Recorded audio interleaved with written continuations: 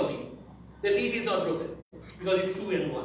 So you understand. So what I want is, among all the possible orders, A plus B, choose A.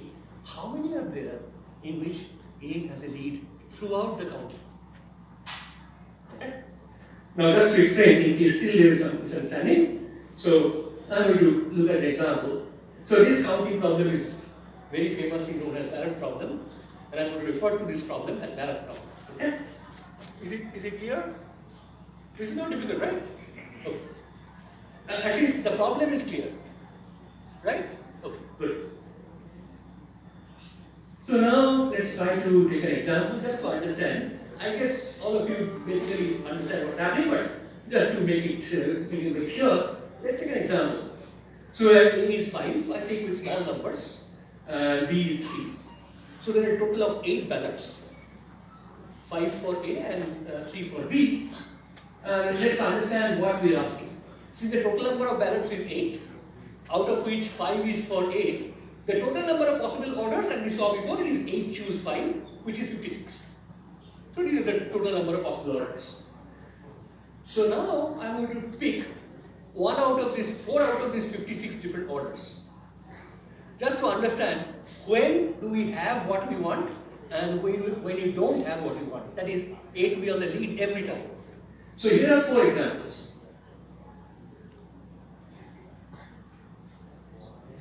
So there is a different coloring of this example, and we should know the reason. Suppose I look at the first example. When the first vote is counted, A's tally is 1, B's tally is 0. Second vote is counted, A's tally is 2, B is 0. Fine. Next vote is counted, A's tally is 2 and B is 1. Fine.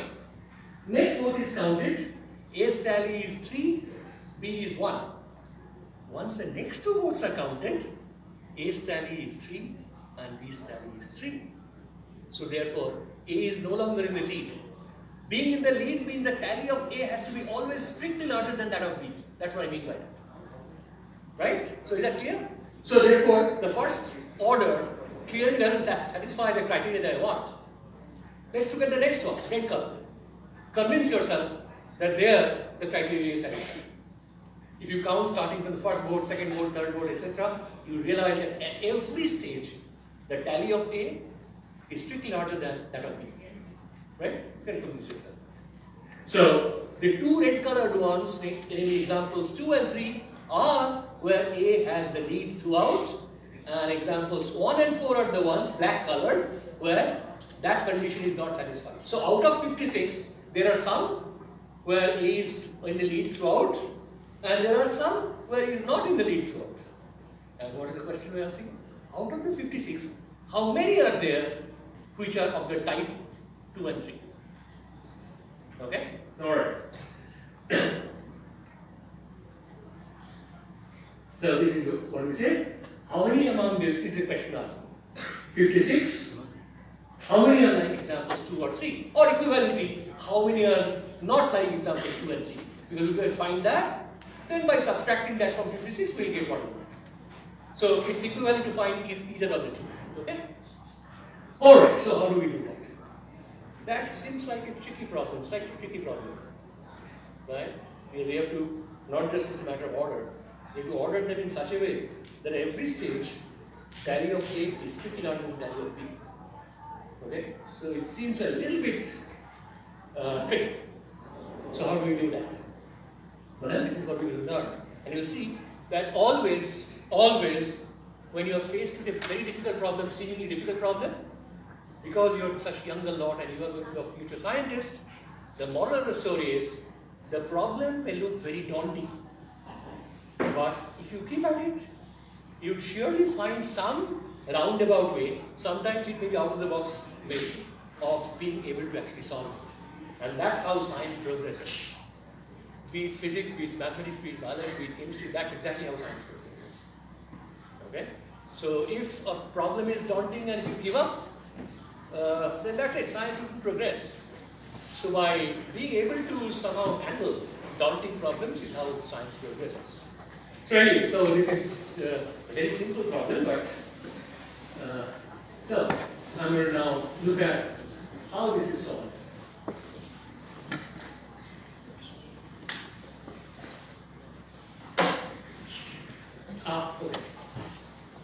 this, we answer this question by using a very brilliant idea. Now, once I explain the idea, most of you would think, oh, it's a very natural idea. But see, that's the whole point in it. Until somebody comes up with an idea, when it looks very natural, then there is nothing natural about it. So someone has to give that idea. And that often happens in science. You know, you make a major breakthrough, and then others go, oh, this is so natural, why didn't we think about it? That's the whole point. Why didn't we think about it, and why is it that somebody thought about it? So this is the idea. What's the idea? I want to represent every order of counting. I'm going to extend this as what is called a path in the xy plane. You are familiar with the xy plane, coordinates, etc. Okay. So how do I do that? So I'm going to represent every order of counting as a path in the xy plane and vice versa. And this identification would be sort of one-to-one. How do we do that? Here it is. Now once I explain this, I'm sure all of you will say, it's very natural. Okay, so here is what I do. Start the path. So I'm going to describe how I have an order of counting, how I'm going to get a path out of this, a path in the xy plane. So the path would start from 0, 0. Because before the counting starts, A is 0, B is 0. So it starts from 0, 0. Now what happens is the following. So it starts from the origin of the xy plane. Now if the first node goes to A, this is how the nature of the path would depend on the order of counting. If the first node goes to A, then the path moves to 1, 1 from 0, 0. Whereas if the first node goes to B, then the path moves to 0, minus 1. Is that clear? So the first vote, the first ballot counted, determines the first move of the path. Second move, well, same story. The second ballot counted, if that is for A, then wherever the path is now, it will go one step up. And if it's for B, wherever the path is now, it will come down by 1. So at every step, depending on whether that particular ballot goes for A or B, the path will go wherever it is now, from there one step up or one step down. Is that clear? এটা clear হয়েছিল? তাহলে এটা পরিষ্কার যে কোনো counting দিলে আমি একটা পাথ তৈরি করতে পারি। এই পাথগুলোর ক্যারেক্টারিস্টিক কি? সবকটা পাথ অরিজিন থেকে শুরু হচ্ছে, আর প্রত্যেকটা পাথ এক একটা স্টেপে হয় একবার উপরে যাচ্ছে অথবা একদম নিচে যাচ্ছে। সেইটা ডিপেন্ড করবে অর্ডারটা কি। So do you agree that every order of counting তার থেকে একটা পাথ তৈরি করতে পারি আমি? আমার যদি একটা পাথ দেওয়া থাকে, তাহলে তার থেকে আমি অর্ডারটা ডিসকভার রিট্রিভ করতে পারি? শিওর। আমি দেখবো কোথায় কোথায় ওপরে গেছে, কোথায় কোথায় নিচে গেছে। তার থেকে আমি কি বলবো, সেই সেই জায়গায় এ আছে যেখানে সেখানে ওপরে গেছে, আর যেখানে নিচে গেছে সেই সেই জায়গায় বি আছে। তার মানে দেখি, তার মানে যে কোনো অর্ডার অফ কাউন্টিংকে আমি একটা জিওমেট্রিক অবজেক্ট দিয়ে আইডেন্টিফাই করছি, which is a path। Path মানে কি? 0, 0 থেকে শুরু করছে এবং তারপরে প্রত্যেকটা স্টেপে হয় এক ধাপ উপরে যাচ্ছে নয় এক ধাপ নিচে যাচ্ছে। সেটা ডিপেন্ড করছে whether ভোটটা এর জন্য না বি এর জন্য। So any questions? Yeah, বলো। স্যার এটার মানে কি আমরা প্রত্যেকটা ভোটকে নালিফাই করে দিচ্ছি? না না, নালিফাই করছি না কিছু। এইটা যেটা করছে, তুমি যদি ধরো যাক কে স্টেপের পরে পাথটা পৌঁছেছে কে কামা এলে, রাইট? ধরো যাক 10 স্টেপের পরে, 10টা স্টেপের পরে পাথটা পৌঁছেছে 10,4। তার মানেটা কি? তার মানে হচ্ছে 10টা ভোটের পরে এই পাথটা কিছুবার উপরে গেছে, কিছুবার নিচে গেছে, এই দুটো মিলিয়ে এখন দাঁড়িয়ে আছে 4। তার মানে যতবার উপরে গেছে সে 4 বার বেশি দেন যতবার নিচে গেছে। তার মানেটা কি? তখন পর্যন্ত এর ভোট, এর ট্যালি বি এর ট্যালি দিয়ে 4 বেশি। ওকে? যদি 10টা ভোটের পরে ধরা যায় -2-তে যায়, তার মানেটা কি? তার মানে অ্যাট দ্যাট স্টেজ এর ট্যালি বি এর ট্যালি থেকে 2 কম। তার মানে পুরো পাথটা থেকে আমরা পুরো মানে at every stage K car tally থেকে বেশি, কতটা বেশি ডিসকভার করতে পারছি, রাইট? তো কিছুই নালিফাই করা হচ্ছে না আর কি। ওকে, সো ইন জেনারেল এটা এক্সপ্লেইন করছি। অ্যাট এভরি স্টেজ যদি ফার্স্ট কে ভোটের পরে পাথটা কে এ পৌঁছায়, তাহলে after the next vote counting it will move to k plus 1, comma l plus 1 or k plus 1, comma l minus 1, x step upore or x step niche, depending on whether that growth goes for a to b. That means a এর প্রত্যেকটা ভোটের জন্য পাথটা এক ধাপ উপরে যাবে, b এর প্রত্যেকটা ভোটের জন্য পাথটা এক স্টেপ নিচে যাবে, right? Okay. So far so good. আমাদের প্রবলেমটা কিন্তু ভুললে চলবে না, আমাদের প্রবলেমটা যে ছিল come back to that problem. কতগুলো পাথ আছে, কতগুলো অর্ডার আছে যেখানে এই কনসেপ্টটি লিডে থাকে।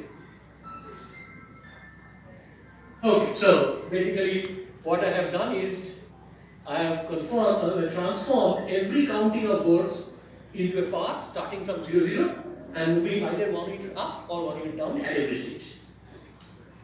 And of course, two different orders of counting to generate two different paths. Or path there and counting there. So any corresponding to 1 to 1. Is that clear? Yes. Okay. Now, all the paths generated this way, 0, 0 শুরু হচ্ছে, terminal pointটা কি হবে? a plus b, a minus b. Terminal pointটা সবসময় এটা হবে। কেননা total number of votes হচ্ছে a plus b, আর সবগুলো ভোট কাউন্টিং করে যাওয়ার পরে a এর ট্যালি b এর ট্যালির থেকে a minus b বেশি। সেই জন্য it has to end at the terminal point is determined, predetermined, a plus b into a minus b. এর মাঝে কি হচ্ছে সেইগুলো হচ্ছে different order of counting. অর্থাৎ 0, 0 শুরু করে a plus b, a minus b তে টার্মিনেট করতে হবে, মাঝখানে যা কিছু করতে হবে এবং সেইখানেই order of counting. So let's carry on. So a path will have a k vertex at a even only at the end of counting the first k votes, tally of votes of a minus that of b, যেটা তোমাকে explain করতে হবে। k এ থাকবে মানে হচ্ছে at that point tally of a minus tally of b is there. Okay? So now এবারে কোনো a ক্যান্ডিডেটের লিড সবসময় লিডে থাকবে, তার মানে পাথে আমি যদি পাথের সম্পর্কে ভাবি তাহলে কারেসপন্ডিং পাথগুলো কি হতে হবে? Exactly, very good. So I'm glad that all of you are with me. So a সবসময় লিডে থাকবে, that translates in the following property of path except at the origin. At all other stage the path would be strictly above the x-axis. So therefore what we are asking for is the problem does the problem get any easier? We'll see that. But now we can translate the problem in the following. Among all the possible paths from 0, 0 to a plus b, a minus b, how many paths are there which after leaving 0, 0 is always above x-axis, strictly above x-axis? How many paths are there? এটা এইভাবে translate করলে কি প্রবলেমটা সহজ হলো? We'll see. Okay? Up to this is clear, right? Or so now let's see. So let's look at the previous examples that we got, 4 examples. সেই ক্ষেত্রে পাথগুলো আমি just লিখেছি, just convince করো, just তাকিয়ে দেখো এবং convince yourself that this is a true representation of the order of the paths. এবং তার মধ্যে রেড কালার যেগুলো সেগুলো আমরা দেখেছি a সবসময় লিডে আছে এবং তার রেড কালার পাথগুলো কখনোই সবসময় এক্স অ্যাক্সিসের উপরে থাকছে, কিন্তু বাকি দুটো ব্ল্যাক কালারগুলো সবসময় এক্স অ্যাক্সিসের উপরে থাকছে না, আইদার টাচ করতে অথবা ক্রস করে চলে যাচ্ছে, right? So red paths represent a in the least square, exactly as he said, যে পাথগুলোকে সবসময় এক্স অ্যাক্সিসের উপরে থাকতে হবে except at the origin. Okay.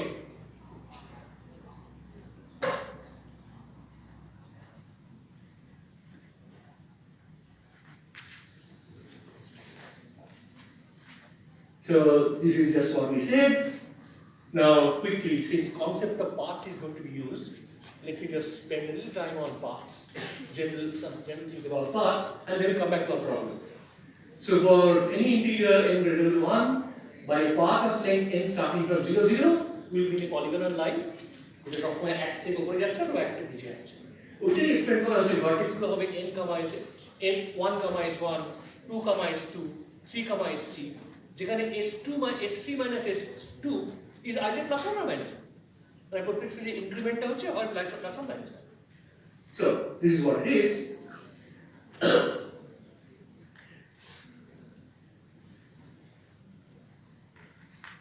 So you can ignore this part, that's not very important. Let's quickly go to this. An important observation of path starting at 0, 0 what are the possible endpoints in R for a path of length n starting from 0, 0? ধরো আমি একটা path of length দেখছি, এটা 0, 0 থেকে শুরু করছে, কোন পয়েন্টে শেষ করতে পারে n, what r, অর্থাৎ এই পাথের হাইটটা, টার্মিনাল পয়েন্টের হাইটটা কি হতে পারে। একটা জিনিস খুব ক্লিয়ার যে এটা প্লাস n আর মাইনাস n এর মধ্যে থাকতে হবে, কেননা n স্টেপের পরে হাইটটা কখনোই n এর উপরে যেতে পারে না, কারণ অ্যাটমোস্ট সবগুলো 1 হতে পারে, অ্যান্ড দ্য ওয়ার্স্ট কেস সবগুলো -1 হতে পারে, সেক্ষেত্রে মাইনাস n যেতে পারে। সো আরটা n r যদি টার্মিনাল পয়েন্ট হয়, r has to be between -n and n. Now, is r মানে all possible values of r between plus n and minus n possible? Let's just take an example. ধরা যাক আমার পাথের length হচ্ছে 10, right? এই 10টা স্লোপের মধ্যে কোনটা প্লাস 1 কোনটা মাইনাস 1, রাইট? এইবারে আমি জানি উই এগ্রি যে এন্ড পয়েন্টটা হাইটটা প্লাস 10 মাইনাস 10 এর বাইরে হতে পারে, হয় সবগুলো এক হবে অথবা সবগুলো মাইনাস হবে। সো কিন্তু এর মাঝখানে যা কিছু ভাই ওকে হ্যাভ এ কোয়েশ্চেন, হাইটটা 5 হতে পারে, 10টা স্টেপের পরে পাথটা 5-এ পৌঁছতে পারে। লেটস আস্ক, 5-এ পৌঁছতে গেলে কি হতে হবে? 10টার মধ্যে কিছুখানা প্লাস হবে, কিছুখানা মাইনাস হবে, ধরো a many plus and b many minuses, so that a minus b is 5,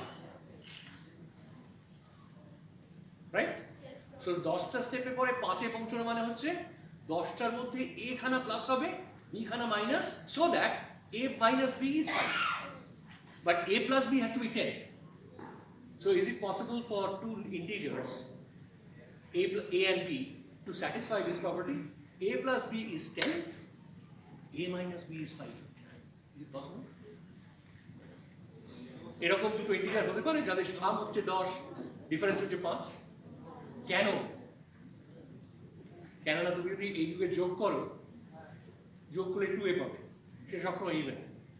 তার মানে এটা যদি 10 হয় তাহলে 8টা 5 হতে পারবে না, কারণ দুটোতে যোগ করলে সবসময় ইভেন হতে হবে। আর এনটা যদি অড হয় 8টা অড হতে হবে, আর এনটা যদি ইভেন হয় 8টা অড ইভেন হতে হবে, রাইট? সো একটু ট্রিকি আছে আর কি। সো টার্মিনাল পয়েন্টে যদি n আর হয় তাহলে 8টা +1 প্লাস n মাইনাস n এর মধ্যে থাকতে হবে, কিন্তু সবগুলো হবে না। আর সেই সবগুলোই আর হবে যেগুলো n এর সঙ্গে একটা ম্যাচ আছে। ম্যাচ মানে nটা অড হলে 8টা অড, nটা ইভেন হলে 8টা ইভেন। ম্যাথমেটিক্সে এই পার্টিকুলার প্রপার্টির নাম বলা হয় n and r have the same parity. Just forget about it. You don't have to worry about these terms. মানে ইস্যুটা হচ্ছে যে n আর r দুটোকেই হয় ইভেন হতে হবে অথবা অড হতে হবে, so that the sum is even. Anyway, that's just something.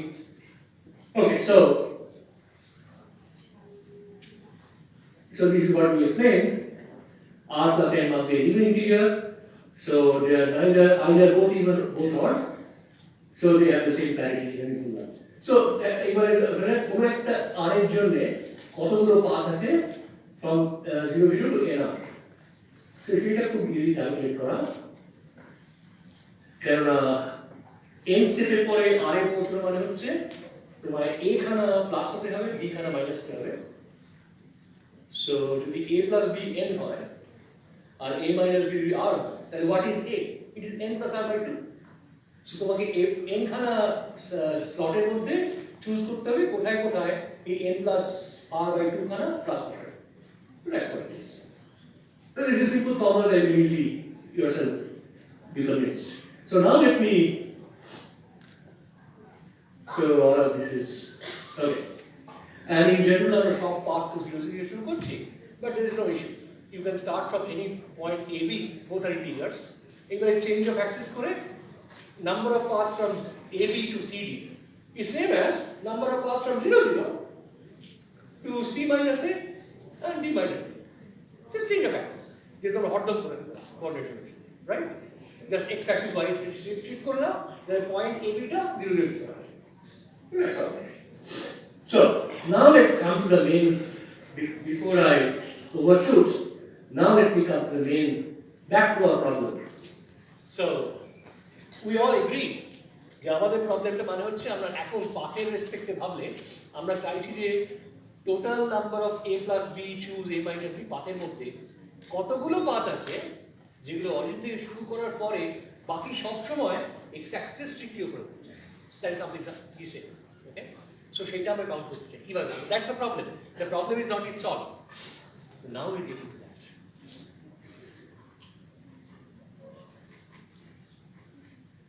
Right? So we want to know how many paths are there. These are repeating what we said already. Now, first, let's observe something. এই ধরনের যে কোনো পাথের first ভার্টেক্সটা 1 1 হতে হবে। কারণ 0 দিয়ে শুরু করে ফার্স্ট ভার্টেক্সটা হয় 1 1 অথবা 1 1। কিন্তু আমরা যদি সবসময় এক্স অ্যাক্সিসের উপরে থাকতে চাই 1 1 পসিবল। তো ফার্স্ট ভার্টেক্সটা 1 1 হতেই হবে, which simply translates to saying first ভোটটা a হতেই হবে। That we already saw, right?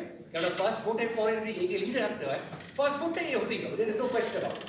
So the first step for the path, for the kind of path that we are interested in, must be at 1 1. Now what happens after 1 1? After it has reached 1, so we can as well start from 1 1. So having reached 1 1, now the path has to go from 1 1 to a plus b, choose a minus b, or a plus b comma a minus b, in such a way as to never touch or cross the x-axis. Right? How many paths are there? This is exactly what I said. So our question boils down to really counting how many paths are there from 1 1 ending at nr, nr touch a plus b comma a minus b, so that they do not touch across the x-axis. Because already 1 1 এ রয়েছে, যদি touch আর cross না করে x-axis তাহলে সবসময় x-axis এর উপরে থাকবে। That's what we want. How do we do that?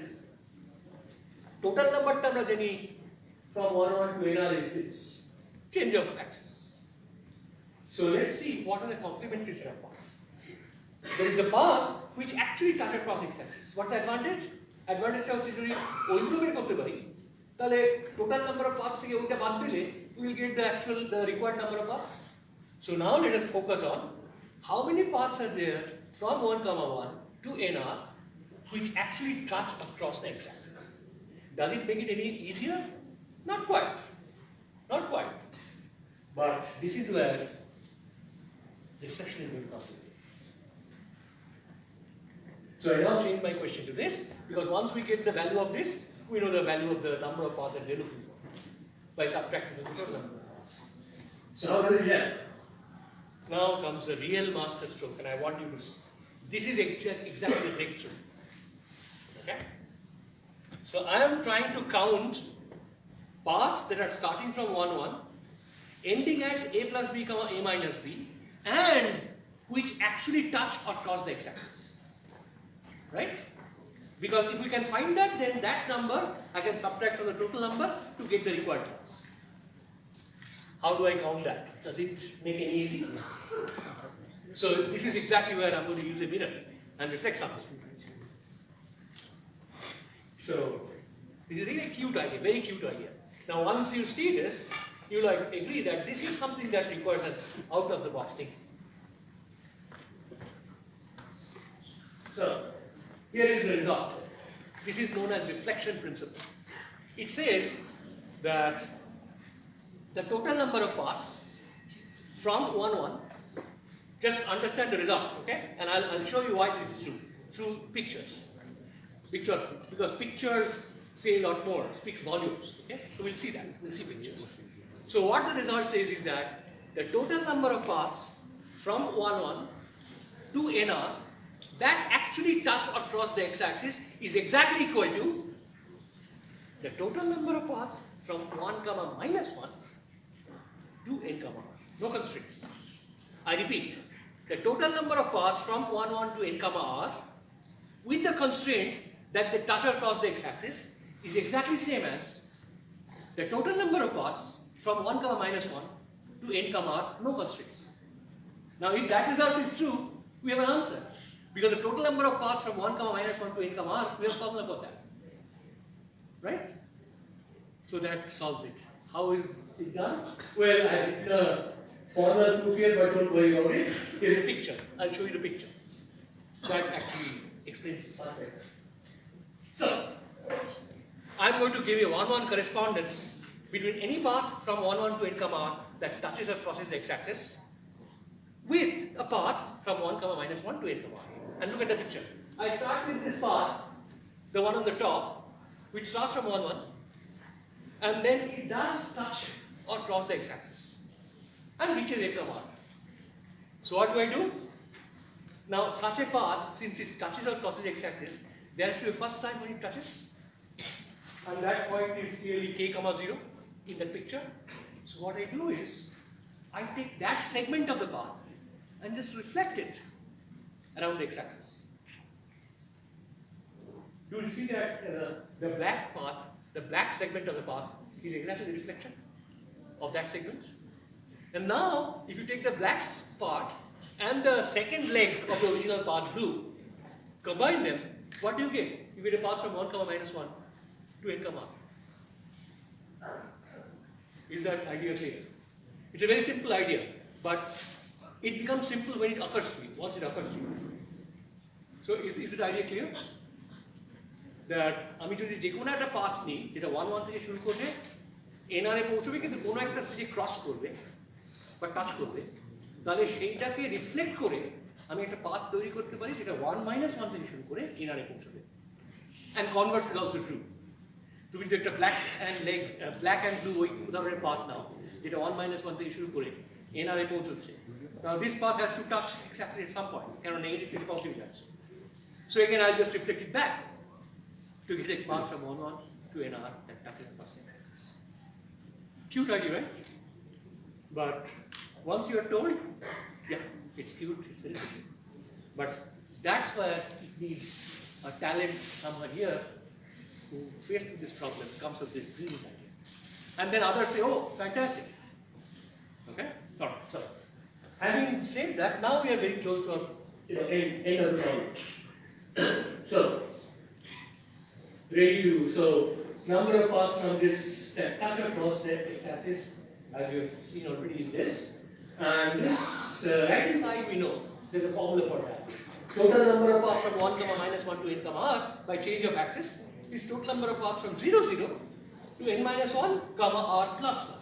Change of axis. And we have a formula for that. So if you apply that formula, this is what you get. Sorry. So if the total number of paths from 1, 1 to nr, that is n minus 1 r minus 1, minus the paths from 1, 1 to r nr that touch across the x-axis, follow the formula like this, turns out to be exactly this. And now we can easily simplify this to algebra, and I just, so easy algebra shows that this can be simplified a bit, and there is significance of this. It turns out to be exactly this. That's algebra, okay? Boring algebra, but you can do that, okay? The interesting part is over, this is just algebra, but it's just a statement to make. So let me now go back to the other problem, as stated. So I'm about to end now, at least this one. So this is the final result that we get. So this is the number of paths that we're looking for. So what does it say? It says that, so if you look at the right hand side, what it says is that among the total number of orders of counting, the proportion where A always has a lead, that proportion is A minus B over A plus B. Because the final number of paths turns out to be this fraction A minus B over A plus B times the total number of orders. So, for example, in the case when I had 5 votes for A, 3 for B, the total number of orders were 56. But according to this result now, out of this 56, 1/4. Why? Because 5 minus 3 over 5 plus 3 is 1/4. 1/4 of them are those where A is on the lead. So out of the 56, we now know 14 are exactly the ones where A is the lead. But now that you have this formula, 8 and 5 and 3 doesn't matter. If it's 800 votes for A and 200 for B, you can still do it. The total number is 1000, choose 800, but the proportion of that, where A has the lead, is 800 minus 200 over 1000. which is 6 over 10, or 3 over 5. So 3/5 of the total number of paths would be where A would be always the lead. Okay? Now this is where I'm going to end with this slides and this talk. Any questions? Yeah, sure. First we have found the number of paths, we are interested in finding number of paths that touches a processing. For that we found that if we start counting from 0 minus 1, and if you have any constant how many paths are there, such that that will give us number how many touches. For that we will find search for a case where while counting, first should be we don't have to take care of the remaining part of the. No. So you see, our job is, this is something you may have seen before. So often in counting, if you haven't, you will see it lots and lots of times. Often in counting, you'll encounter this. Once you do more and more counting. Often in counting, the actual thing that you are being given to count or asked to count may be somewhat difficult. So what you do is, try to understand here. So what you do is, the objects, the set of objects that you're trying to count, you try to identify them with another set of objects. This is called one-on correspondence. Such that that is much easier to count. Now, if it's not clear at this point what I'm saying, just wait. You will see this plenty of times. I guarantee you. This is often a very important way of handling counting, where you sort of set up a one-on correspondence between the things that you're trying to count, which will be difficult to count directly, with another set of objects, and this is one-on correspondence, where this set of objects is easier to count. And that's exactly what we did. We tried to sort of set up a one-on correspondence between those parts, starting from 1-1, that touch across the x-axis, with a path starting from 1 minus 1 that goes to n. So when I say 1 minus 1, is that will be the first value that just belongs to. And don't think of a balance anymore. This is just now that we have shifted from ballot, we have understood this in terms of paths. So our objective now is to find. So this is again that story that I just now said. Order of ballots is too difficult to handle, so we convert it into a geometric object. That's probably easier to handle. And this is a sort of, and then that's not enough. Now we are setting a one-on correspondence between those parts which touch that x-axis with those which start from 1 minus 1. So this is an ongoing process, sort of. The more you do counting, you will actually come across this situation more and more. Okay? Now, I'm going to end here. Can I take just 5 minutes? Sure. Yeah. Because having done this, I must, to do justice to this method, I must say this, and that is, this method that you just now saw, it doesn't stop there. Okay? What happens is, using this very brilliant idea of reflection, one actually can get lots and lots of very interesting results in the context of probability. I'll say, you haven't done probability yet, right? Or you have? Oh, fantastic. So, anyway, you all have an idea about law of averages. Every time a commentator says, Messi hasn't scored a goal for the last 6 matches, so law of averages says he must score a goal now. Federer hasn't shoot an ace for the last 6 sets, so now he must, this law of averages. Virat Kohli hasn't scored a 50, etc., etc. So everybody knows about law of averages. But mind you, law of averages is not such a casual statement. There is a very precise mathematical statement which goes by the name of law of averages. But that's the story. Now let me ask you a question, and I appeal to your intuition. Suppose you have 2 players. Let's again call them A and B. And they are engaged in a game repeatedly. Okay? So each time the game is played, either A wins or B wins. Right? Imagine that both the players are equally talented. What that means in terms of chances is that every time the game is played, A has the same chance of winning as B. Both the players have the same chance of winning. So is the scenario clear? So, now suppose I tell you that they play the game 100 times. Okay? And I am now going to talk about, mention 2 different possibilities. So they have played 100 games. 2 different possibilities. One is when the player A was on the winning side 60% of the time, right? And the other event is the player A was on the winning side 90% of the time. My question is, now both of these are possible, right? Just like when you toss a coin 10 times, however unlikely it seems, you can still get all 10 tosses at tail. It's possible. Only thing is that we know chance is very small. I mean, they're liquidity. So now my question is, appealing to an intuition about chance. So when I look at these two contingencies, that in a game of 100 games, A is on the winning side 60% of the time, that is 60 out of 100 times. Vis-a-vis, A is on the winning side 90% of the time. Which of these two contingencies do you believe has bigger chance? Yeah, this is 60%. Why? Oh, I accept that answer.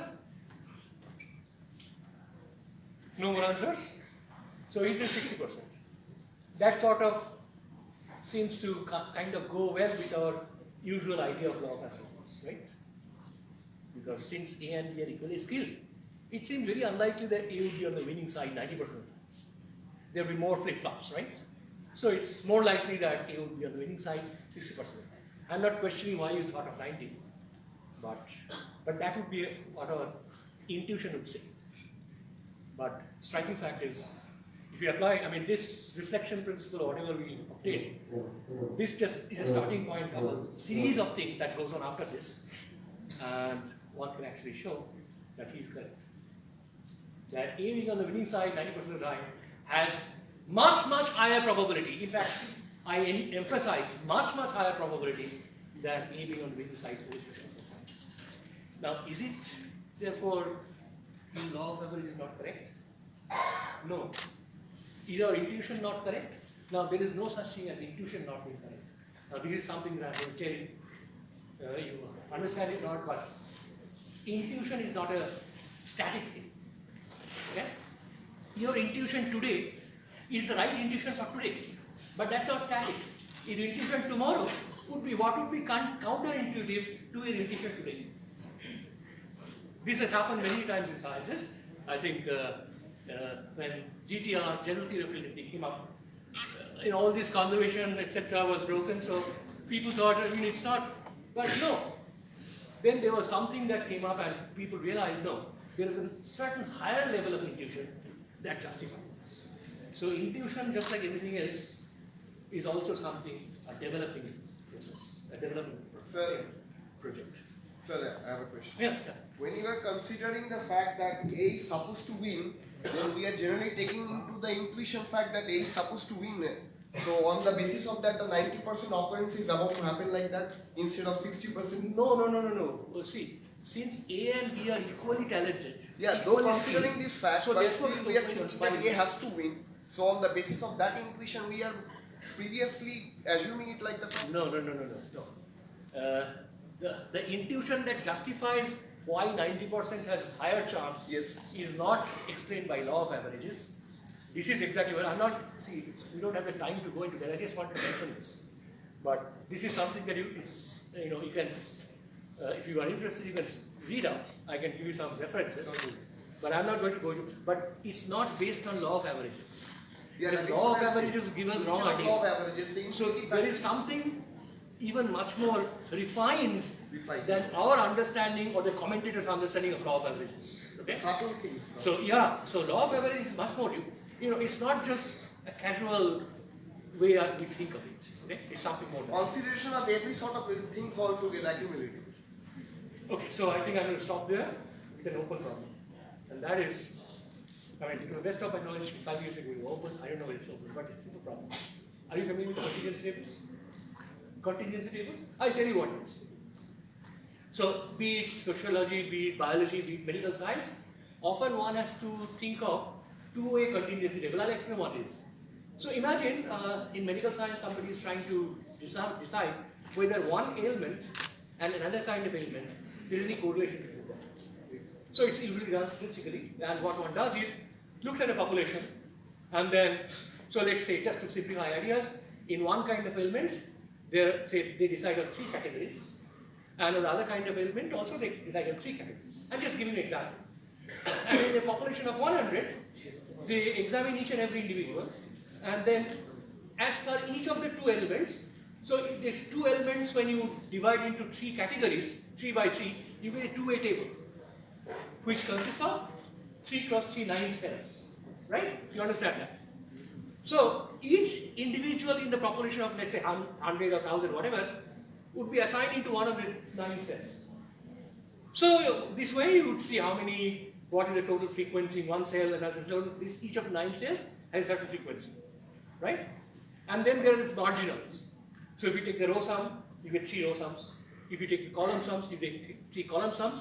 And the row sums and the column sums would add up to single number, total number of permutation. The question, and that, to the best of my knowledge, till about 5 years ago, this was still an open problem. I couldn't believe it, that given, again counting, given a set of marginals, 3 by 3, mind you, I'm not going, more complicated, 3 by 3, two-way table, 3 by 3. I'm giving you marginals, M1, M2, M3, row marginals, N1, N2, N3, column marginals, in such a way that they add up to the same thing. How many continuity tables are possible? When I first looked at it, I thought this should be very easy. But 5 years ago when I found out, it was still an open problem. I do not know, I haven't kept up with this thing for the last 5 years. I don't know whether it's still open or not. But if it's open, one of you should take it up at some point of time and smash it. Because that would be a huge breakthrough in, algorithms and computers, etc. Anyway, so this is, I think I've taken up too much. I think I'm going to stop. So, thank you for being patient.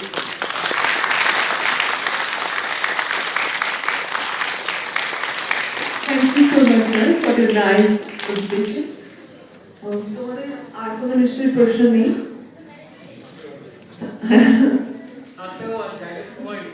আচ্ছা, ঠিক আছে। এবার আমাদের second invited lecture শুরু হবে। It will be delivered by Professor Soumitra Sengupta, Amal Kumar Rai Chaudhary, Chair Professor, IISF. আমি স্যারকে request করবো স্টেজে আসার জন্য।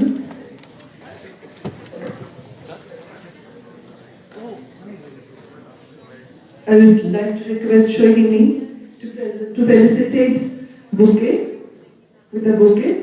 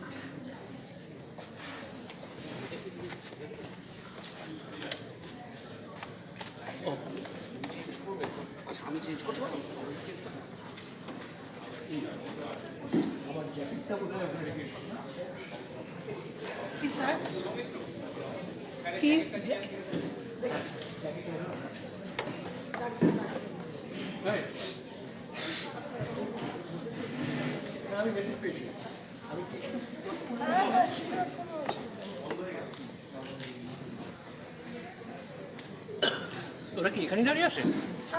ঠিক আছে, ঠিক আছে, আমি একটু খানিক্ষণ ওয়েট করি।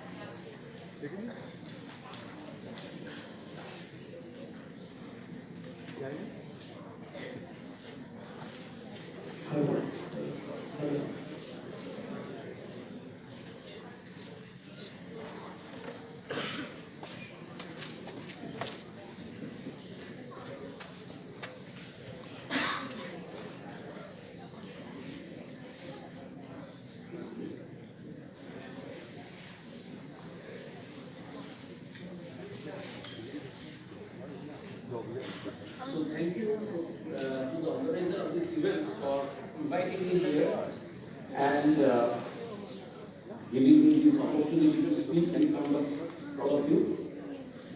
I would like to ask you that I hope probably that you would like to listen to the lecture in English. Is it okay with you? Or in which language? English should be okay.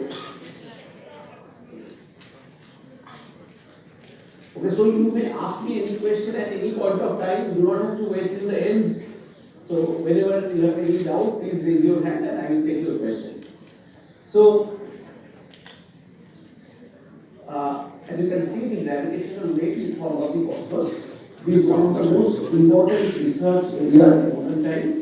And I have tried to prepare this lecture, which is technically very difficult, considering that you are all of you are very young. I have almost removed all the questions from the lecture. So it is a kind of very popular lecture, but if you have any question, I will of course try to answer your question. So it was a magical moment for us, 14 September 2015, when for the first time we have heard the musical voice of the cosmos. And I will tell you what it is, and I will play it for you so that you can hear it. And then again on 26 December, and then again many times. And the conclusion that we detected for long-awaited gravitational wave. And I will tell you why the whole world is now so much excited and kind of jumped into this problem, and a hectic research is going on in this field. So the Nobel Prize was awarded to two gentlemen, Weiss, Parrish and Thorns, and I can see there from MIT, Caltech and Princeton, and they were awarded the Nobel Prize for this absolutely fascinating work in 2017. But however, the story begins with Einstein. The whole problem, the whole issue started with this great scientist, all of you know about Einstein. So this is the story. So what is the story? The story is, we know that our starting point of the universe was a Big Bang. The universe started with a huge explosion, and ever since it is constantly expanding in size, and a huge amount of energy was released at that great moment. And then the universe started growing. So at that time, the universe temperature, as you can see, was 10 to the power 13 Kelvin. And then gradually, as something expands, its volume increases, the temperature decreases. So temperature decreases, and as temperature decreases, the energy from this energy gradually the atoms, molecules, the stars, planets, and the galaxies, everything started forming. And now we are sitting here. This is the time we are sitting. And with the temperature now presently is 3 degrees Kelvin, and very small temperature, of course. And this is, you see, the solar system, and we are just on this Earth. And just to give you some idea, this is also these were close, another picture of that. And just to give you some idea that our universe is basically a cluster of stars at a region called galaxy. And then there is an empty space, another cluster of stars, galaxy, another galaxy. Then again an empty space, then stars. So it's something like the clusters at part. So roughly to give you an idea, the size of one galaxy, roughly from this end to that is approximately taking about 18 kilometers, with approximately 10,000 crore stars in just one galaxy. And our sun is one such star, and we are just in one such planet. And such such kind of galaxy where each galaxy contains approximately this number of stars, there are 10,000 crore galaxies discovered. So you can imagine what we are. We are not even a point. And the average distance between some galaxies are approximately over 20 kilometers. So this is the picture, and we are just nowhere here. But still, sitting on this earth, we have discovered this. And but the question is, how do you know all of this? I am telling you all these information. How do you know this? How to get information and receive information from one place to another? That is when I get this information, I am telling you this information now, this whole, how we are communicating, what is the way of communication? So how to communicate? Without communication there will be nothing. So remember, we do it only by electrical and magnetic. That was our information. There is no other way we can do it. And how do we do this? Just to give you the idea. So we know that forces are responsible for everything. You all learned about Newton's law that when you apply force, something happens by this equation, the famous equation by Newton, that force when you apply force has the mass acceleration. The question is, there are two main forces of nature. One is electric and magnetic, or electromagnetic forces, which happen because of electric charges, and the other is the gravitation, which happens because of the mass that attracts each other. So these are the two main forces which is responsible for everything. And remember that even when you push this bottle by your hand, you think that you are applying force. What kind of force it is? It is an electromagnetic force because the charges on my skin, the atoms and molecules, they are coming close to the charges of the bottle, and they are repelling each other, and therefore it is just going away. So, and the other force is gravitation, and gravitation all the time you are seeing things are falling from your hand. So the first one, that is electrical magnetic force, they were the three great people who were the main persons who discovered the origin of this force. Namely Coulomb, Faraday, and Maxwell, and most of you have heard about them. They are great people who discovered the laws of electric and magnetic forces. So this law says that if there are two electric charges, all of you know this, so opposite charges attract, and similar charges repel by some force of attraction and repulsion. And so this is what is called the force between the two charges, which are at rest, static charges. But when one charge moves, suppose one charge moves, and moving charge, which is called electric current. So electric current is nothing but the moving charge. So when the one charge moves, it produces, apart from the electric force that I mentioned in the last slide, another force called magnetic force around it, another field which produces a new force called magnetic force. So magnetic force has its origin from the movement of the electric charge. When it moves, it generates magnetic forces. Now, these electric and magnetic fields are described by Coulomb's law, Faraday's law, and Maxwell's equation, as I mentioned. Now, these laws also show that the electric charges, when moving, if the motion is acceleration, suppose the charge is moving with acceleration, speed is changing, then what happens? These electric and magnetic fields, that the force field around it, where they were applying force, they start moving like a wave. So the electric force and magnetic force, that's the force, the field that were applying force, that starts oscillating and starts moving. So the electromagnetic wave starts moving when the charge accelerates. So, see, this is the electric field and this is the magnetic field, and the whole thing, the electric charge, when it accelerates, whole thing starts moving in a direction which is this. So you can see that this is the electric field, this is the magnetic field, and this is the wave. This distance is called wavelength, all of you know roughly, and the whole thing moves.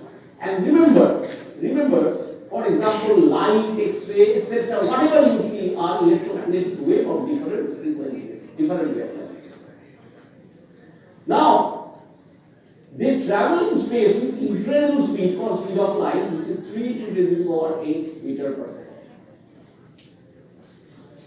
Now, Remember, this is our, so far, only mode of communication in the modern world. So when you talk in mobile phone, you talk, your sound energy gets converted into electric and magnetic energy, which is transmitted like electromagnetic wave.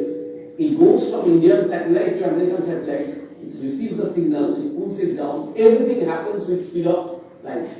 So you talk to by telephone or talk by anything, you see television, whatever you see, any mode of communication, and the observation that we see in the sky are coming by light or other electromagnetic waves.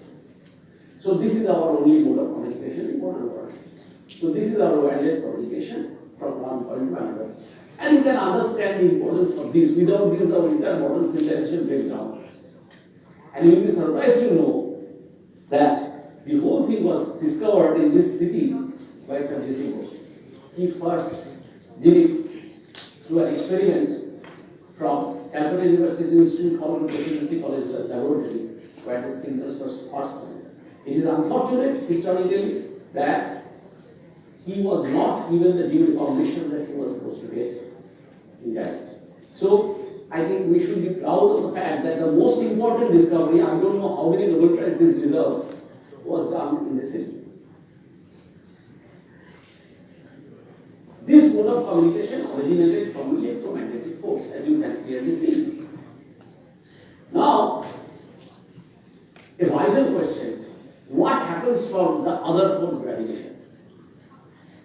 Does gravitational field also travel like a wave with a finite speed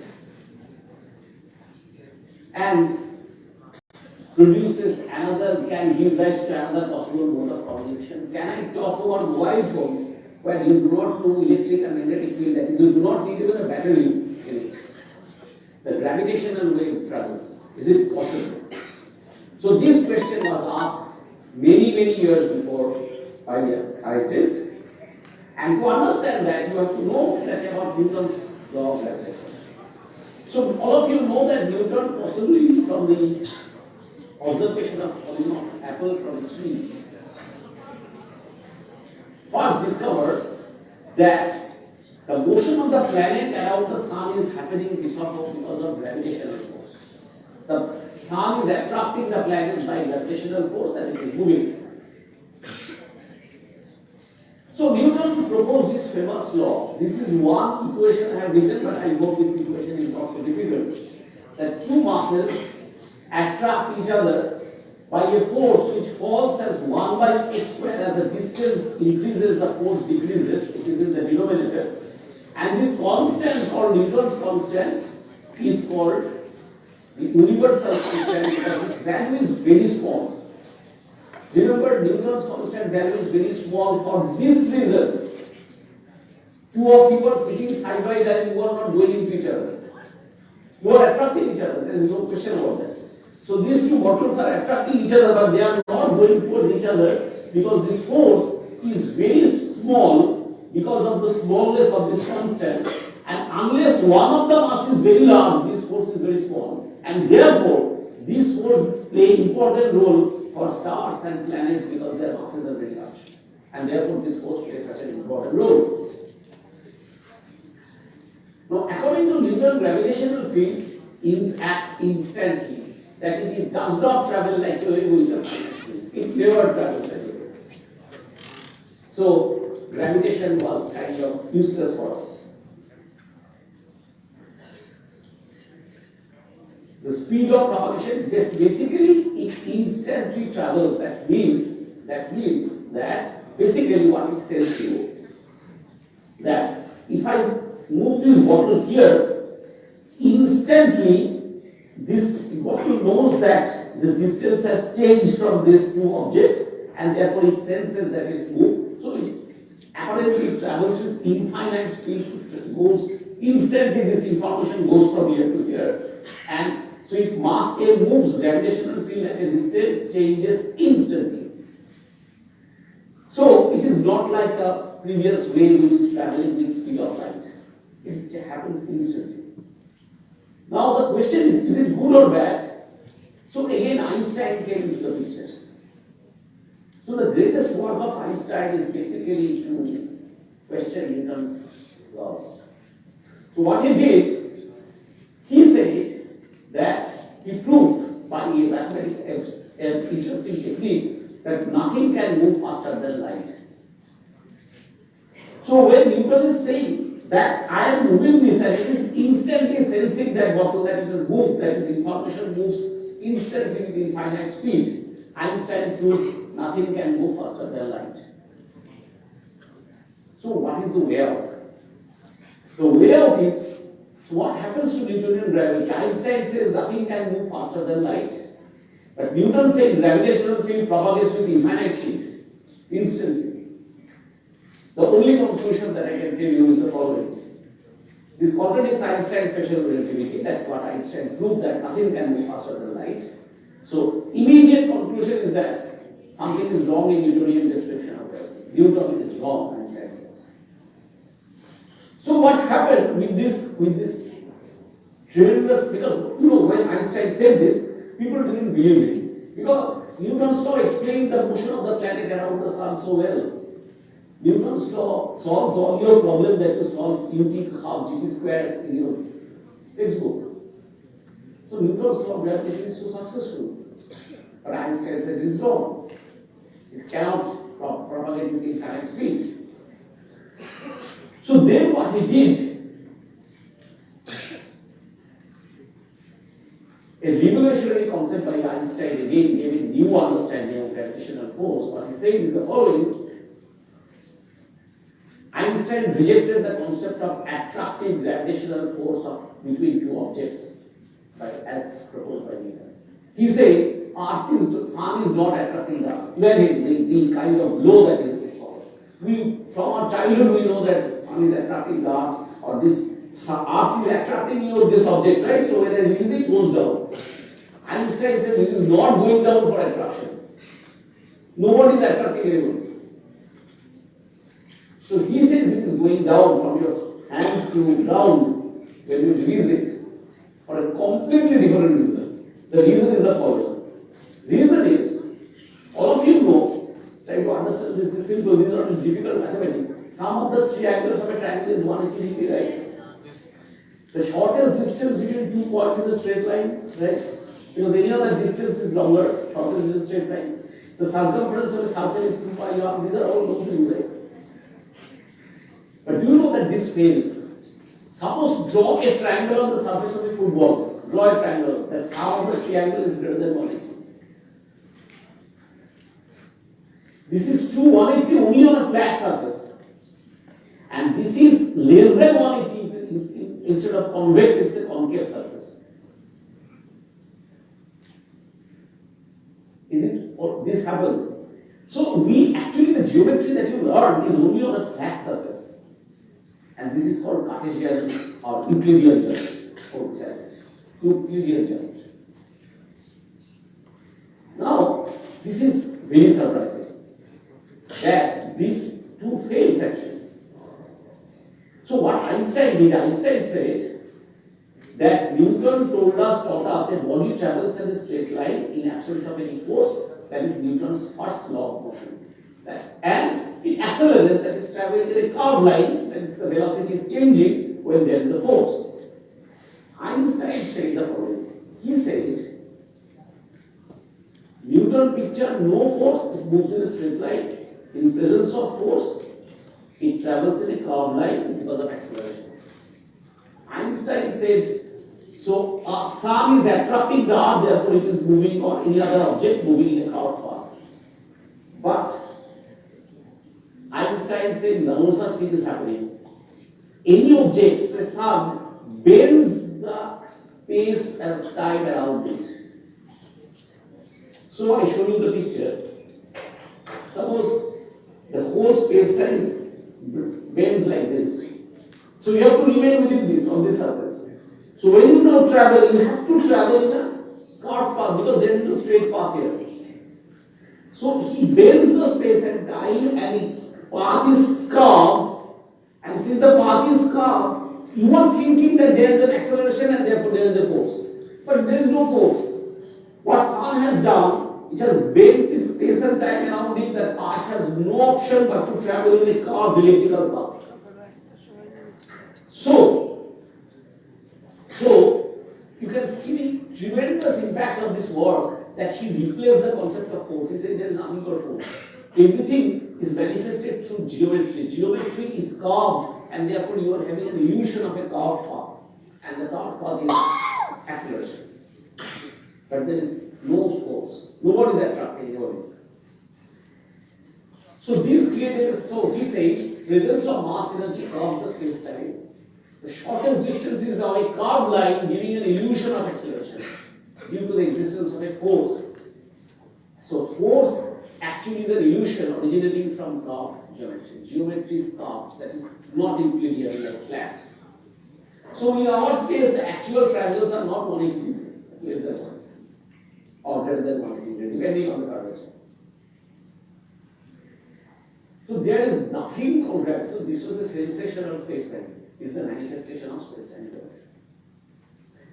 So having said that, I just tell you one small thing. All of you learned Pythagoras theorem, right?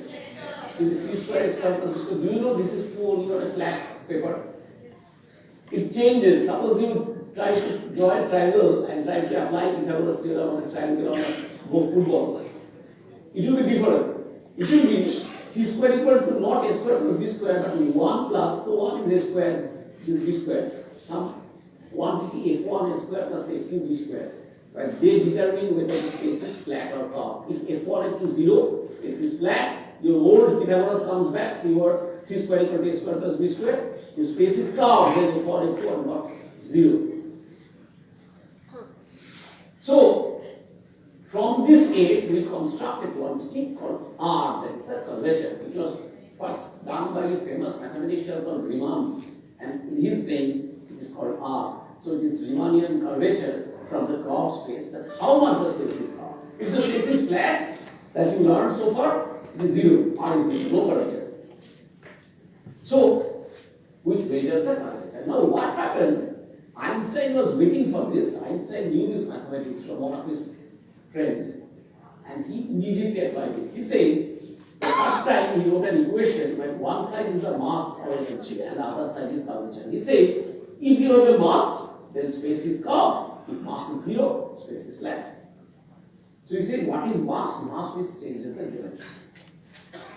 So these are incredible equations where in one side you have a mass and energy and the other side you have geometry. And this is the proportionality constant. And geometry and matter were connected by this. So mass energy curves space-time, particle travels in a curved line, and we imagine there is a force called gravity. And this subject was very famous for general field of relativity. The question is, suppose you put the mass in the mass of the sun, what happens? Put the mass of the sun. Then you can calculate the geometry. Put the mass of the sun, you calculate since the space-time is curved. So consider solar mass and solve Einstein's equation, and then curve geometry, the path of the planet becomes ellipse. So imagine the whole world got absolutely amazed by this. That once again you get the same path ellipse. But then people ask him that say Newton's, when he assumed force, he also proved ellipse. And you have assumed there is no force in the geometry, you have also proved ellipse. Whom to believe? Who is right?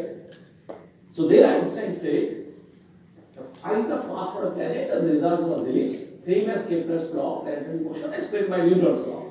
So then Einstein said, my theory predicts more. My theory tells when the, say, Earth moving this complete one revolution takes approximately 1 year, right? 365 days. Then the next year is not the same ellipse, but it's a different ellipse, this ellipse. That is the major axis of the ellipse is gradually tilting, rotating. So this is the first year, this is the second year, this is the third year, this is the fourth year. He's saying this ellipse is gradually tilting. Our planet that you see, this rotation the path is gradually rotating. So, and according to Newton, this is fixed. So now there is a clear-cut battle between the two. But this is the first case in the history of science where theoretical prediction came first, because we didn't have the telescope to measure this angle of rotation. So the telescope came later.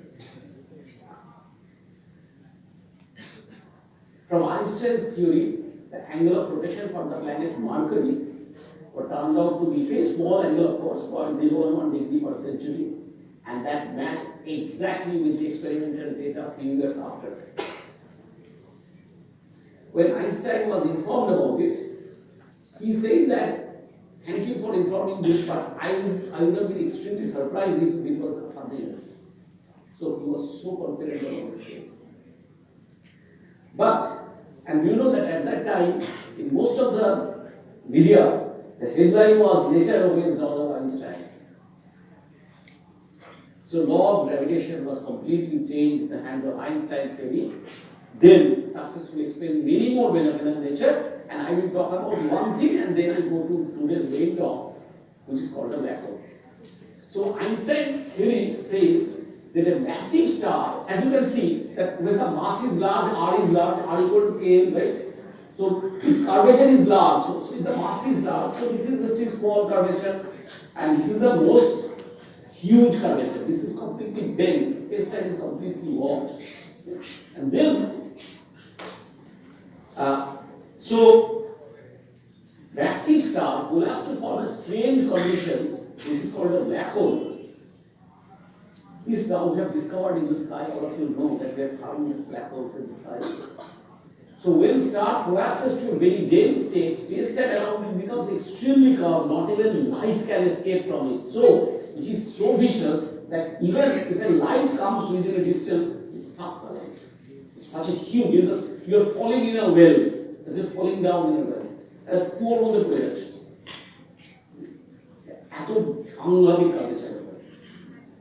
So, see here. So here's the black hole. When you come to say this distance, which is called the horizon of the black hole, if you are inside it, then you are gone. Forever you are lost. Because you have gone inside, nothing, even light cannot come out of it, so you are forever disconnected from the rest of the world. You are finished. So this, we have discovered this object in the sky. Please. Yes. So, what is at the end of the black hole, sir? End of the black hole means you are asking what is the center of the black hole, okay? So remember, the center of the black hole is a dangerous point. It's a good question that if something goes, then it hits the center and nobody knows what happens after this. Such a lack of information in technical language called singularity that we do not know. And you must know that this was also discovered in this institute by a person called A.K. Roy Choudhury, who first discovered this singularity through equation, and later Stephen Hawking and Penrose used that to their work. Okay? So in this country we have done several good work, right? I mean, we don't recognize that. Right? So M87, so this is, I'm showing you because just a few years back, this black hole was first portrayed. This picture was the original photograph. So you know that you can see this is the last sounds, this ring from where the light is coming out, then see the dense black inside. Nothing is coming out. This is a black hole first, and this work also got Nobel Prize. So this is the first actual picture of black hole. Evidence of existence of black holes to the Einstein theory on strong theory. Gravitation is a manifestation of space-time geometry. So now we go back to our original question. Just as movement of electric charge produces electromagnetic wave, movement of mass also produces gravitational wave. So what is gravitational wave? So Einstein said gravitational wave is nothing. This is your geometry. So if you put a mass here, it gets curved, right? Now suppose the mass moves. What happens? Mass move comes here, this side become more curved. Then they come here, this side become more curved. So it happens like this. The space-time is rippling. There's a ripple in the space-time. So the space is like a surface of a wave, the surface of an ocean. Surface of an ocean. And this ocean is what is called gravitational wave. Yeah. So what happens if anyone goes to the black hole? If anyone gets interested? Then there are two things. I mean, he will move towards the center of the black hole, and then after the center, our theoretical calculation cannot say anything. This is called singularity. The problem is still we are trying to understand. It's a problem probably your generation will solve. The singularity black hole is one of the hottest area of research. So that's one thing. But we have no problem because that person will have no communication with us. Because nothing can come out, no information can come out because light is not allowed to come out. Who will bring that information, right? So it's forever disconnected. So Curvature can depend on leading to fluctuation and propagation of the space like a wave. As you see that this is the gravitational wave. According to Einstein, movement of mass causes space-time curvature to fluctuate like the surface of an ocean which travels light. Then Einstein theory showed the speed is speed of light, not infinite. So now that problem is solved. That Newton problem is gone. That gravitational signal travels with infinite speed. No, it travels with absolutely same as light, the speed of light. Therefore, Einstein says our space is like the surface of an ocean, and gravitational wave is a wave on that ocean on the space. So when two masses are moving, say they are coming, the space-time curvature is oscillating, and see that can you see like a wave moving? It's the same wave is coming. So the final dream. Yes. Sir, the energy cannot be destroyed or not be created. Right. Then how then the energy when it goes inside the black hole, it is converted. So what happens from our part of the universe, the energy is trapped inside the black hole. So the energy of the black hole increases. That is absolutely correct. Right? The energy goes inside the black hole. Yeah, black hole energy is sure. So the final brief of Einstein is the following: that how to get gravitation, detect gravitation. Yeah. Sir, once say that when energy is gone into a black hole, then it is all trapped. But there is also a phenomenon called gamma ray burst, and in that the heat It happens, I tell you, okay, I get your point. So it happens outside the horizon. So black hole has a distance. Only if you go inside that, then you will be trapped. Not anywhere near black hole. So that distance is called horizon. So if you are crossing the horizon, then it is forever trapped. The gamma ray burst doesn't get inside the horizon. It happens outside. Okay. So unlike electromagnetic wave, now you might say, okay, I have detected light electromagnetic. I have told you that you have detected electromagnetic waves. This light waves are coming to is all electromagnetic waves. So why can't we generate this Einstein proposed gravitational wave? It is very difficult to detect. Do you know why? Because smallness of the gravitational field. Sir. Yeah. So if any object that falls in the space-time curvature of the black hole is sucked into the black hole, can we say that the Earth, which is in the presence of Sun's space-time curvature, will after some time fall into the Sun? No, Sun is not a black hole. So in order to get that property that everything will come at a distance, it will go in. Is firstly, Sun is not a black hole because Sun does not satisfy that mass that is required to produce a black hole. Something which any star is not a black hole. But star with a certain mass above a value is a black hole. And this mass again was calculated by an Indian born scientist who is at that time was an American citizen called Subramanian Chandrasekhar. And that is called Chandrasekhar mass element. That mass determines the mass of the black hole. Okay. So Sun is not a black hole. But it is true that if you go very close to the Sun, you will be inside the Sun, and then you can forget the temperature is so high, you will be just burned out in no time. Sir. Yeah. Sir, what if two black holes crash or collide? Okay, I am just coming to what if two black holes. See what happens when two black holes crash. Okay, just. But why it is very hard to detect? Do you know? Because gravitational force is very weak. I told you in the beginning, capital G was small. So suppose I produce a sound. Say sound is a wave, right? Can you hear it? You can't hear anything, right? I am producing, I can hear it. But now you can. Why? Because it's giving a much larger energy, right? So unless you can produce huge energy, then only the gravitational wave that is generated will be detectable. So when I am moving this is producing gravitational wave, but it is so feeble, so weak, you cannot see that or detect that. So gravitational wave very hard to detect because of its weakness of gravitational force, unless a gigantic cosmic event takes place, produced by, as you were asking, collision of very massive bodies like two black holes. So when two black holes come close to each other and merge into form a single black hole, they get coalesce into each other, releasing huge amount of energy in the form of a gravitational wave. I will show you that two black holes, they are coming close to each other, they are rotating about each other and they are coming close. And then when they are very close, they are creating so much of energy across them and they produce gravitational wave. So colliding stars, black holes produces gravitational wave. So not only black holes but also very massive stars can also, like neutron stars, they can also produce gravitational waves, which is detectable. So to detect them, a detector was created. Now listen to this detector, this is amazing. This is a 4-kilometer length tunnel in the two perpendicular directions in United States called LIGO. LIGO is laser interferometer gravitational wave observatory. So what happens that these two were created, and from here there is a mirror, and a laser is an electromagnetic wave. Remember, it's not gravitational wave. Laser is electromagnetic pulse, electric magnetic wave. That is generated, one travels along this and there is a mirror at the end, reflects back. And the other part of the wave goes around this and reflects and comes back. And they are superposed at a point. And what happens when one wave and another wave, they two are superposed at a point? The two waves, can you put two stones on water? Have you ever seen? That is, the two waves are luckily in such a way that one is going up, other is also going up. It produces a large bump. And if one is going down the wave, other is going up, they cancel, kill each other.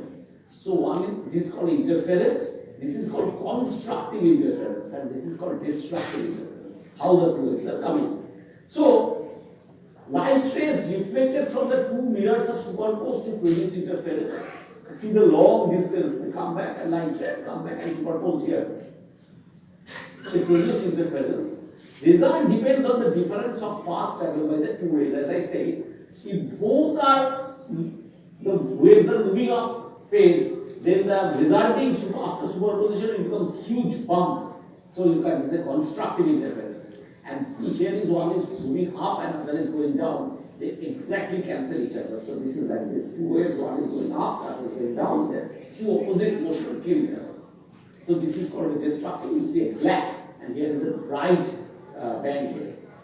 So this is called interference. People in optics knew about it. So they exactly did an optical experiment. According to Einstein, see the whole brilliance of the whole idea. So you are doing this. So here is producing interference. Now suppose two black holes have collided in the sky, and they have generated the gravitational wave, and that wave is traveling in all direction and is coming towards Earth also. And suppose it hits this part of the Earth, say in the United States, the gravitational wave arrives. And it arrives here and then goes back. Then passes out. But when it hits here, it brings some energy with it because the gravitational wave has energy. And the energy will change the karma, the space-time curvature. All of you have told Einstein saying whenever there is a mass or energy, it curves the space-time. So the space-time, the curvature of space-time in this two tunnel will change because gravitational wave brought an energy, and therefore, because of lack of the difference of path that they produces the curvature of the space and time around this two tunnel, previously what was a constructive interference, because of that change of curvature, there will be change of the path and they can be a destructive interference.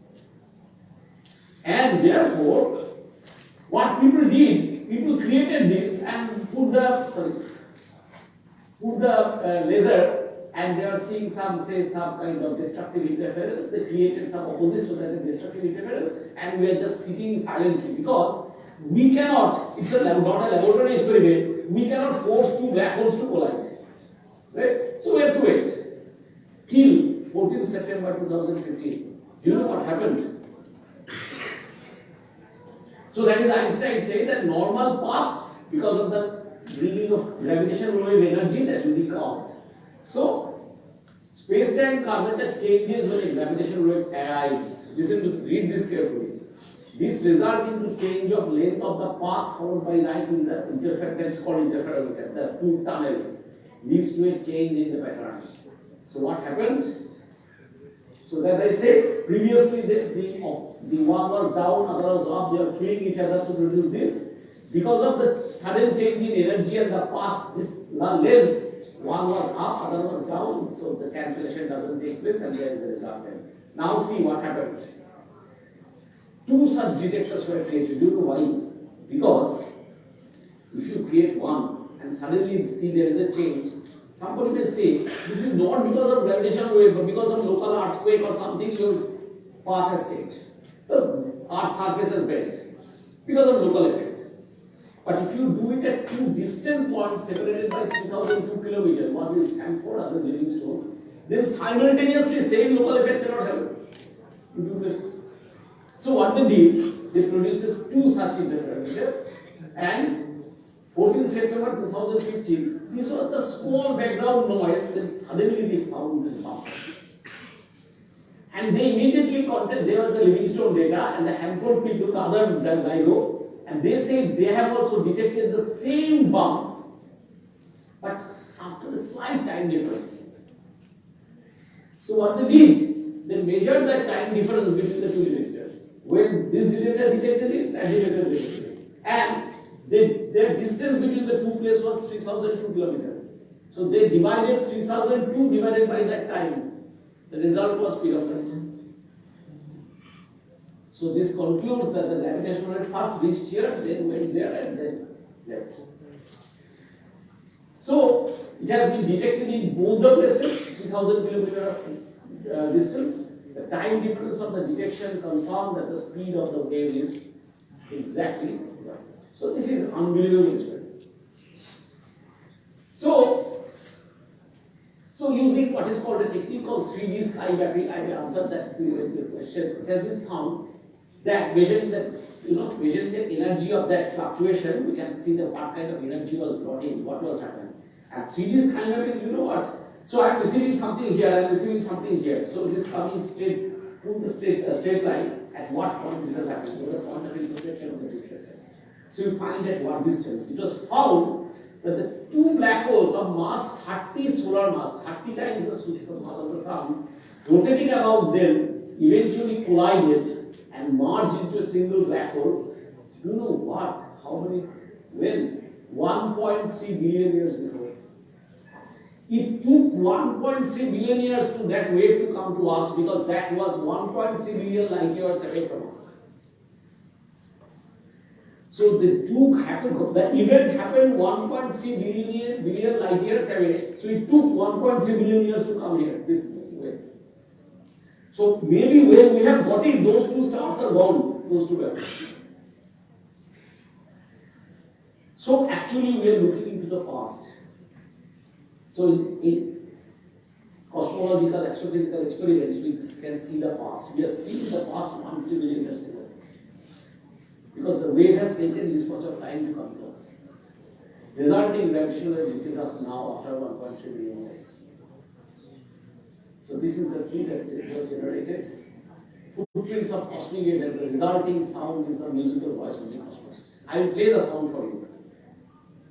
Because the LIGO group has released the sound code. So now, our last question before I conclude, can we now hear the birth cry of our universe? That is what? That is, all of you know, I say that with this galaxy contains many, many stars. I told you that using Einstein's equation we found that the universe was born from a Big Bang, a huge explosion. And ever since then, the universe is expanding. And it was estimated from Einstein's theory again that the bang occurred 14 billion years before. 14 billion years, it is very large but not infinite. 14 billion years before the whole universe was a point. And it started with a huge explosion, and energy released at the Big Bang gave birth to all the masses, atoms, molecules, and our life. Our life is created from molecules, right? From the equation equal to mc squared. So Einstein showed that for every energy you can create masses. So we are children of Big Bang energy. And at that time, a heat wave was expected to be released whose temperature was 3 degree Kelvin, which was detected in 1965 by these two people got Nobel Prize, and Big Bang theory was established that this such a heat wave exists. Question is, what is about gravity? So this is a picture. See the Big Bang and gradually build up every time. At that time, immediately after the Big Bang, see, this was a huge energy release, right? A gravitational wave was created, and that wave is still moving in the whole universe. Can we detect that? And that is the kind of birthplace of the universe. The universe was created at that instant. So such accelerated expansion gives rise to gravitational wave or primordial gravitational wave, old gravitational wave. See, this was the Big Bang, and that was created. Now it should be here, so we are trying to detect it, but so weak, still we have not been able to do that. Hectic research is going on to detect that primordial gravitational wave. Can we detect the primordial gravitational wave created at the initial time to hear the birth cry of our universe? These are our next subject. Question is, are we entering a new era of communication, gravitational waves, or new mode of communication? So this information is now being carried by gravitational waves or electromagnetic waves.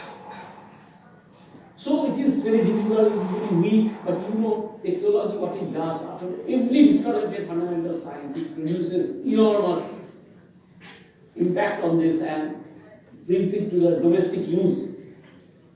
Are we entering a new era of emergence? In the future, we are talking about mobile phone or gravitational wave, maybe sometime. I'll play the sound first and then I'll make my conclusion. Can you play the sound, please? You will hear the two sounds. One is the living stone, other is the handphone. It's a strange sound. Remember, this sound was released at the time of 1.3 billion years before. Can you imagine you are hearing a song which was sung 1.3 billion years before? This is unbelievable. Is time travel possible? Like, Well, you are going to past, but time travel means is not going towards the future. Future is not possible. Past is this way is possible. Yeah, absolutely. Sure. What is the shape of a black hole? Shape of a black hole. If it is a non-rotating, two kind of black holes are there. If it is rotating, then it is something like a sphere, some distorted sphere. If it is a non-rotating static black hole, then it is sphere, perfect sphere. So, actually, what material the black hole is made of? Okay, black hole is made up of all the gases that basically various hydrogen, helium gas coalesces to form a black hole, leading to all the elementary particles. There is all the fundamental particles at that high temperature are broken. So they contain all the basic fundamental particles at the moment. Earlier you told that light energy can't even get out of the black hole. So is there any kind of energy which is not discovered by the scientists yet? No, but good thing is that, see, gravitational wave. Oi. So can you just, yeah, so can you play? Play go, sound. So, okay, sorry, I'm going through this. Can you play it? Play the sound. I'm just asking you for telling you. So listen to this first. This is the first sound. This is the background. This is the second sound. Can you play it? We can repeat it. Sorry, can you listen to this?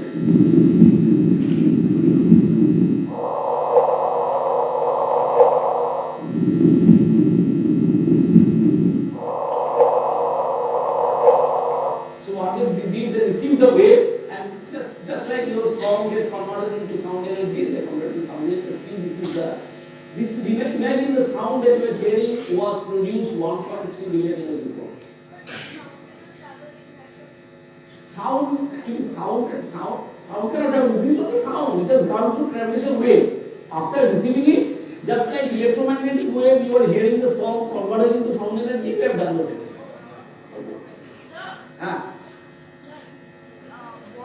what was the Big Bang made up of? What does it contain?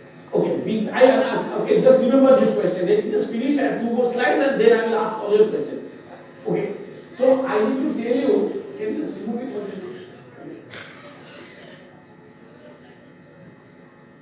Can you remove this? Okay, thank you. So now you need to know that in Indian government in 2016 entered into a joint collaboration with United States to produce a LIGO in India to the called Indigo. So it is being constructed in Maharashtra, and several institutes are involved. In our institute, we have a collaboration with the LIGO India group, and we are doing a lot of work on this gravitational wave because this is going to be the future of you. I can assure you this is going to be the most important research area in the coming 50 years. And this is being constructed here because if the black hole collision in the sky takes place in the sky where in the globe where the India is located, the American LIGO cannot detect that, right? So now people are trying to construct LIGO in various part of the globe so that we can cover a much broader area of sky. And also, this will be it will cover a much wider range of frequency that this LIGO can do. The success after 100 years of this man. In 1915, he proposed general relativity, and 2015 it is detected.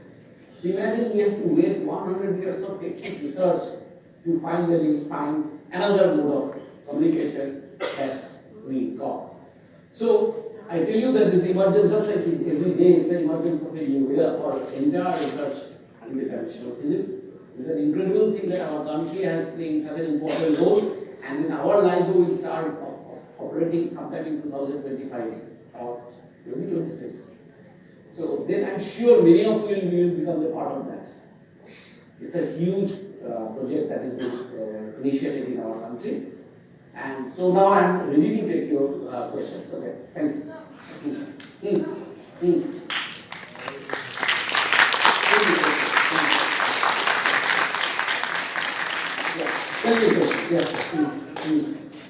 Please. Sir, if two black holes collide, sir, will they suck each other's energy?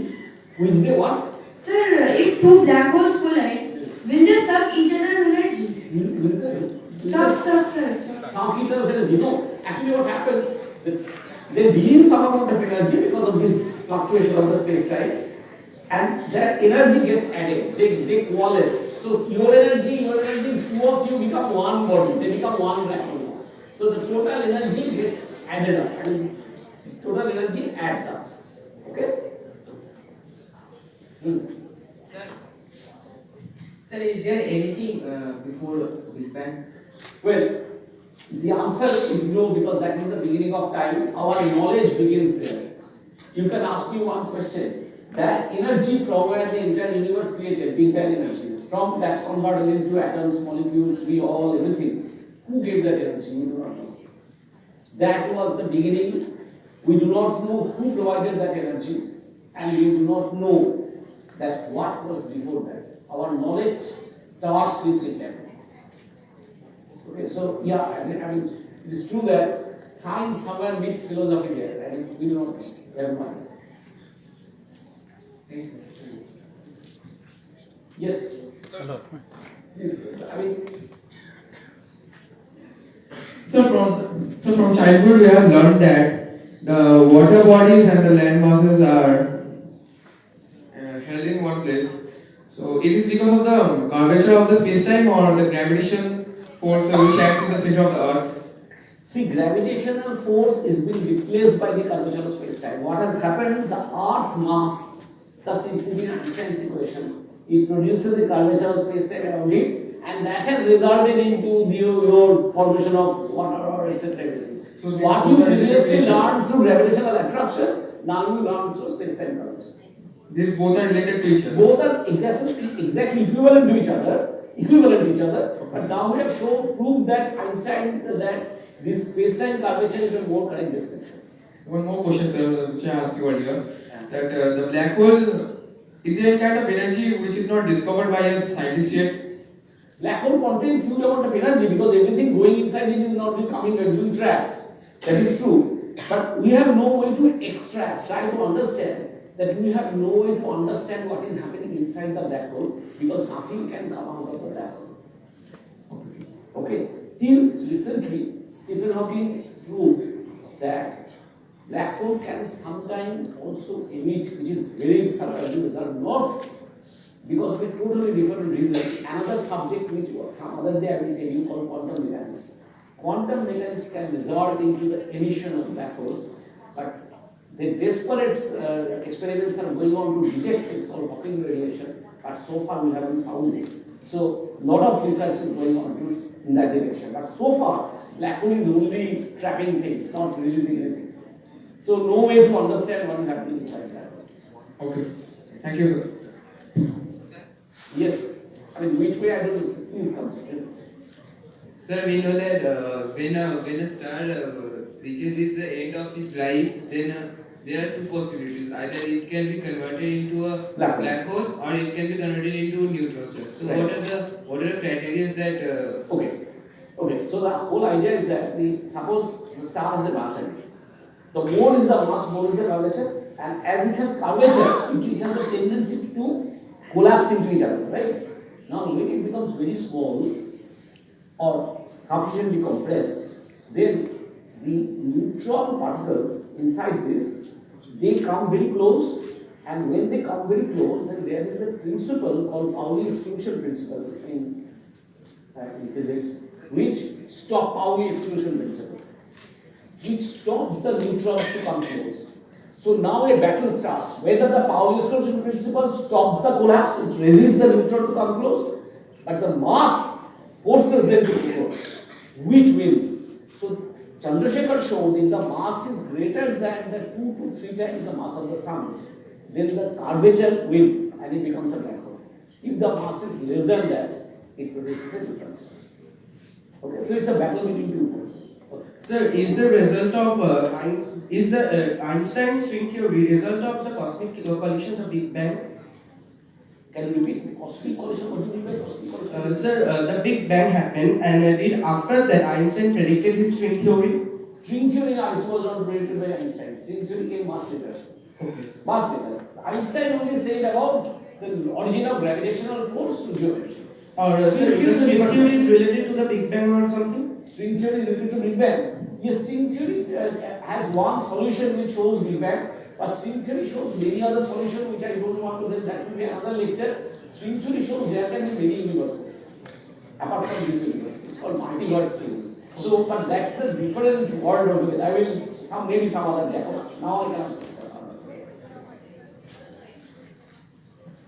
Sir, as we know that energy can neither be created nor destroyed, but if nothing comes out of black hole, then what happens there? The energy Can never be created or destroyed. That's what you're asking, right? While that is true, remember, after Einstein came to know not energy and mass together, because energy can be converted into mass can be converted into energy. That's not a problem. But energy, mass together cannot be created or destroyed. So when some energy or mass goes inside a black hole, the black hole mass energy increases, the rest of the part mass energy decreases. The total is fixed. There is no violation. Absolutely violation. Yes. Sir, how much time? Stop the word. Sir, how much time? How much? How much time? How much time creation? What do you mean by time creation exactly? Sir, how much time created? Created. How much time created? Okay. So see, time is, the concept of time is one of the most difficult things in our life. Newton thought that time is something which is very cosmic in the sense that there is a lot. Suppose imagine there is a clock in the sky, and we all, whatever we are doing with respect to that clock, and that clock is taking us towards the future. It's very Newtonian. But Einstein was deeply influenced by a philosophical thought.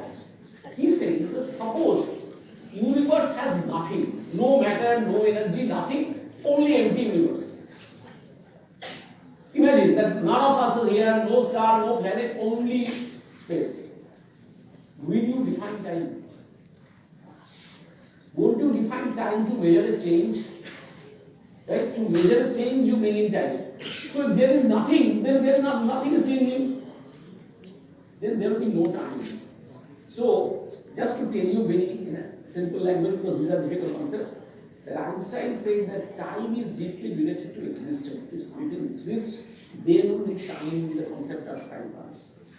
So, Einstein said, since time, the meaning of time comes with your everyone, our existence. So each of us have our own time. Your time is different from my time. And he showed that how the times are related. This is called the relativity of time, which we will learn later. So time is a quantity which measures changes of an object. Nothing else. Time is a concept which will cease to exist if there is nothing. Okay, I know that this is a difficult thing, but just I tell you to trigger your brain, nothing more than that, right?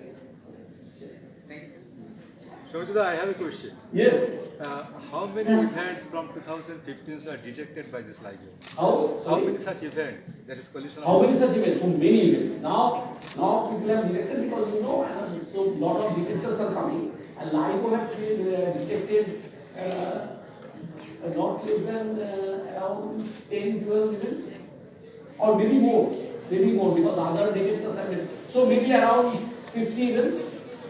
But that is, as you know, that was a good question. I mean, statistically is not significant to analyze data, right? No, so, because I raised this question because in science, we always talk about reproducibility.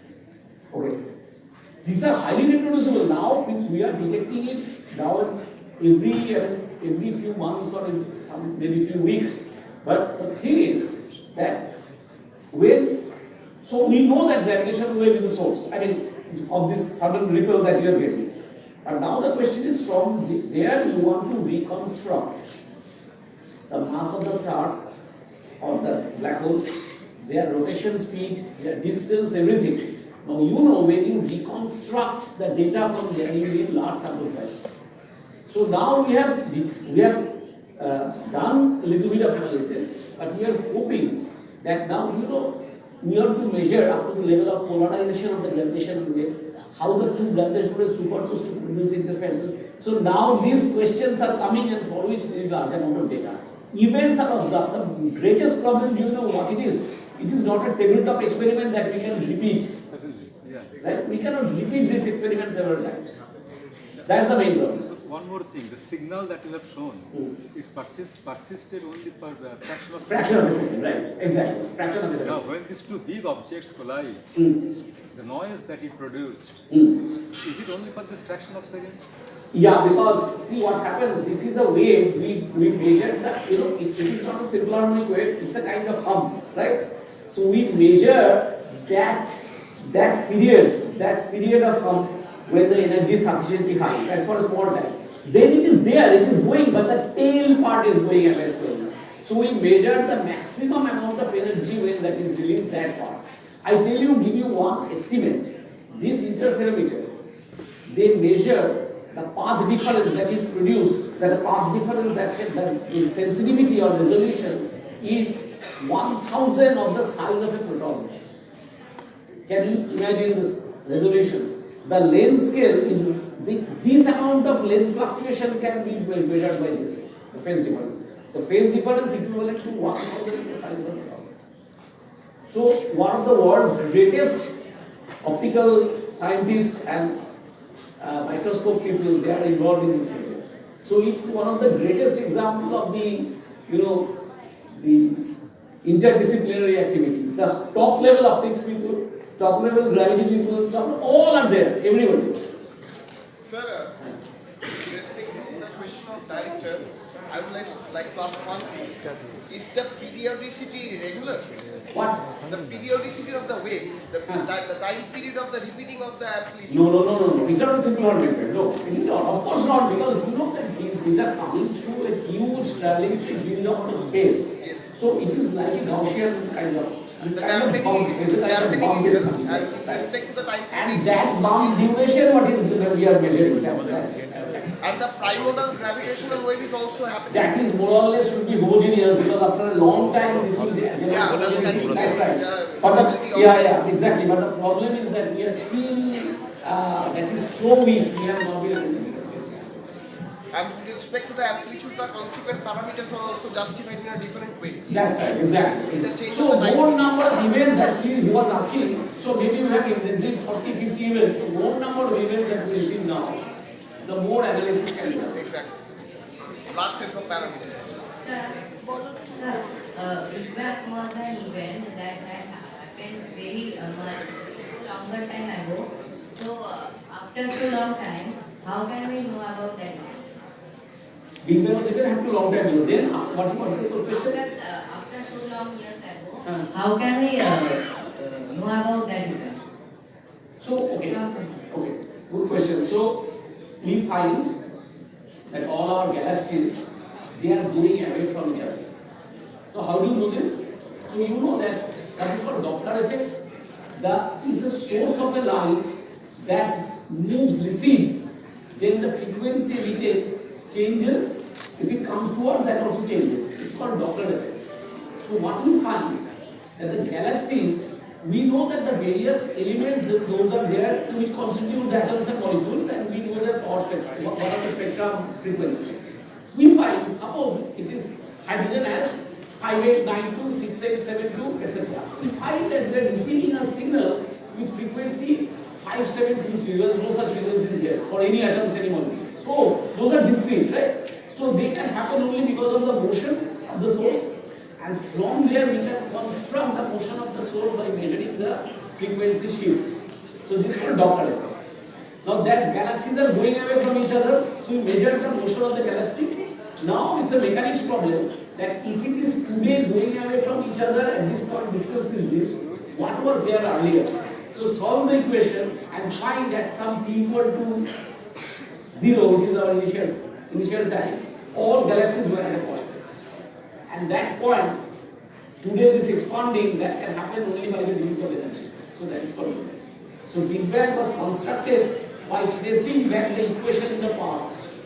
Right? You did solve the mechanics that two people are going away from each other when they were at the same point. It's called such a mechanics problem. It is the same thing. Sir, how can we learn more about black holes if they trap everything, light, energy, everything? We cannot know anything inside the black hole. We know what is happening just close to the horizon. And the gravitational wave actually is a collision of black holes. So basically, that is bringing information about the black hole. That's what he was asking. That we get lot of information about that from this gravitational wave analysis. The analysis, the data are still insufficient. People are doing, we are getting some answers, but we are waiting for a large number of data so that we can do that.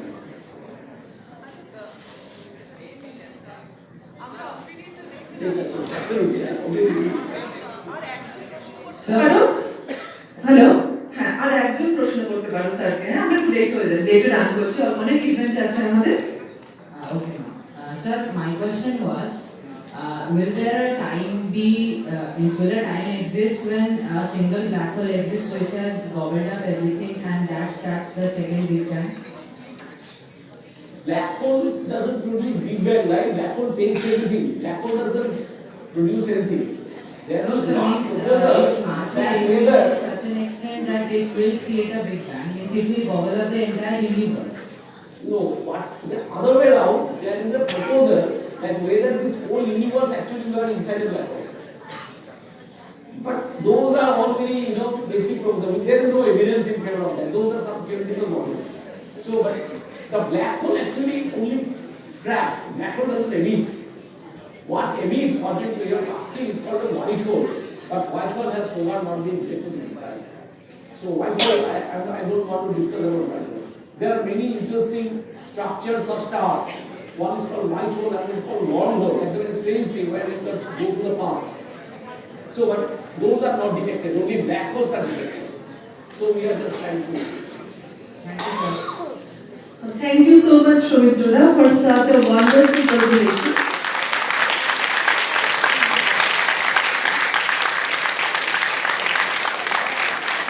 Before Wednesday, we have another event. There is a slight change in our pre-scheduled program. There will be a presentation by Viva on the activities of IISF 2022. May I request Professor Shumit Guha, Jadavpur University, to kindly come on the dais and take a seat. Professor Guha, please.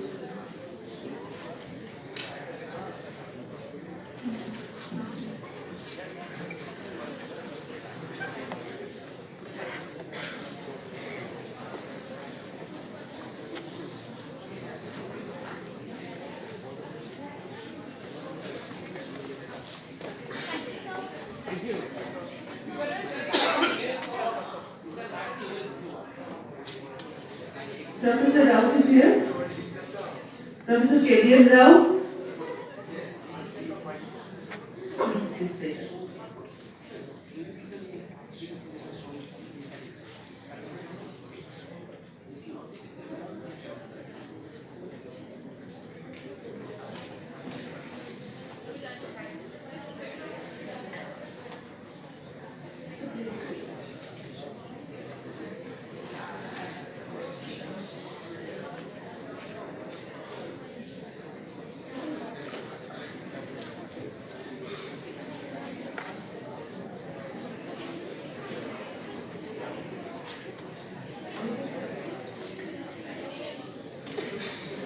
On behalf of the management committee, I would like to request Shahini to felicitate Professor Guha with the bouquet. Shahini, please.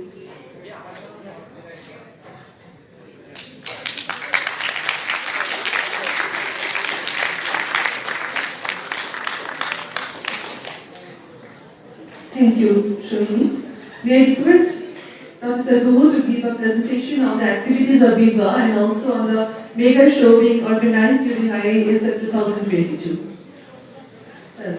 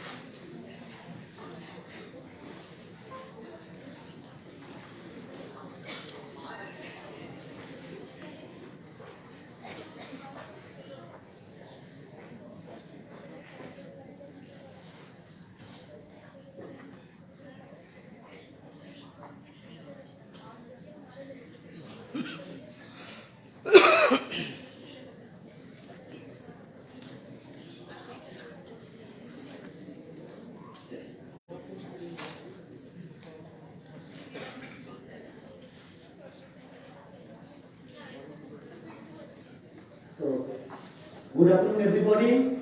On behalf of Vigyan Bharati, I would like to welcome you in this program, Pre-India International Science Festival Public Outreach Program, organized by Indian Association for the Cultivation of Science in association with Vigyan Bharati.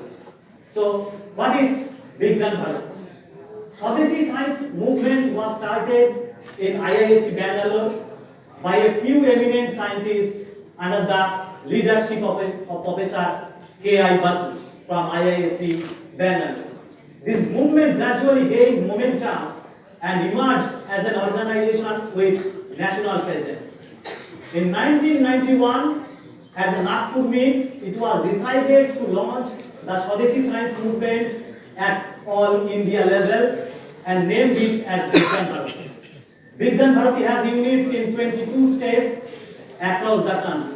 So these are the objectives of Vigyan Bharati. So to work towards the development of a common script and scientific terminology for all Bharatiya languages, to spread the awareness of the unique contributions of ancient Bharat in the development of modern science, to refresh the Swadeshi movement in this age of science and technology for the purpose of national reconstruction, to activate the science movement with a Swadeshi passion in all the Bharatiya languages and at all levels, also through the mass media, to approach educational authorities for the inclusion of the information about the scientific heritage in all textbooks and curricular syllabus. So in West Bengal chapter particularly, it is known as Vivekananda Vigyan Mission. So how Swami Vivekananda is related to science, right? So I will tell a story. So Jamshedji Tata and Swami Vivekananda was traveling from Yokohama to Vancouver on 1893 in a ship. And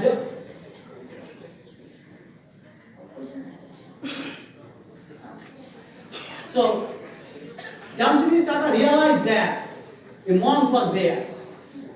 And Jamshedji Tata came to Swami Vivekananda and discussed the various aspects, right? And particularly at that time, Swamiji mentioned to Tata that we need good research institute of science for India. After 5 years, in 1898, Jamshedji Tata wrote a letter to Swami Vivekananda and mentioned him to take the leadership for IISF Bangalore. But at that time, Swamiji was busy for the development of Ramakrishna Mission. However, what he did, he has arranged some meeting with Sister Nivedita. Almost 4 meetings he has arranged with Sister Nivedita and Tata.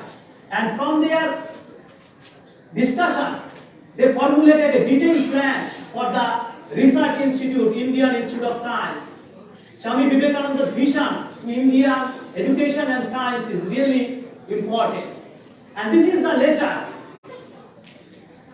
which is sent by Jamshedji Tata. And you can find this letter at the IISF Bangalore website. If you go to the IISF Bangalore website, and you will see this letter is there. And another important personality is Mohendralal Sarkar. He was a medical doctor, the second MD graduated from the Calcutta University, Calcutta Medical College, social reformer and propagator of scientific studies in 19th century India. As a physician, Dr. Sarkar treated several notable persons like Bankim Chandra Chattopadhyay, Sri Ramakrishna, right? Dr. Sarkar supported women's education in 19th century India when higher education among women was rare. Since 1867, he started a campaign for the National Science Association as he felt India needed its own scientific know-how away from British supremacy and thus planned for an association that could be funded, run and managed by native Indians. He was the founder of the first Swadeshi Institute, and this one is the first Swadeshi Institute, Indian Association for the Cultivation of Science. So you can see this is the first Swadeshi Institute established by Mohanlal Sarkar in 1876. First generation of Indian scientists was nurtured from IISF. Professor C.V. Raman worked at IISF during 1907 to 1933. And it is here that he discovered the Raman effect. For this effect, he got the Nobel Prize. If you want to visit the instrument, it is probably there. You can go to the cultivation of science here, the office, so you can probably see the instrument. So another important scientist is Acharya Jagadish Chandra Bose. When Acharya Jagadish Chandra Bose returned from Cambridge University in 1888 with the recommendation of Professor Raleigh, right? He was also a Nobel laureate. At the time, it was British Raj, and he had applied for the faculty position, and at that time it was British Raj. Obviously, so British people realized that it is very difficult for India. They cannot think in rational manner, so he should not teach physics. And his application was rejected at that time. So he has challenged the hegemony of British people, and he started Satyagraha. He has mentioned that I will teach physics in Presidency College, but I will not take a penny for that. He did not take a penny for 3 years. So first Satyagraha was led by Jagadish Chandra Bose under British Raj. He believed that knowledge can generate through scientific research. Sister Nivedita helped him a lot, particularly in the manuscript editing. He was the founder of Bosu Bigyan Mandir. He believed that institution, Shikshangon, should be মন্দিরের মতো পবিত্র হওয়া উচিত শিক্ষাঙ্গনটা মন্দিরের মতো পবিত্র হওয়া উচিত that is why he has developed Basu বিজ্ঞান মন্দির right Bose Institute. So Bose made pioneering discoveries in plant physiology. He used his own invention, the testograph, to measure plant response to various stimuli. The Nobel laureate Sir Neville Mott mentioned J.C. Bose was at least 60 years ahead of his time. In 1896, Bose wrote Nirupdeshar Kahini, a short story that was later expanded and added to Abbakto, right? In 1921, with the title Palatak Tufan. It was one of the first works of Bengali science fiction. And as a teacher of chemistry department at Jadavpur University, and I must mention Acharya Kopila Chandra Rai. He is the father of Indian chemists, as well as the founder president of Indian Chemical Society. Right? He wrote a book, A History of Hindu Chemistry, in 1902. The first volume published in 1902, and the second volume was published in 1908-09. He obtained his graduation degree from the University of Edinburgh. At the time, Roy was interacted with Professor Alexander Combaum, right? And become a true lover of chemistry. In 1885, he entered an essay competition held by the university and wrote India before and after the mutiny, and it was against the British Raj. A copy of the paper was read by the distinguished orator and Liberal member of the Parliament for Birmingham, John Bright. Although after getting a PhD degree, it was very difficult to get a faculty position in India. So, because it was a British Raj, that is why he worked for almost 1 year in Acharya Jagadish Chandra Bose labs. So in 1889, he started his independent career as an assistant professor in the Department of Chemistry, Presidency College at that time. Now it is Presidency University. And he moved, in 1960, he moved to Rajabhaya Science College, Calcutta University, and joined as the first college professor in the Department of Chemistry. He has immense contribution for the development of the chemistry department by donating most of his salary. He was the founder of the Bengal Chemical and Pharmaceuticals, India's first pharmaceutical company, right? So in 1901, with national spirit, he realized that without the industry, it is very difficult for a country to progress. In 1907, Tata Steel at Jamshedpur was established and the sulfuric acid was required for them. And Aditya Popula Chandra Roy went to Tata. At that time, Dorabji Tata was there. Jamshedji Tata died in 1904. At that time, Dorabji Tata was there. And he has mentioned to Dorabji Tata that we will supply sulfuric acid. Right? And they have supplied sulfuric acid for the Tata at Jamshedpur. Before independence, he was the first man who utilized higher educational knowledge in his research to develop industry with national spirit. 100 years back, what Acharya Popula Chandra Roy has thought, still now we did not give proper momentum yet. He's discovered mercurous nitride and he has published 8 papers in Nature Journal. Right, at that time he has published 8 papers in Nature Journal. So in 1923, during North Bengal flood, he organized Bengal Relief Committee, and at that time they have collected 25 labs and they have distributed in the affected area. He helped the freedom fighter in various ways. He has given his lab for the nationalistic war. He was mentioned, science can wait, but Swaraj cannot. Nationalism of science started and he has transferred this spirit to his students. So in 1775, Bengal export was 4 times than import. India was #1 in textile, metal, shipping industry in 1775 and Bengal was leading at that time. So from 75 to 80, 38 million sterling pound actually British loot actually from India. So in 1947, GDP was 4%. However, before independence, GDP was 16%. So this is like a British loot of India. So once in India, we had a number of world-ranking universities like Nalanda, Takshashila, Vishwashila. And students from different corners of the world used to come in here to study in those well-renowned universities. And our former president, APJ Abdul Kalam mentioned that bring Nalanda here. And my dear students, you have to take the leadership to bring Nalanda here. Right?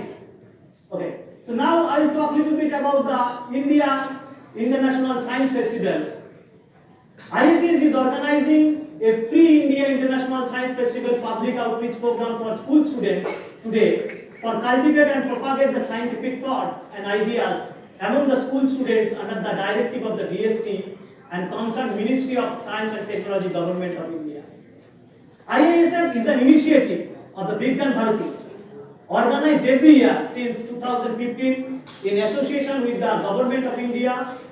Till date, the Ministry of Science and Technology, Ministry of Earth Science, Ministry of Health and Family Welfare, Department of Biotechnology, Department of Scientific and Industrial Research and others have been an integral part of IISF. The main purpose of IISF is the celebration of science by all, engagement of common people with science in a joyful and entertaining manner is essential for a healthy, prosperous and meaningful life. Through its creative programs and activities, IISF provides opportunities to people and scientific community in the country and abroad to come together, work together and experience the joy of doing science for the well-being of India and humanity. IISF has evolved progressively through its innovative design of programs and activities connecting various aspects of life to science.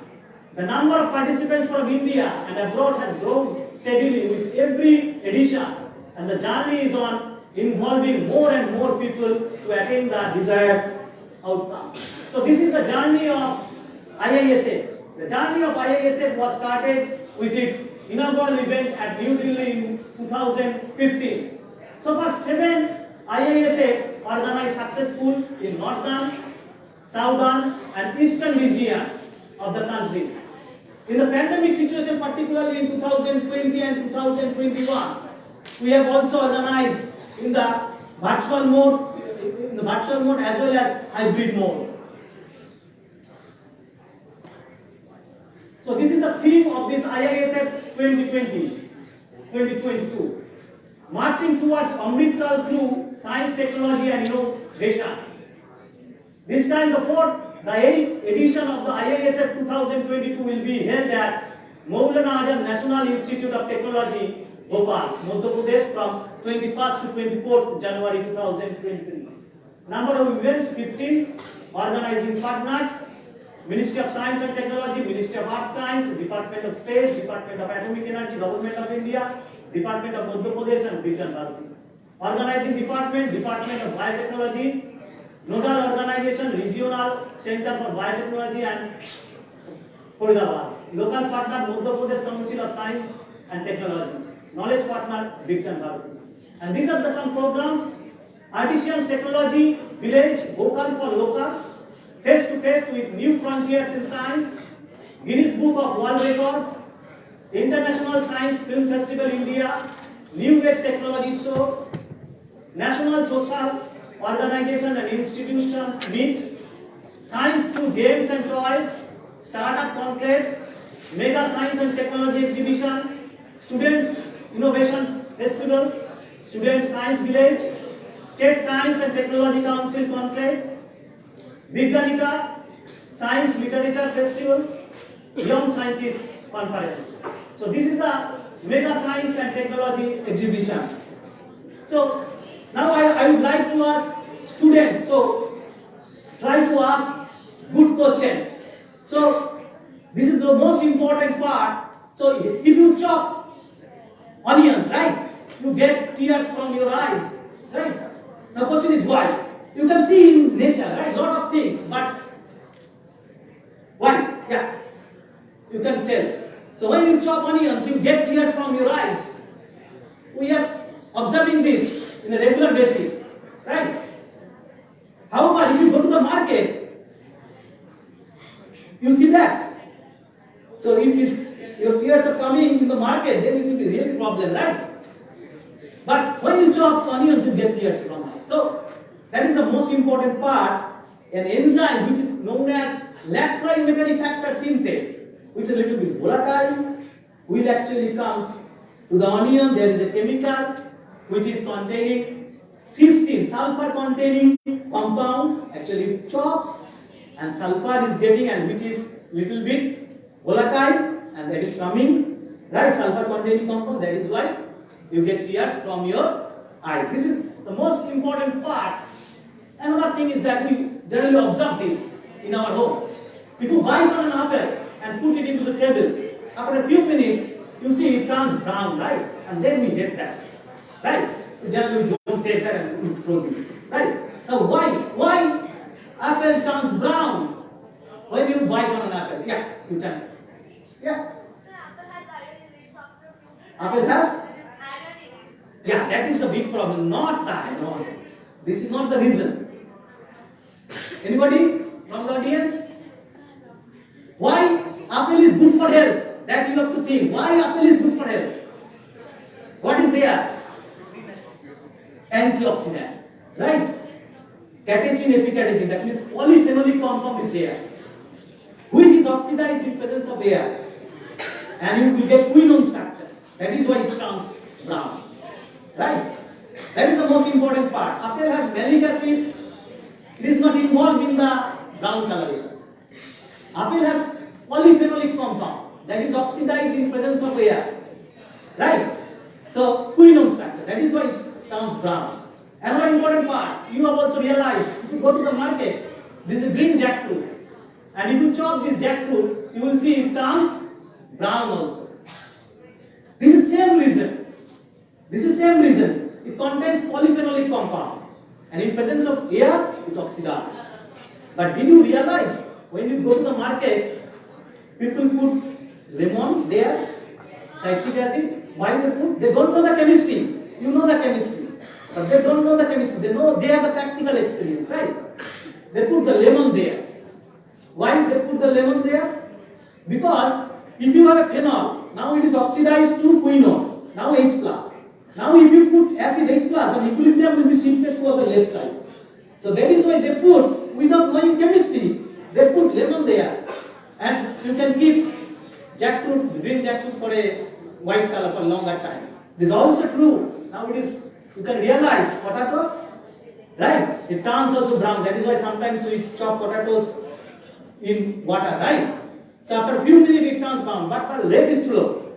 Rate is slow because potato also contains polyphenolic compound, which oxidizes, you will get this brown color, right? Polyphenolic, benzene ring, OH. OH group is there. In OH group is there, this is called phenol, right? If you have two OH group, that is polyphenol, right? Did you realize that? I don't know. So, listen, huh? Did you hear the sound? Why? Why? This is the most important part. You have to realize, you have to watch nature carefully, right? Why? We hear the sound. When you tear a piece of paper, you will hear the sound. Why? No, because paper is made up of tiny fibers of cellulose, and when we tear the paper, they are all stretched and they create the sound of tearing. You are partially right. The paper is made of cellulose. That is fine. But they are forming intermolecular hydrogen bonding. Now, if you tear the piece of paper, what is happening? You are breaking the intermolecular hydrogen bond. So energy is converted to sound. Right? Now, realize, if you soak the paper in water, then it is very easy to tear, right? And you will not hear any sound. If you soak a piece of paper in water, then if you tear this paper, you will not hear the sound. Why? So, you are using water, right? And cellulose is forming intermolecular hydrogen bonding. Now, water will enter into this intermolecular hydrogen, they will break the intermolecular hydrogen bonding. Now, water will form hydrogen bonding with cellulose. Now, this cellulose bonding is already broken. Now, it is easier to break, and you will not hear the sound. The same concept is applicable when you are cooking rice, right? At first it was what? It is very difficult. আমি তোমাকে চাল দেই খেতে পারবে হ্যাঁ শুধু চাল র র র হওয়া যায় কিন্তু হওয়া যাবে না কেন it is very difficult to eat, right? Now if you boil rice, what will happen? It will become soft, right? Now question is why? However, if you want 5 rupees or 1 rupees or 2 rupees coin, if you put it here, it will remain hard. Right? Question is why? So if you boil rice in presence of water, what will happen? Water will enter into the rice. So now, again same thing. Carbohydrate is there. Intermolecular hydrogen bonding. Now it will break the intermolecular hydrogen bonding. Now water will form hydrogen bond with each sugar molecule. Now what will happen? It will become softer. Right? However, in case of 5 rupee or 1 rupee or 2 rupee coin, you will not see, it will remain hard. Right? Another important part is that, so butter and coconut oil, right? You will see it freezes in winter. However, cooking oil remains liquid. It is a daily life. If you go to the kitchen, you will see that, right? Butter or coconut oil, it freezes during winter. However, cooking oil remains liquid. Another important part is that why between trans fat and cis fat, which one is good for our health? So, butter and coconut oil, it contains saturated fatty acids that pack tightly, right? So at low temperature, particularly in winter, it freezes. However, cooking oil, it contains unsaturated fatty acid and it is cis. That is why packing is not that much. So it remains liquid. Particularly, so generally we know that trans is more stable than cis. Trans is more stable than cis. part is more stable than this part. But however, in life, in our body, we have cis naturally. Otherwise, what will happen? যদি trans থাকতো তাহলে কি হতো? Pack করে শীতকালে মিষ্টি হয়ে। This is the beauty of nature. They have designed the molecule in such a way that you will survive, right? So I already mentioned ask good questions. So I must quote the Nobel laureate Isaac Rabi. My mother made me a scientist without ever intending to. Every other Jewish mother in Brooklyn would ask her child after school, so did you learn anything today? But not my mother, is he? You know, কি বলেছিল? She would say, did you ask a good question today? That difference, asking good questions, made me become a scientist, and is the Nobel laureate in physics, right? And I must quote Albert Einstein. If you cannot explain it simply, you don't understand it well enough. So you have to understand the subject. Don't try to memorize things. You have to understand the subject, right? So there is a movie. So you have already watched this movie, right? I would like to show the clipping of this movie. Much can clip only. I would like to show the.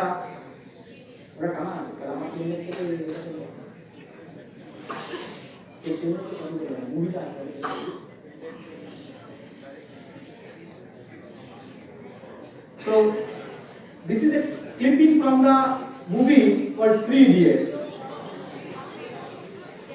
Did you watch that movie? Yes.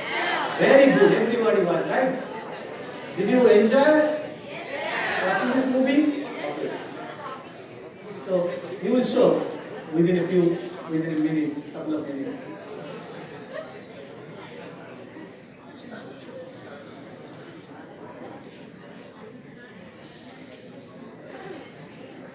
তোমার video file আছে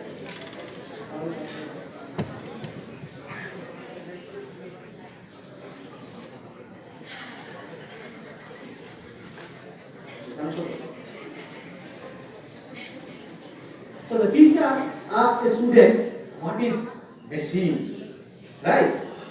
And there is a guy, you know probably his name. He was laughing.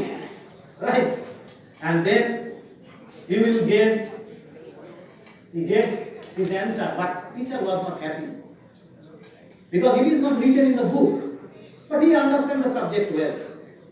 Another guy, he remembered everything from the book, but did not understand anything.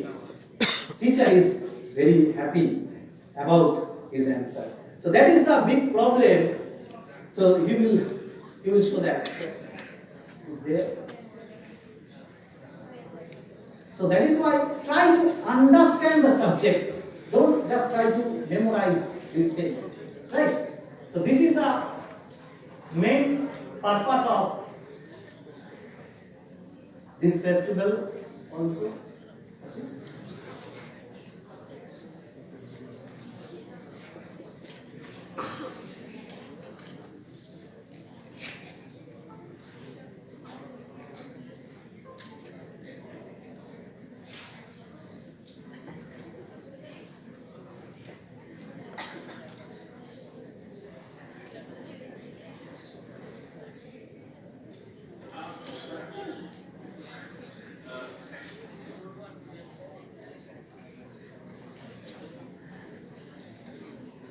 তাই ওটা করছে আমি যতক্ষণে তোমাদের ছোট ছোট করে ক্লিয়ার কোশ্চেন করেছো from 1 to 100 how many lines are there middle row তোমরা স্টুডেন্টরা বলো দেখি জাস্ট এমনি একটা কোশ্চেন এরকম ঠিক করবো 1 to 100 1 থেকে 100 how many lines are there তাড়াতাড়ি 10 সেকেন্ডে 20 সেকেন্ডে 20 সেকেন্ডে বলো বিকজ তোমরা 9 10 স্টুডেন্ট তো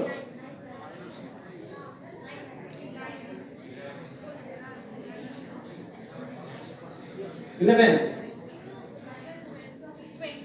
20, 18, 20, 18, 19, 11. Lot of answers are coming, right?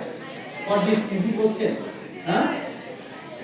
So, most of the answer what we will tell 10, 11. But they are right, 20. 29 are there. So clap for them. Right?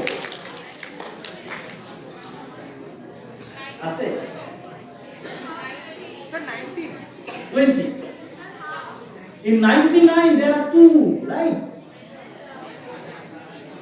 So we generally forget to count 90, 91, 92, 93, 94, and then 99 too.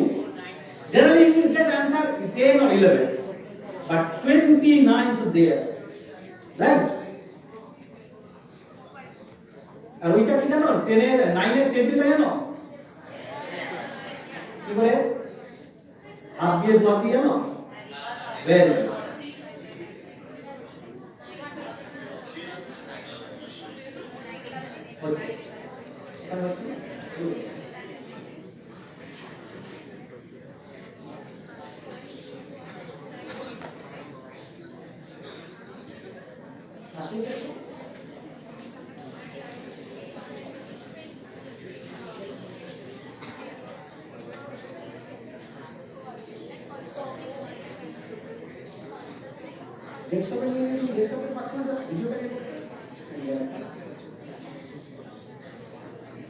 Hey, yes.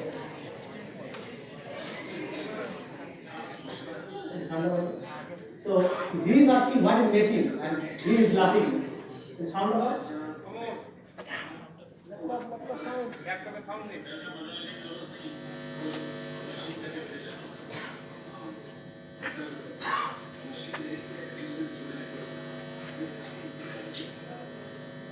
So he is mentioning, will you elaborate that part? Now he is elaborating. Can. The sound of it?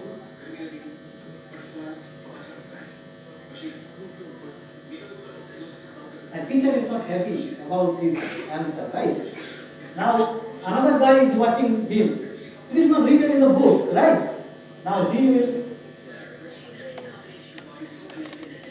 memorized very well without understanding the subject, and at the end you know where is the Ranchadas, right? Where was? So that is why particularly for students try to understand the subject and enjoy the fun. ঠিক আছে আমার slide দিই ঠিক আছে slide দিই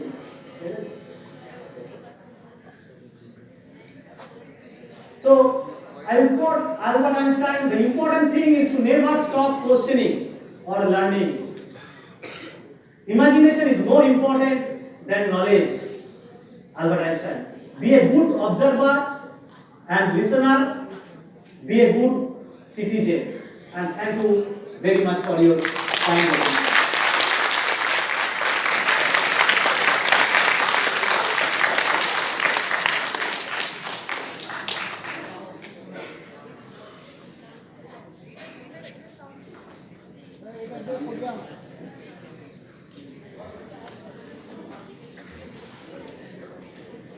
Thank you so much, Professor Guru, for such a nice and interactive presentation. Thank you so much, sir.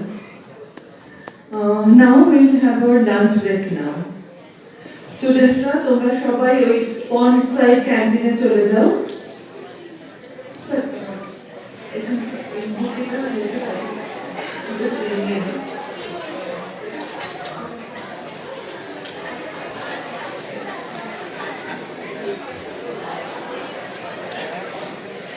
একটা canteen আছে পন্ড সাইডে, সেখানে চলে যাও, সবাই লাঞ্চ প্যাকেট কালেক্ট করো। তারপরে একটা ফটো সেকশন আছে, তোমরা তোমাদের টিচারদের আমি অনুরোধ করবো কোঅর্ডিনেট করে গ্রুপে ফটো তুলতে পারেন আমাদের এমএলএস স্ট্যাচুর সামনে লাঞ্চের পরে। আমরা সেই ফটোগুলো পাঠিয়ে দেবো স্কুলে। Thank you.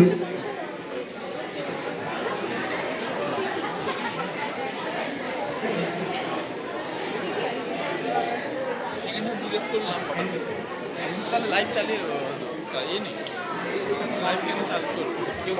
সেকেন্ড সেশনটা আমাদের 2 PM এ শুরু হবে, কিন্তু এখন কটা বাজে? হ্যাঁ, 2টো নাগাদ চলে আসবেন সবাই এখানে হলে।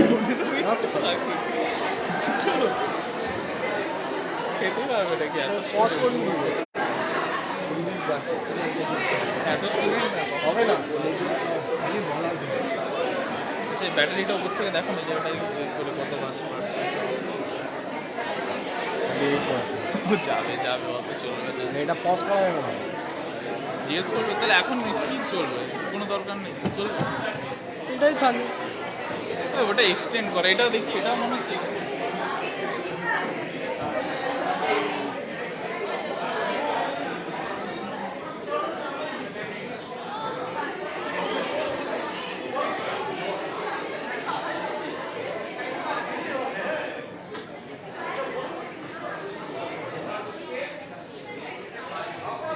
সব এর জন্য হচ্ছে না পিসি স্ক্রিন হলে আর ওটা এক্সটেন্ড করা হবে কি করে তুই এ কর যা কোথায় তুমিও খেতে যাও তুমি মোবাইলটা ছেড়ে আমি কোথায় যাবো আরে এখন না খেলে আর হবে না মানে তারপরে গিয়ে বল এর তো পাওয়ার ব্যাংকও নেই চার্জও এরকম অবস্থা আর এটা পজও করা যাবে না করবোটা কি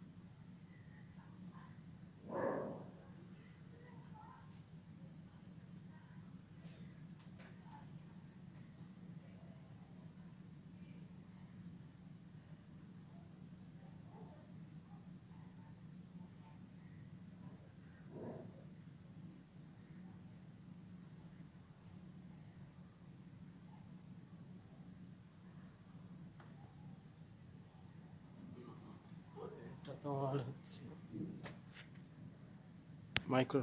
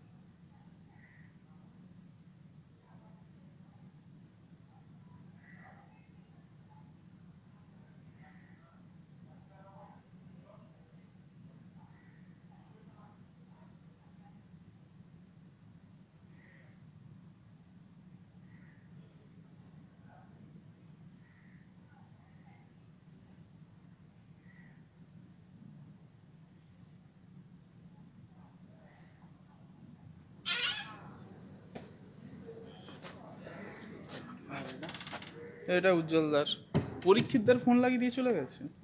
কথা বলিস না,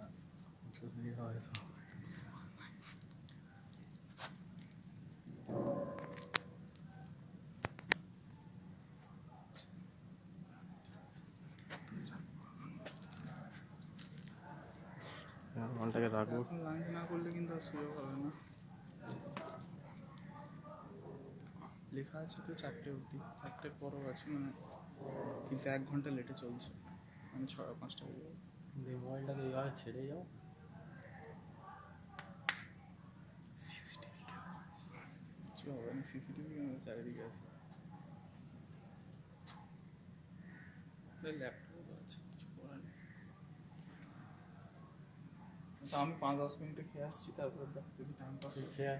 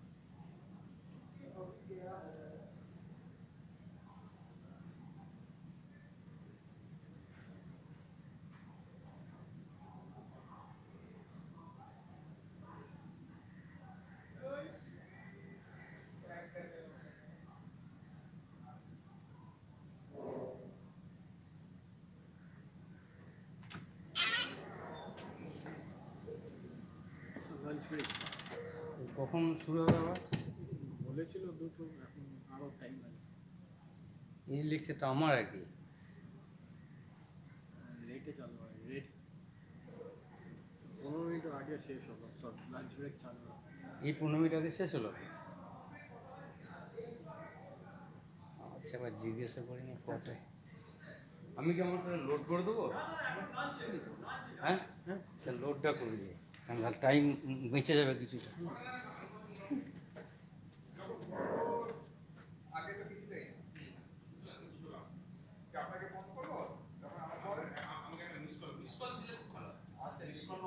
এই কটায়?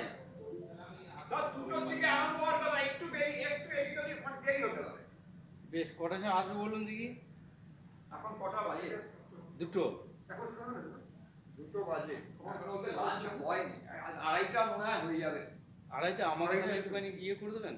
কি করে দেবো? ফোন? হ্যাঁ হ্যাঁ হ্যাঁ, একদম একদম। আমার নাম্বারটা আছে? হ্যাঁ হ্যাঁ, আপনার নাম্বার আমার কাছে আছে, আমার নিশ্চয়ই আছে। দেখুন 988329। আপনি আমায় অনেকবার ফোনও করেছিলেন, হ্যাঁ হ্যাঁ, মনে আছে? হ্যাঁ হ্যাঁ।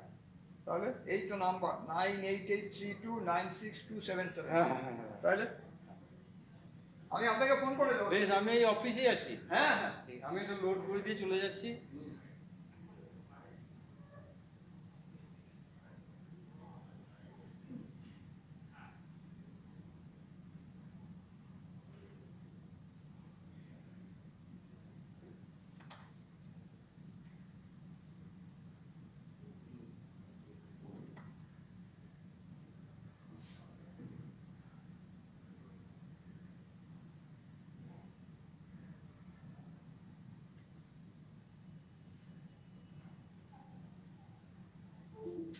সেভ করে দিয়েছেন না? হ্যাঁ, থ্যাংক ইউ। চলো আমি আসছি আবার। ও আড়াইটা।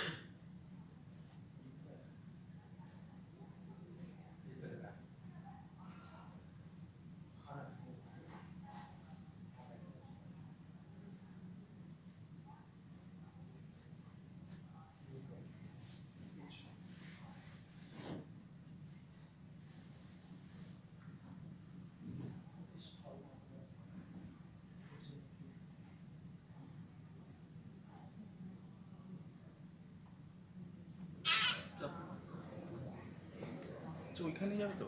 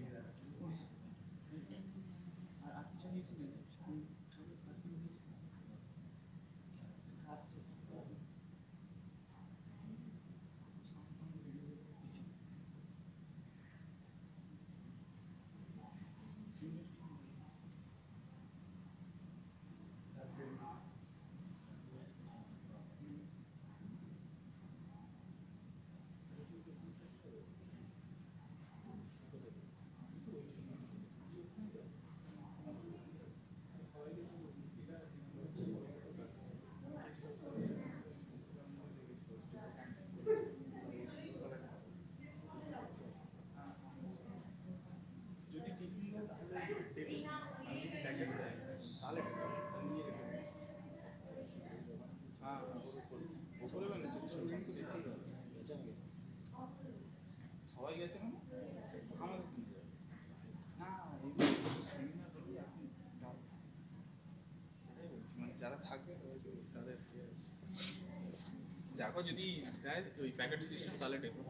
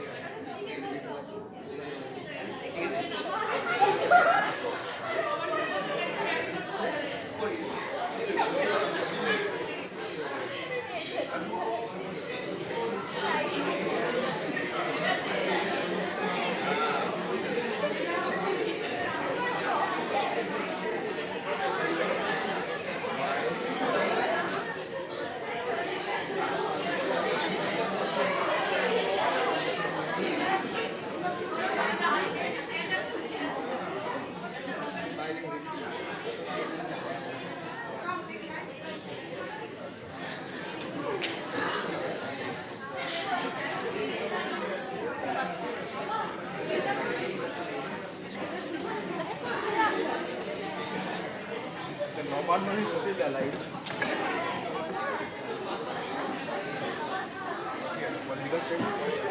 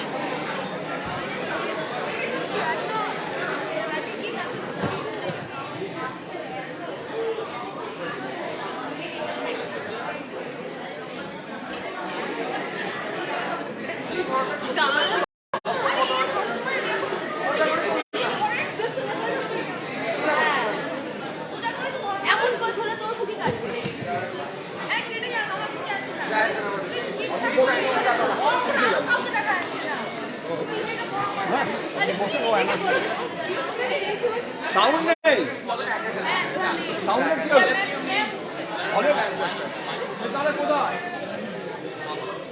কোথায় আমাদের তো ফোন নাম্বার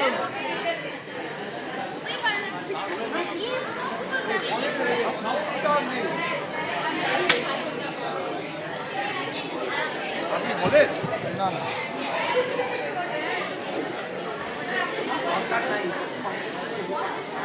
এই হলের এখানে কেউ নেই সাউন্ড সিস্টেমটা এখনো চালু হয়নি কাকে বলতে হবে কিছু বলে যাও না আসতে হবে না ফোন করে দাও ওই যে কি মাইকি ফাইকি কে আছে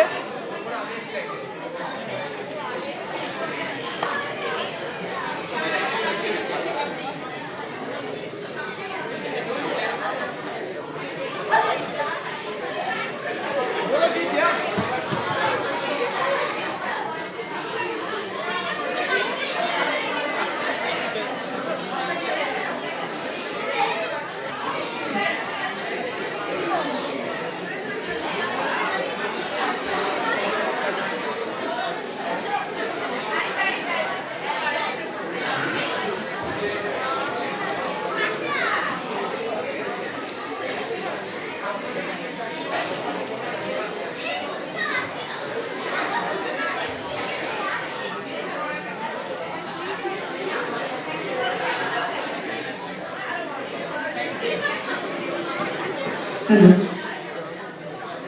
Good afternoon. We are about to start our post-lunch session. I would like to thank the students and accompanying teachers for their enthusiastic participation to make the program a grand success. Now it is time for third invited lecture. The third invited lecture will be delivered by Professor Shurojit Sinha, Senior Professor, School of Applied and Interdisciplinary Sciences on therapy for genetic diseases using Watson-Crick-based pairing concept of DNA. May I request Professor Sinha to please come on the dais and take a seat. Sir, please.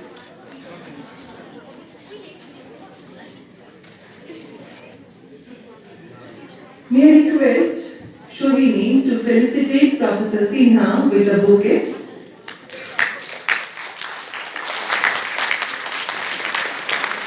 Thank you, Shovini. Thank you, sir. Now may I request sir to give presentation.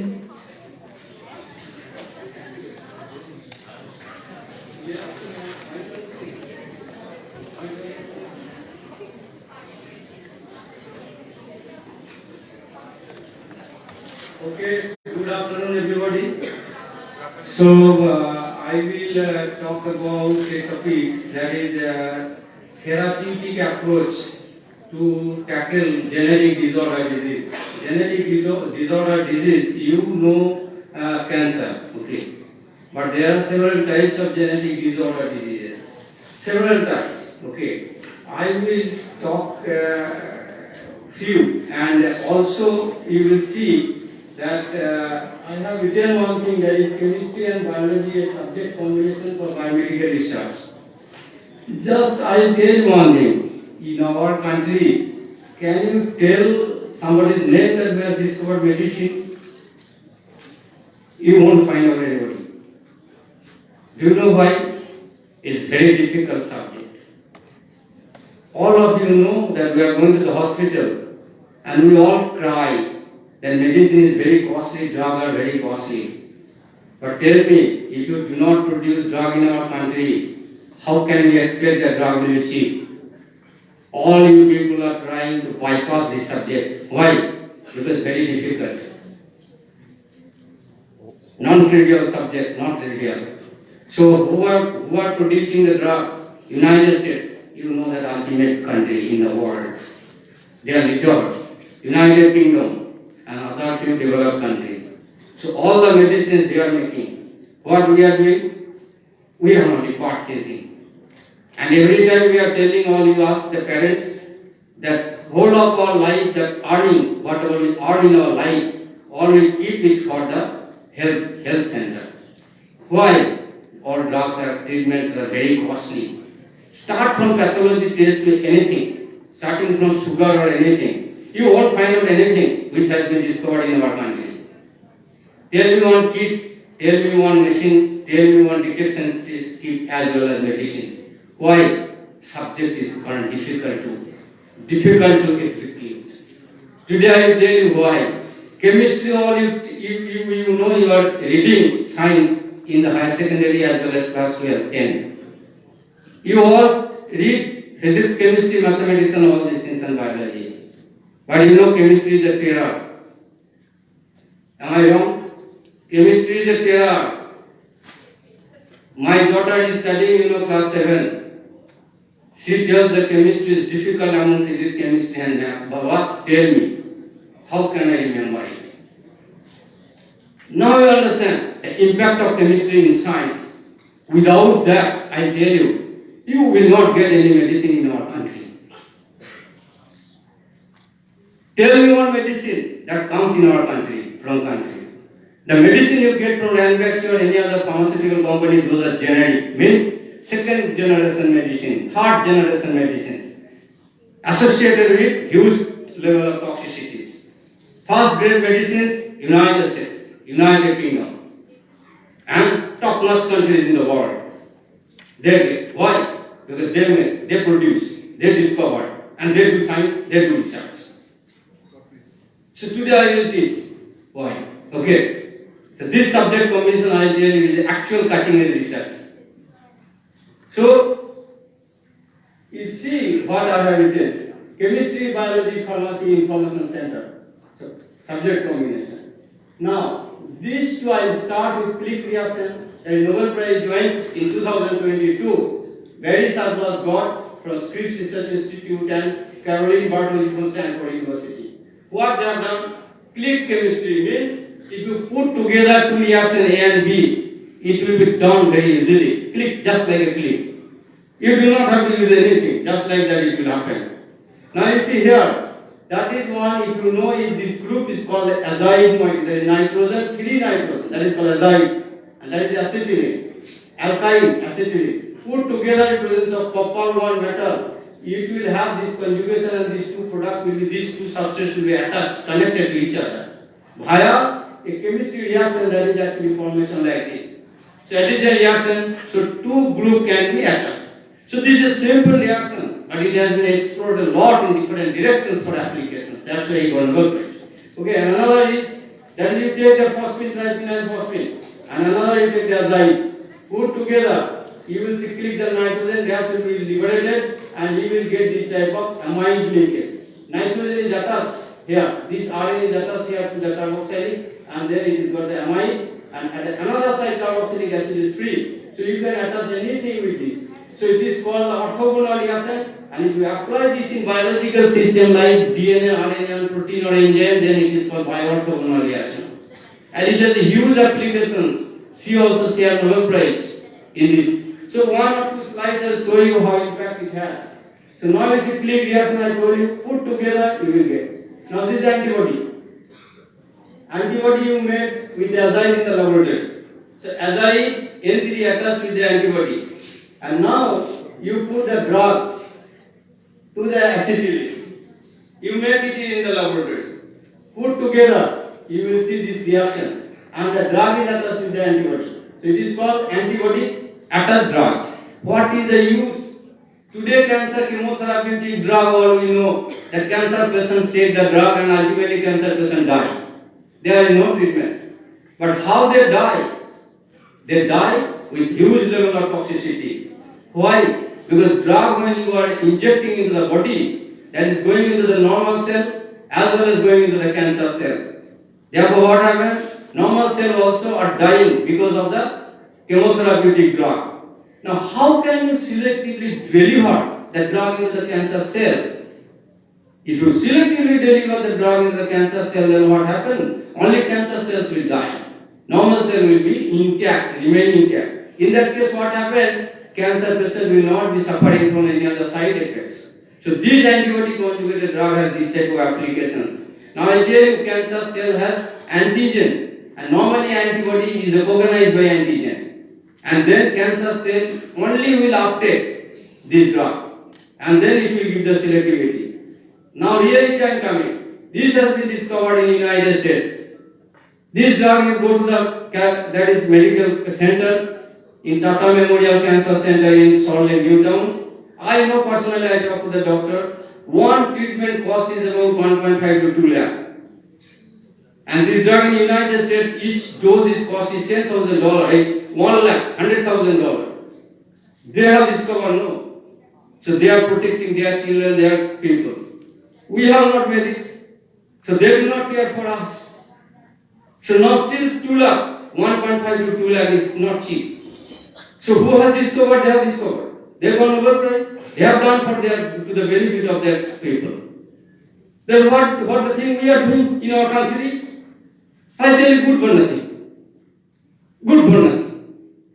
This is the I'll tell you hard to very difficult to digest this word, but I'll tell you, good for nothing. Tell me after 1947 what discovery has come in our country. Don't talk about C.V. Raman and Meghna Saha and Jagadish Bose. You now imagine what is the reality. Now next I tell you, this silicon chip you know. Silicon chip has huge applications in electronic devices. Smartphone, computer, anywhere you go, silicon chip. So if you modify the surface of the silicon chip, then you will have a different grade of silicon chip and different type of material property. of compound, chemical compound. You see here, the click chemistry you can successfully apply here. You see this is attached. And this type of silicon chip can be used as electrode, organic electrode, organic. Several applications are there, just one, two slides I am showing you here. You can understand the Nobel Prize means you can understand what is the impact to the society. Okay. Now next I am coming. Sialic acid. This is actually the monosaccharide. It actually present in all cell surface. Okay. Everywhere in the cell surface, in the cell membrane. Our body has trillion number of cells. So everywhere it is there. Immediate blood cells, it is there. Brain, it is there. Brain, it is called gangliocyte. So sialic acid everywhere it is there. Now in cancer, you know metastasis stage people call. Metastasis stage means what happened? Cancer one place it is grown. After some time you will see cancer is found in another organ. That is called metastasis. Means source is one place but it is migrating to another place. Migrating cancer cell from one place to another place. How? Through bloodstream. Bloodstream actually is like a river. Water is flowing, blood is flowing. So cancer cell is moving through blood and reaching from one organ to another organ.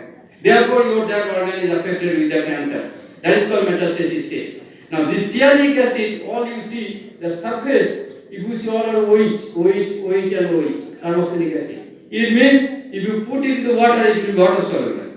Now, cancer cell will have huge level of sialic acid, and that cancer cell easily can flow into the blood because blood is water.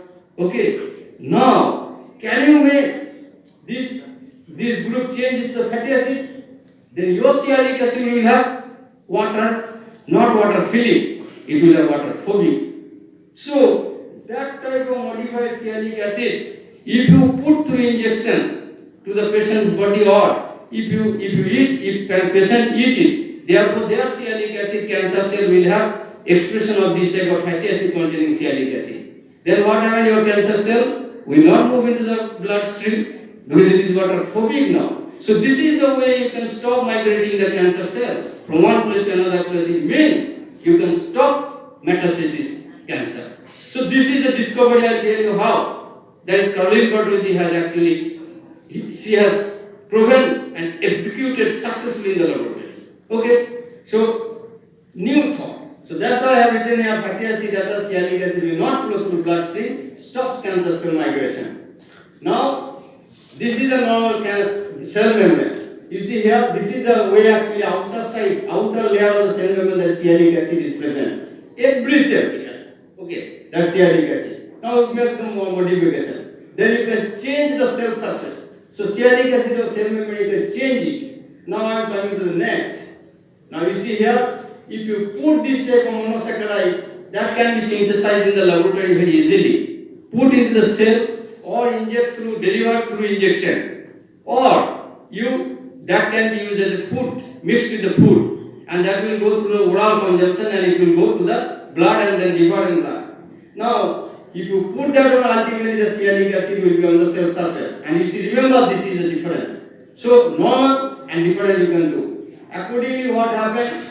Caroline Bertolucci, what she has done. So, this is different type of thing. So, what happens? Another application. Take the DNA, as I told you, phosphine, that phosphorus.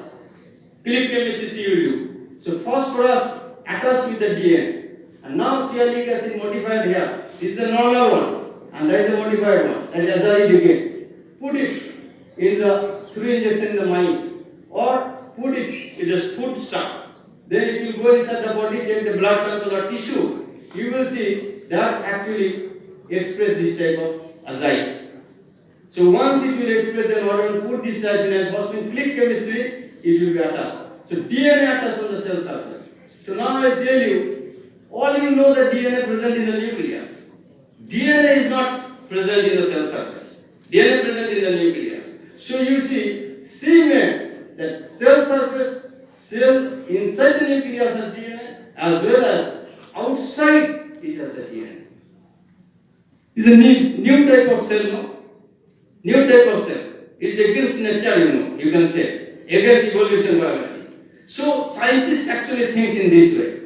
So, non-trivial way they think. Okay. What is there, they don't want to see, they don't want to discuss. So, in this case, DNA is present in the nucleus, DNA is present in the cell surface. So DNA coated cell surface. It has huge applications I am not going to discuss here. So if you read, you will see.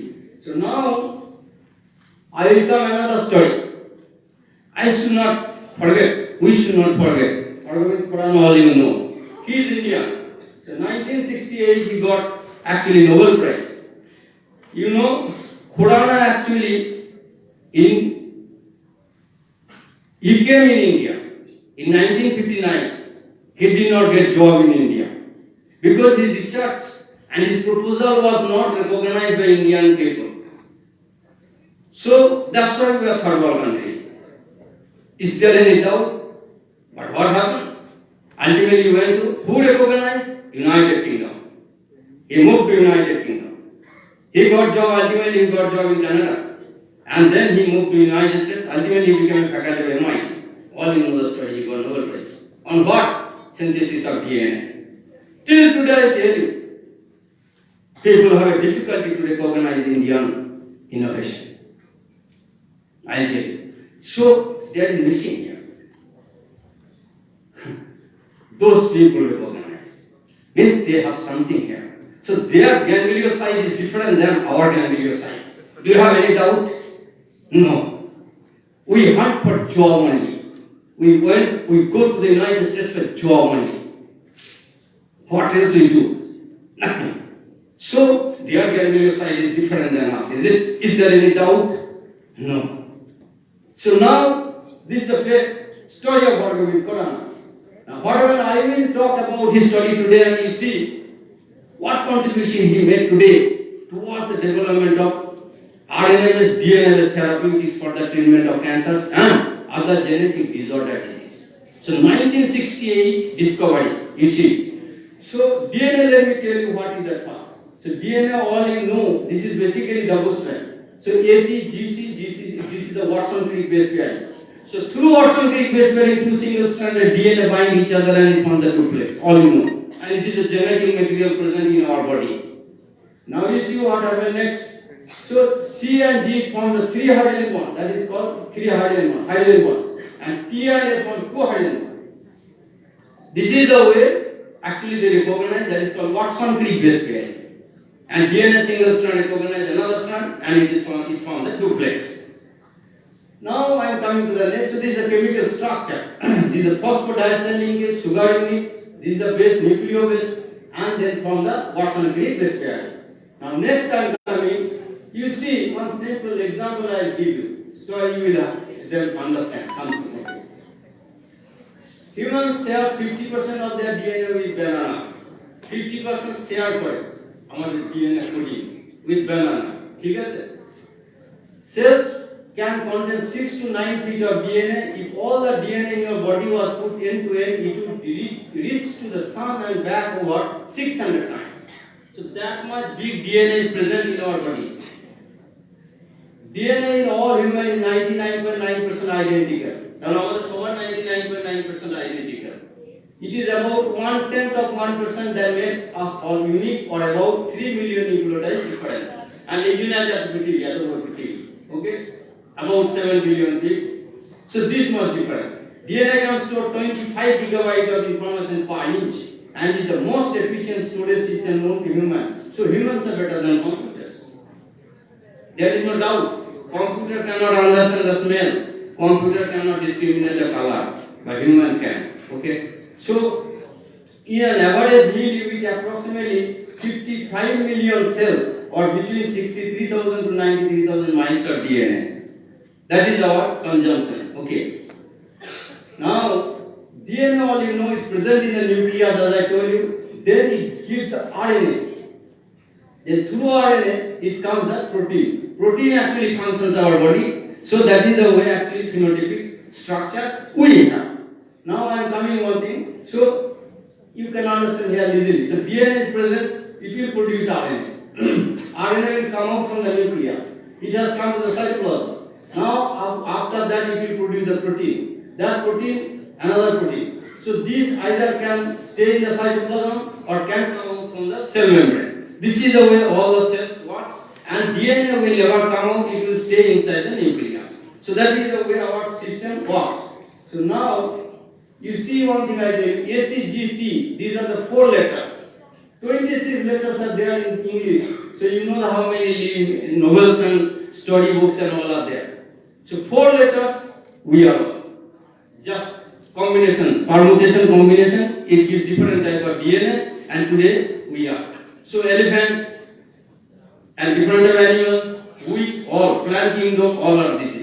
So now, here if I explain you see CARE, one meaning, we change it, RSC, different meaning. Similarly, GSCT will give different type of protein, AGCT will give different type of protein. So this is so many, so you can understand with 4 letters.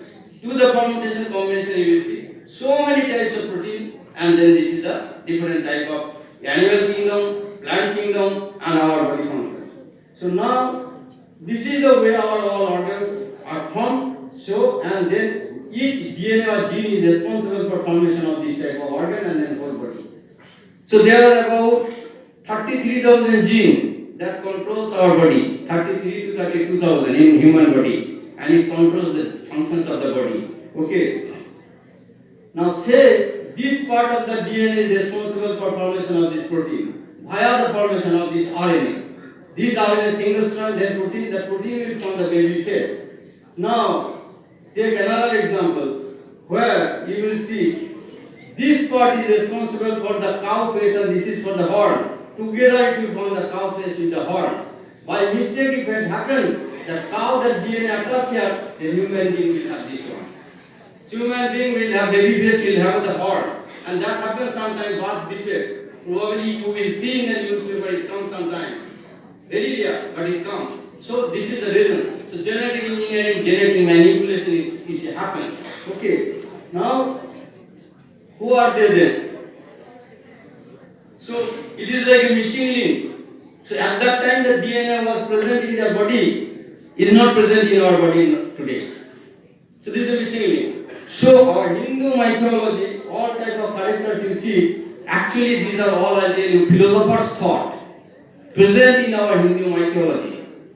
Now philosophers' thought means this type of mythology, picture, image you have seen. It means you should understand that there is a genetic engineering. If we can prove it in the laboratory, then we can successfully explain that who are they. But I'll tell you, again this genetic engineering, that thought has been explored, explained, and has been executed in the laboratory. That is called scientific methods. Scientific methods have been developed by Western world scientists.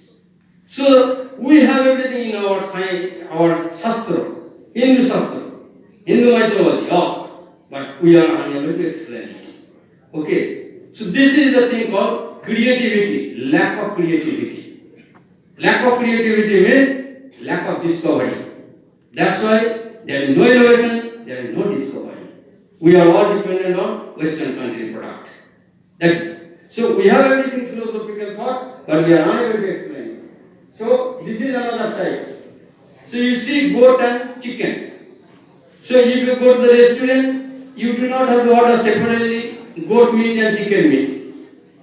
Order this type of animal, one dish, you will get both flavor of this. So you can save your money also. This is the way. Okay. So this is called genetic engineering. Now I will tell you a story.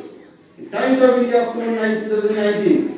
A 700 snake skin discovered near Bengaluru has left local curious. This is 7. 1, 2, 3, 4, 5, 6, 7. So 700 skin. That is reality. It was found. Now what happened in the Hindu mythology?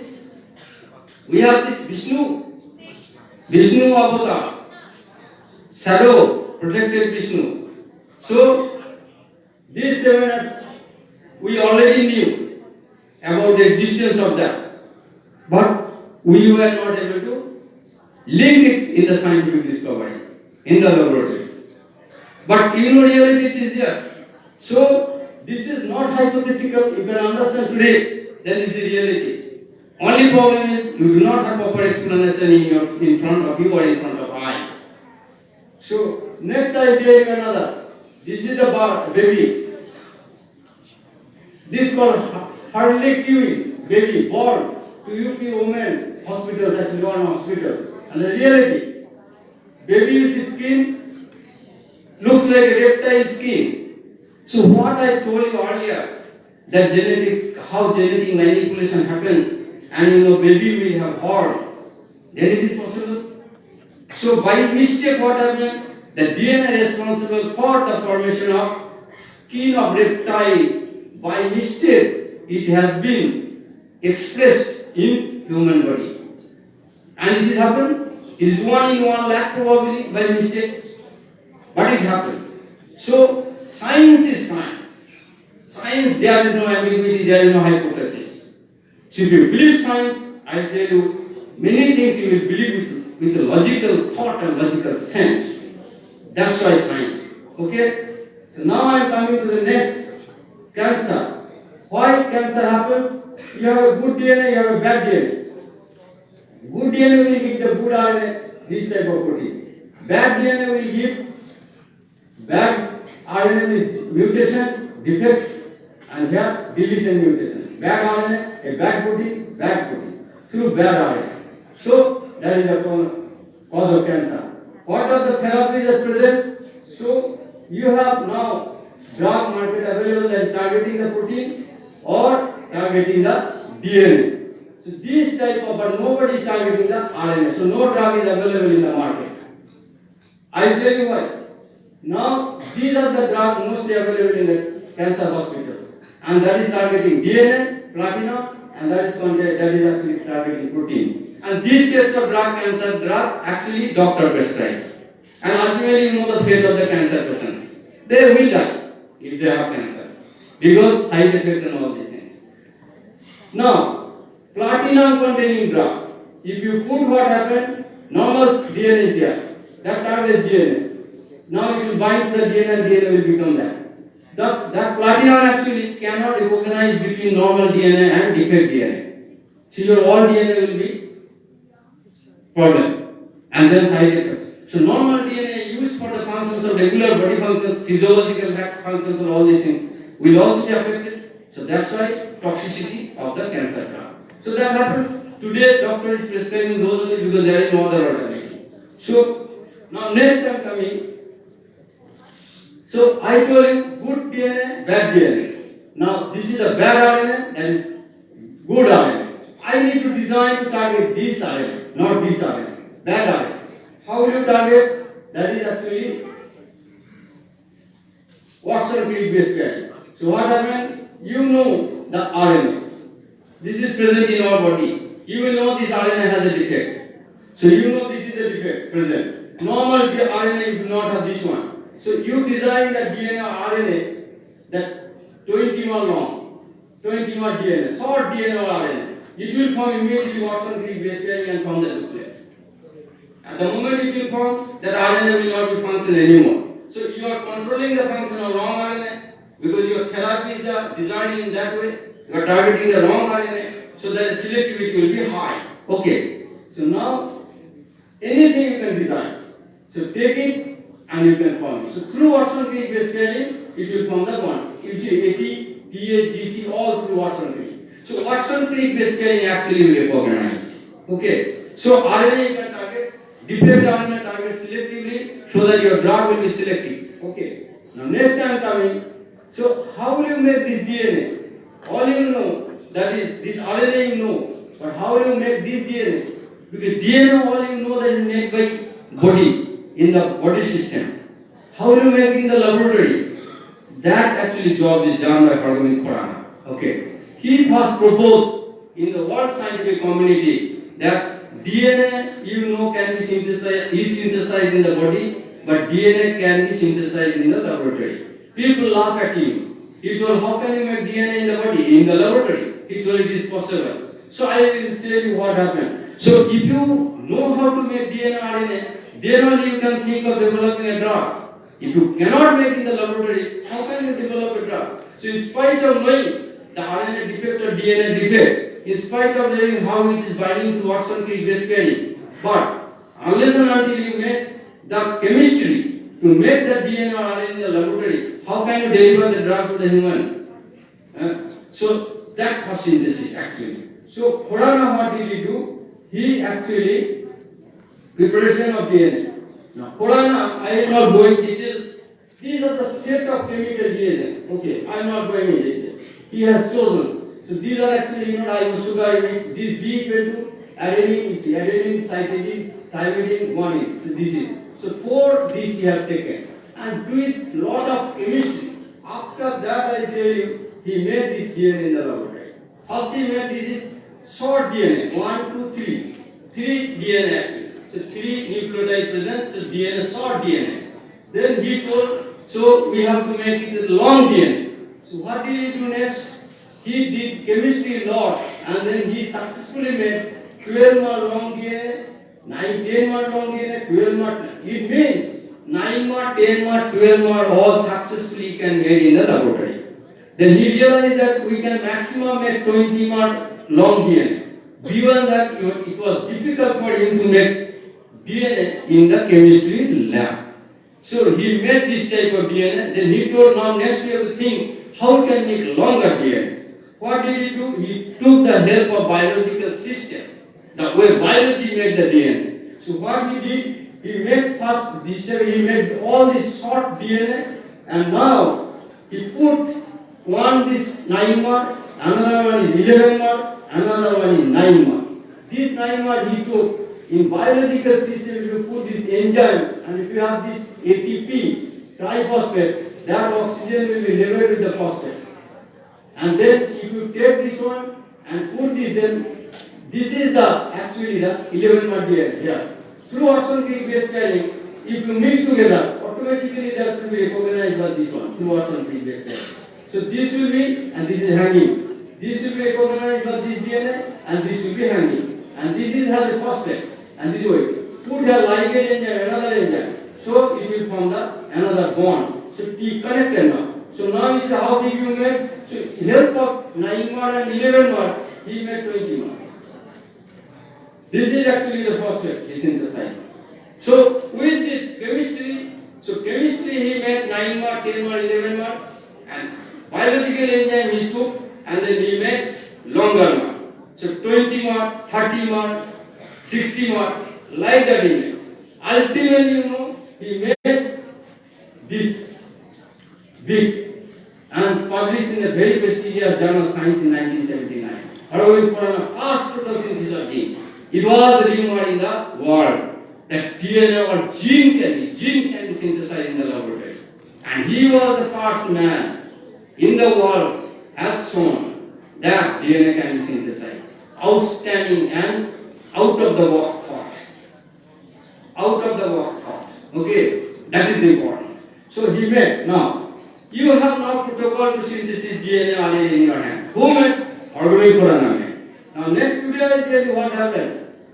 What he made, he mentioned. He told, the next step should be to learn to manipulate the information content of genes and to learn to insert them into and delete them from the genetic system. When in the distant future all this comes to pass, all will be sorted out, that the temptation to change our biology will be very strong. It means what happens?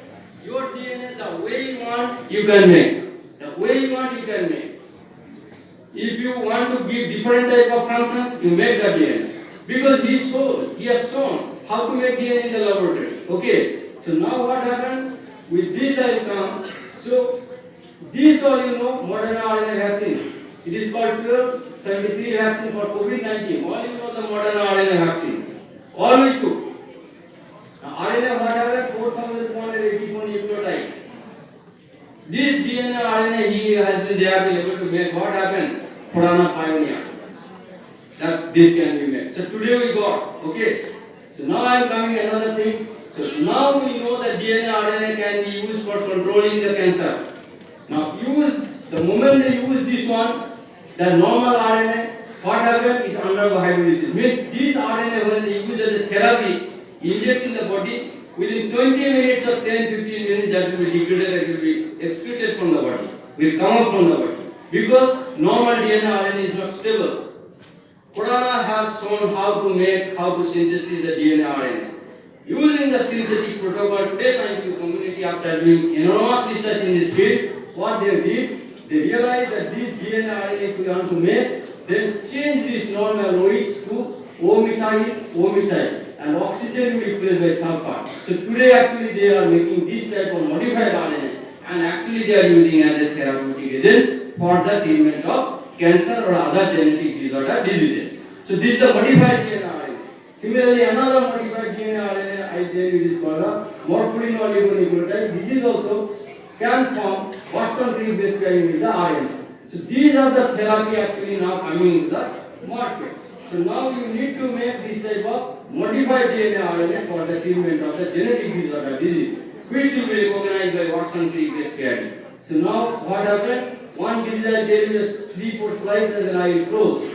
What happened? This is disease called Duchenne muscular dystrophy. It is a genetic disorder disease. This disease, because of the disease, actually dystrophin protein is not produced. And this dystrophin protein actually supports the muscle. And you will see very often the news comes in the Anandabhajar paper that due to the lack of the DMD disease, many children they survive up to 12-15 years and they die because muscle is not functioning. Muscle becomes weak and ultimately muscle undergo degradation.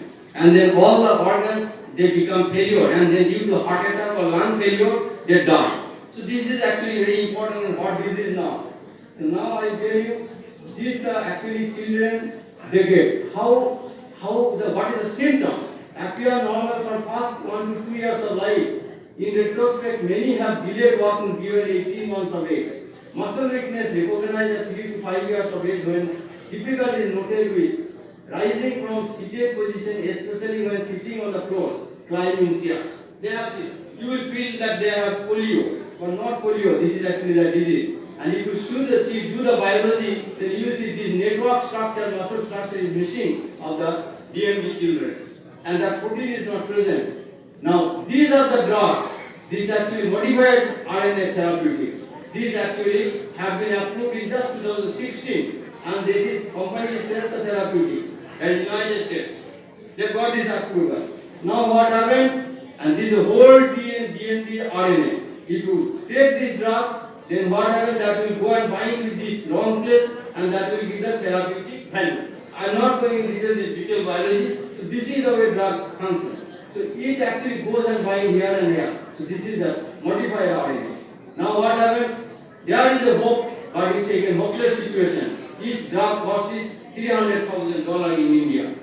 Who would be able to afford this price? Nobody. Unless and until we make this drug in our country, nobody would be able to afford this. So this you see what happened. Sabkoti taka oshud osai Baba Maya came in newspaper in Anandabhajar 2017.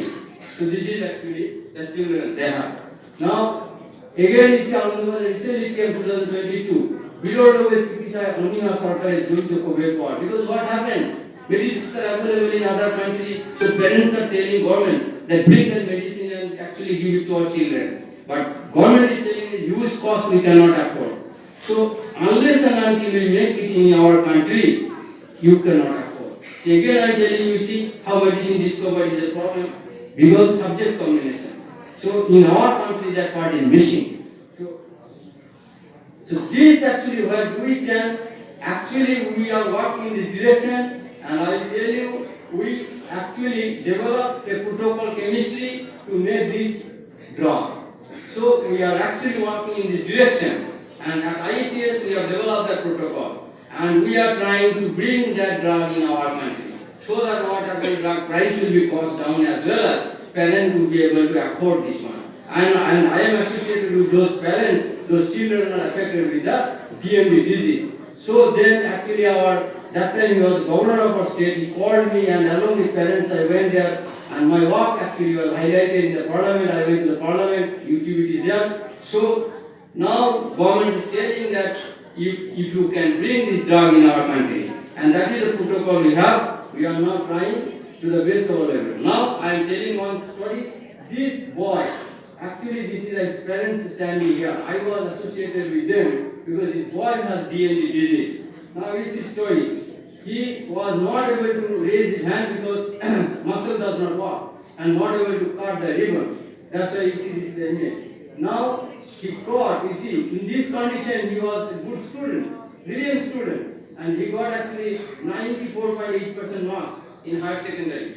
And after that, he actually joined in a college and he studied BSc Biotechnology honors. Okay, and I was associated with him because I thought, their parents thought that we will be making medicine for him. And we are working. Still today we are not able to bring the medicine in the market because we are working. Research laboratory, it is in the research stage. Okay. Last month actually that boy passed away. It's a sad story, I'll tell you. So anyway, so this is, I'll tell you the reality. You can understand. Now there are many things here that I am associated with this. That here my name is there. So we are still working. Let's see how we can help the children having DMD disease. Now this is my group. I would like to thank all of them. They are sitting here in the back and they are actually working very hard towards the development of this drug in our country, and let's see how far we will be able to reach here. Okay, so with this I would like to thank all of you for your kind attention and your new questions.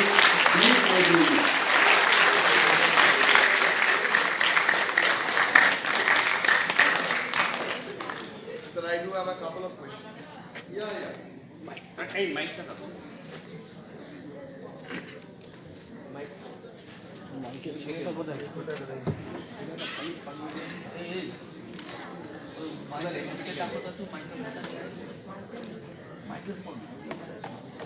Yes, yes, come. Hello, sir. When you are saying that engineered hydrophobic salicylic acid is being made, so it does not let the metastatic cancer mass to flow from one target organ to another target organ through the blood. So if that is so, we will not get the accumulation of the cancer cells in the original site, and that will be resulting to a necrotic phase or fungating cancer. Yes. This is my first question. Yes, one thing. I tell you. This is I showed you. The explosion of the consequent cells over there in the local area. Yes, I'll take it. This is I just showed you because your time is short. I normally teach this class. So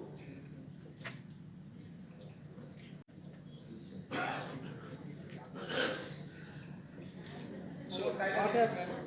That is the way I showed you that how you can brilliantly engineer. Okay. Yes. But therapy development is a different game. Yeah. So there, it has not come yet as a therapy in the market.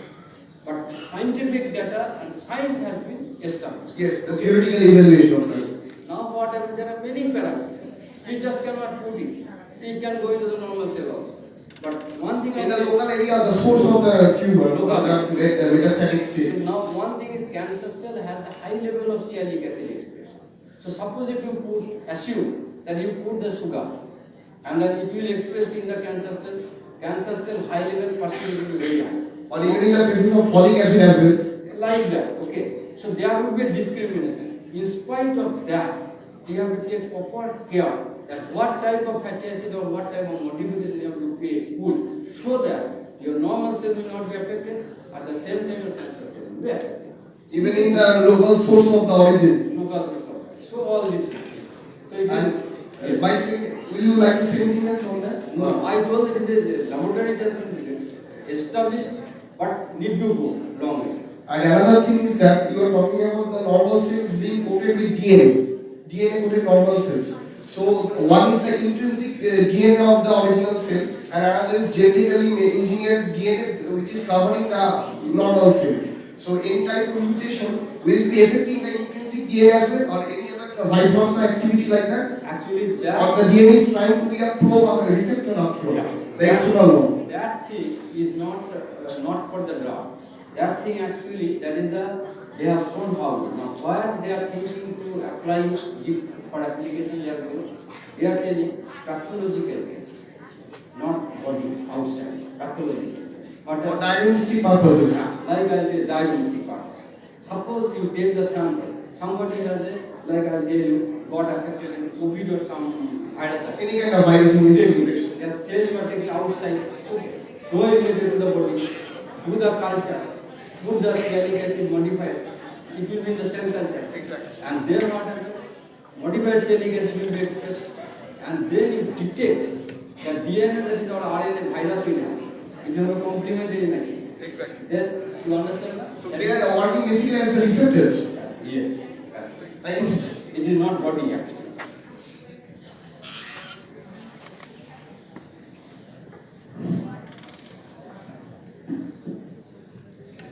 Sir, you have mentioned a lot of times that cancer patients at the end of the day, they somehow die from the toxicities and the toxins. But some cases we have seen that cancer patients have been told to recover from cancer, but after a certain period of time, the cancer has relapsed. So after that, they have to go through a period of like Second generation chemo. yes, sir. The chemotherapy plus the checkups from year to year to check if they still have the cancer. So, how does it again relapse and then cause the death of the person when it was already cured? Okay, that is called cancer distal prognosis. It means cancer what happens, once it happens with cancer mutation, DNA mutation is there. It means that body already has a defect DNA. Okay?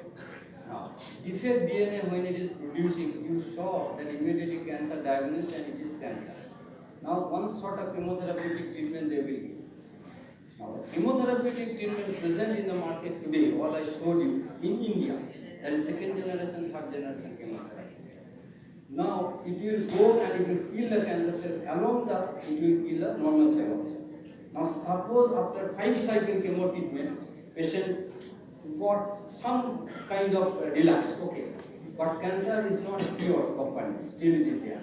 So, doctor will get the life expectancy is like 1 year, 2 years, 6 months, or depending on the stage of cancer.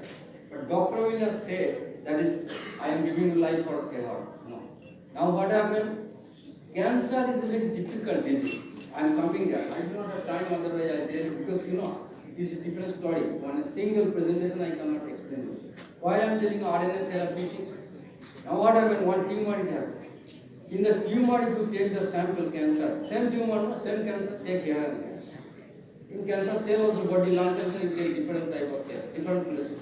You will see, cells will have different type of DNA, different type of heterogeneous, that is called heterogeneous, no homogeneous.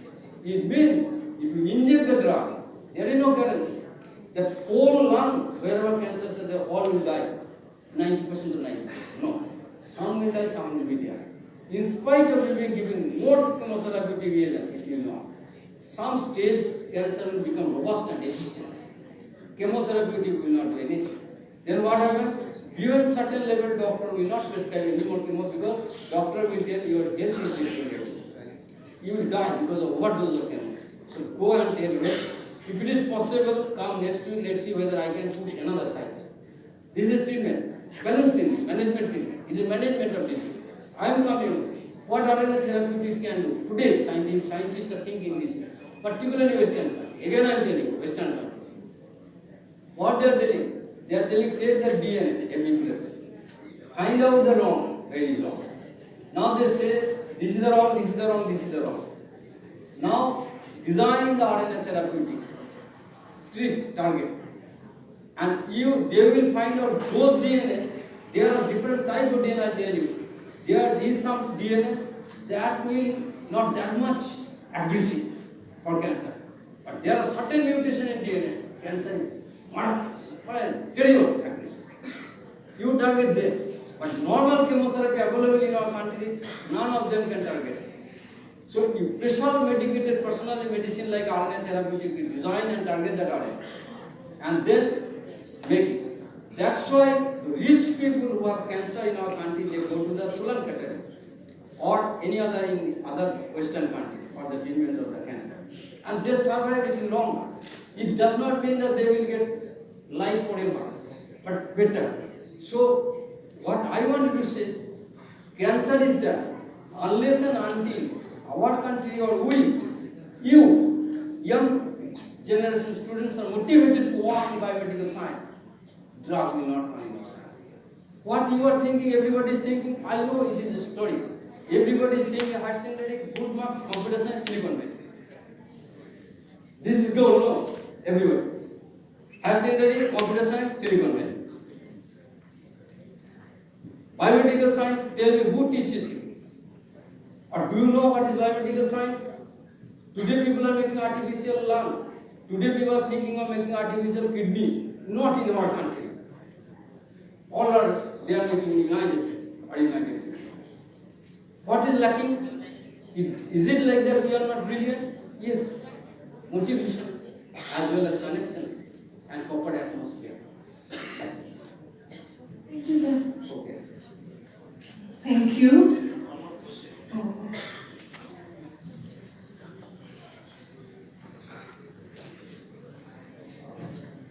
You have mentioned a genetic disorder, it is muscular dystrophy. My question is, actually muscular dystrophy is a genetic disease. Is it cancer? No, it is not cancer. It is not cancer. You know, cancer actually is a proliferation. Cancer means mutation will happen in such a way that it will proliferate. It will develop some kind of tissue. But DMD rather, it will involve to degrade the muscle. The dystrophy, the cause of muscular dystrophy, you have mentioned, actually what is the cause of dystrophin deficiency? Acha, cause of dystrophin deficiency. Yeah. Actually, dystrophin gene, there are 70, you are from biology background? Yeah. Okay. There are the DNA that is 79 exons, that are 79 exons. Now, in dystrophin gene, 79 exons, anywhere, if there is mutation, duplication, or deletion, it happens, then that is a wrong dystrophin. The wrong dystrophin actually does not produce dystrophin. Why? Because during reading, that is during translation, RNA to protein synthesis does not happen. Therefore, that RNA is the wrong RNA. So no protein. So protein is not there, means phenotypic function is not there. So protein is supposed to support the muscle. No more protein, disturbing protein is there. So now, RNA therapeutics, what scientists discovered, they realized that the kind of the wrong splicing. The wrong splicing, when they found, suppose exon 43 has a wrong splicing.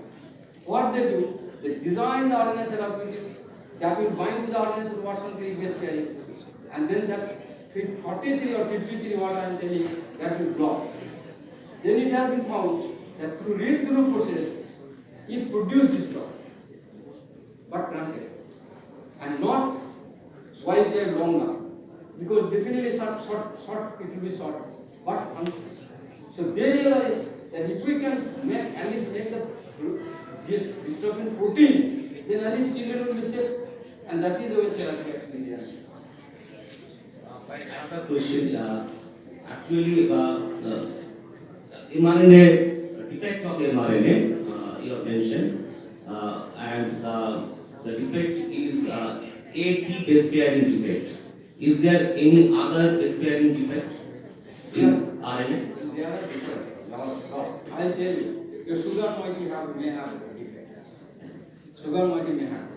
But normally base pair actually recognized by Watson-Crick base pairing. And it was found, suppose I tell you, defect means what? Defect, why I am telling you it is defect of mutation.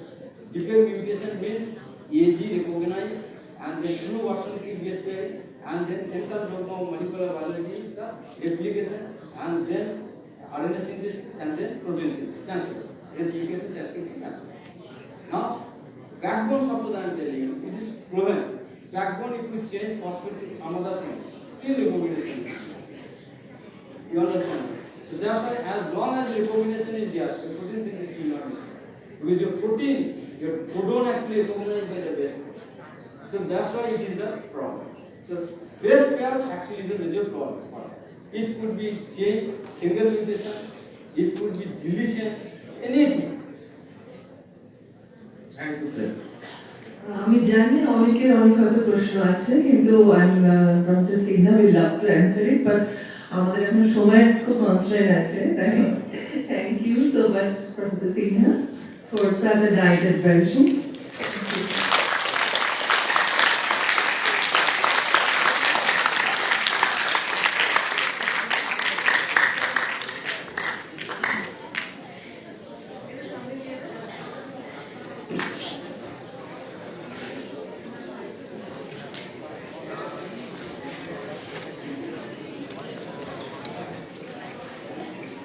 এবার আমাদের quiz contest সেশনটা শুরু হবে। আমাদের স্কলাররা research স্কলাররা এটা organise করবে, তো আমি ওদেরকে মাইকটা দিয়ে দিচ্ছি, ওরা এটা অর্গানাইজ করবে। একটা কথা বলার, যেটা হচ্ছে হলো শুধু পার্টিসিপেটিং স্টুডেন্টসরা যারা বাইরে থেকে এসেছো তারাই পার্টিসিপেট করবে এখানে, আর যাদের হয়ে যাবে, যারা একটা প্রশ্নের উত্তর দেবে তারা এই সামনের বেঞ্চে এসে বসবে। এটুকুই বলার। ওকে,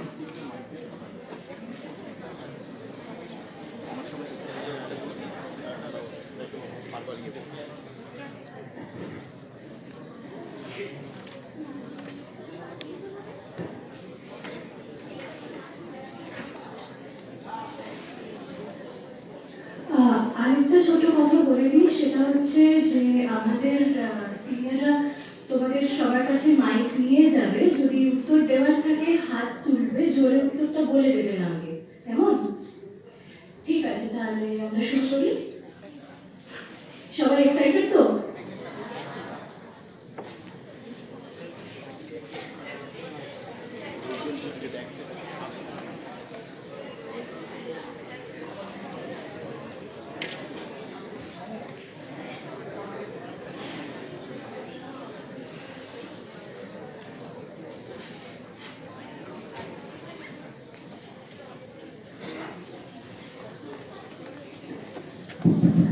হ্যালো,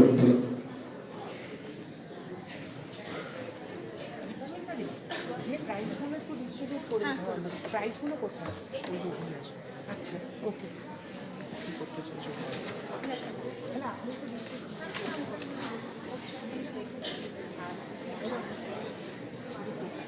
এদিকে থাকছে, কেন ওদিকে থাকছে? মাইক অফ আছে, তাই তো? অন করে তাদের অন করে দিন, গিয়ে চেপে Okay, so question number 1. An optical fiber is a non-conducting waveguide that transmits light along its axis. The first working fiber optic data transmission system was demonstrated by the German physicist Manfred Bonner at Telefunken Research Labs in Ulm in 1965. So the question is, which phenomenon is responsible for optical fiber communication? Okay, I see a hand there. Please.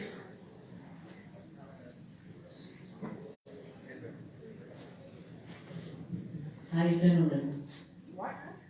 Can you please repeat what you said? High phenomenon. No, that's not the right answer. Anybody else? Total internal reflection. That's the correct answer. Very good.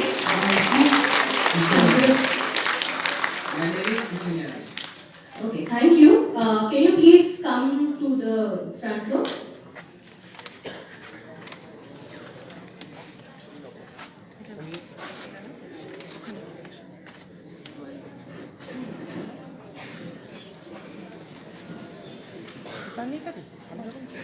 Okay, so let's move to the next question. Next question, please. In 1610, Italian astronomer Galileo Galilei was the first to observe this planet through a telescope. Now its density is less than water. Okay, we already have some hands there. Please. Saturn. That's absolutely the correct answer. Very good. Please come forward.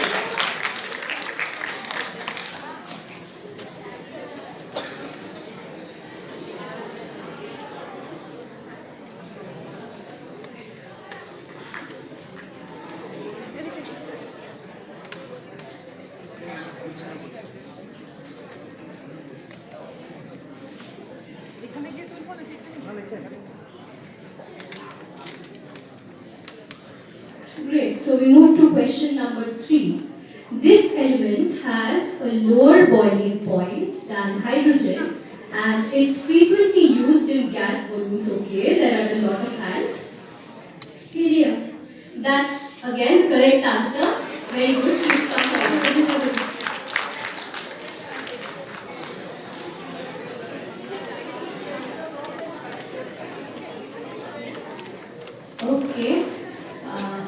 question number 4. Yeah.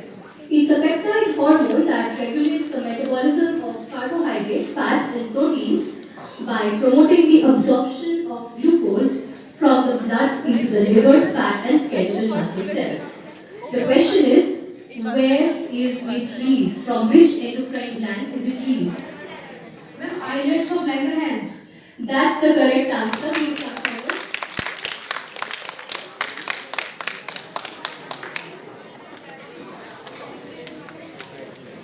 Moving on. This elementary particle is popularly known as the God particle after the 1993 book, The God Particle by Nobel laureate Leon Lederman. So what is the original name of this particle? Okay, I think he had raised his hand first, so okay. Quantum particle. That's not the correct answer. Can we go back? I think we had seen a hand there.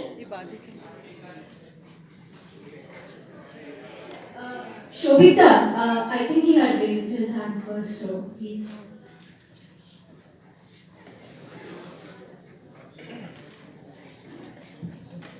Higgs boson. That's correct. Please come forward.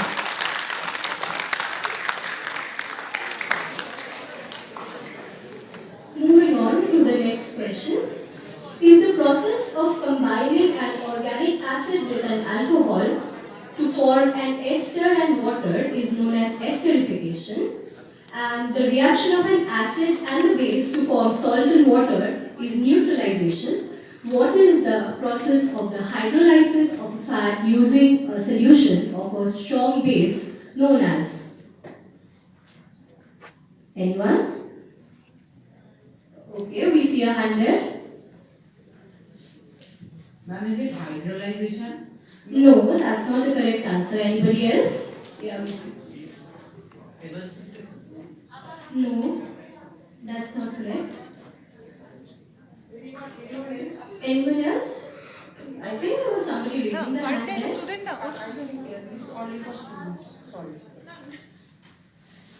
Teachers, you are please requested to refrain from participating. We want to give all the students a chance at answering. Oh, I'm sorry.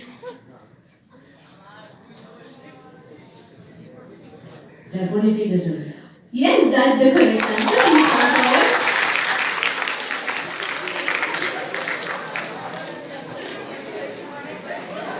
Moving on to the next question, question number 7.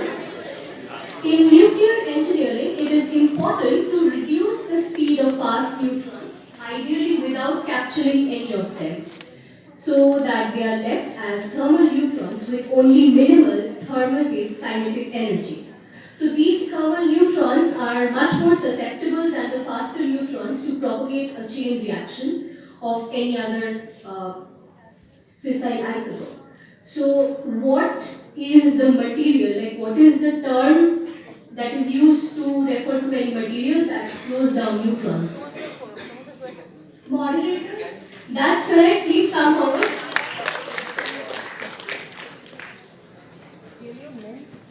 Moving on to question number 8. It is a lung disease caused by the inhalation of very fine silicate or quartz dust. It is also the longest word, at least one of the longest words, which is entered in most dictionaries. We need the whole word, so if you can tell us the whole word. Silicomolecule. You're going in the right direction, but you have to give us the whole word.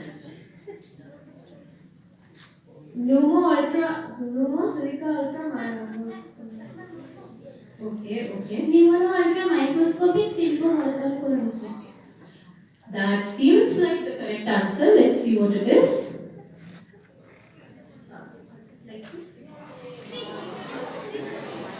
Okay, she went pretty close. I think we can decide that.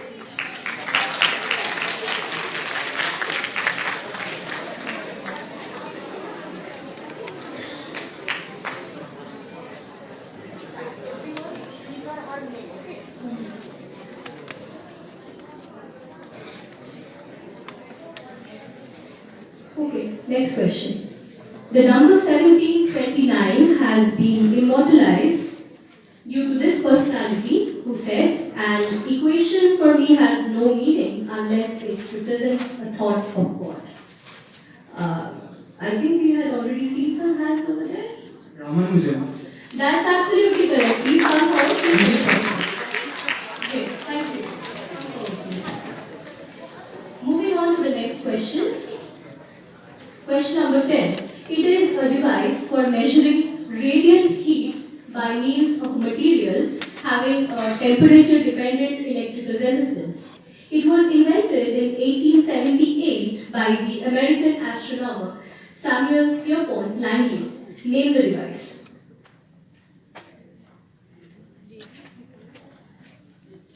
Anyone from the ones who have not answered already? Globe thermometer. No, that's not correct. Anyone else?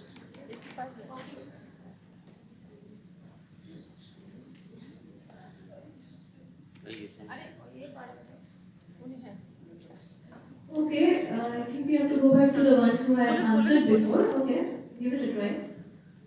Thermistor. No, that's not correct. Anybody else? Some. Bolometer. That's absolutely right. Please tell us your name and password. My name is Satana Begum. Please answer. Okay, next question, please. The credit for the discovery of the atomic fission of uranium and setting the stage for the nuclear age is given to 3 scientists. Among them, one of them won the Nobel Prize in Chemistry in 1944. Who is the scientist?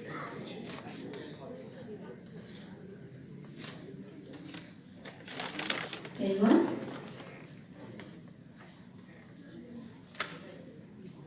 Anyone who has not answered already?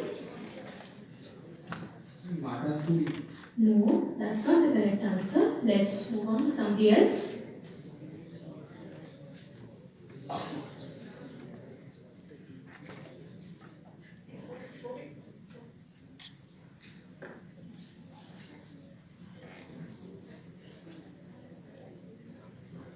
Niels Bohr.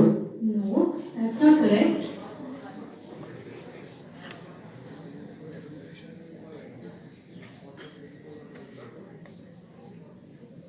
Otto Hahn. That's absolutely correct. Please tell us your name and come forward. Thank you. Okay, let's go to the next question. The first report of the presence of this compound in plants was made in the late 1600s, but now it is known as the main constituent of common kidney stones. Which compound is it?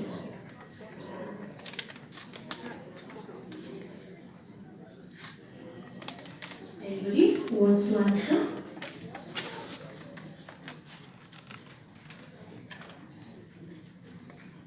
Cashew? The full compound, please. Can I give a clue? Sure. So, this is related with oxalic acid. First, raise your hand. Yeah, you have to raise your hand. And we have to have. Yeah, since you had already answered. Calcium. That's right.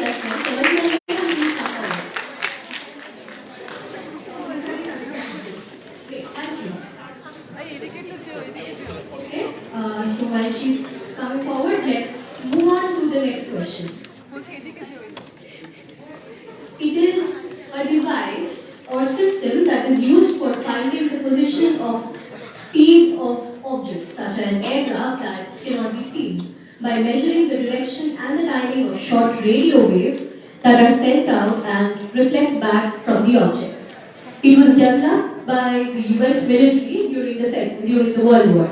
So you give us the full name. The full name, please.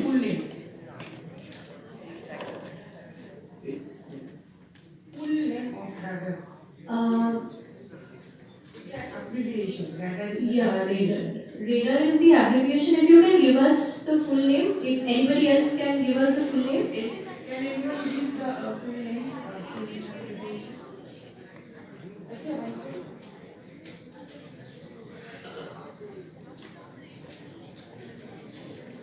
Radio detection and ranging. That's absolutely correct. Please tell us your name and come forward. Thank you.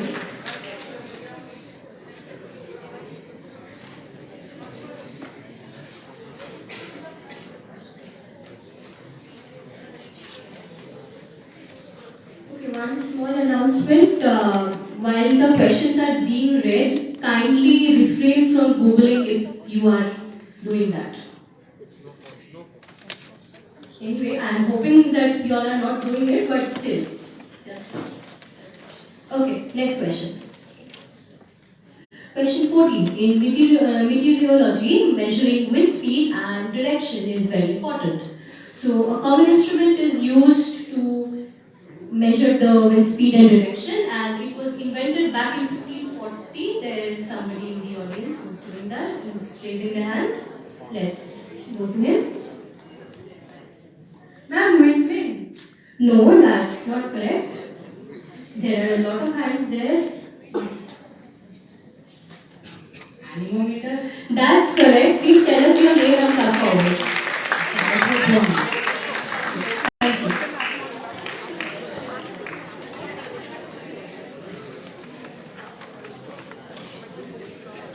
Question number 15. Yeah. Chlorophyll is a pigment that gives plants a green color, and there's a macromineral for the plant which is present in chlorophyll. Which mineral is it? Which metal is? Magnesium. That's correct. Please tell us your name and come forward. Great.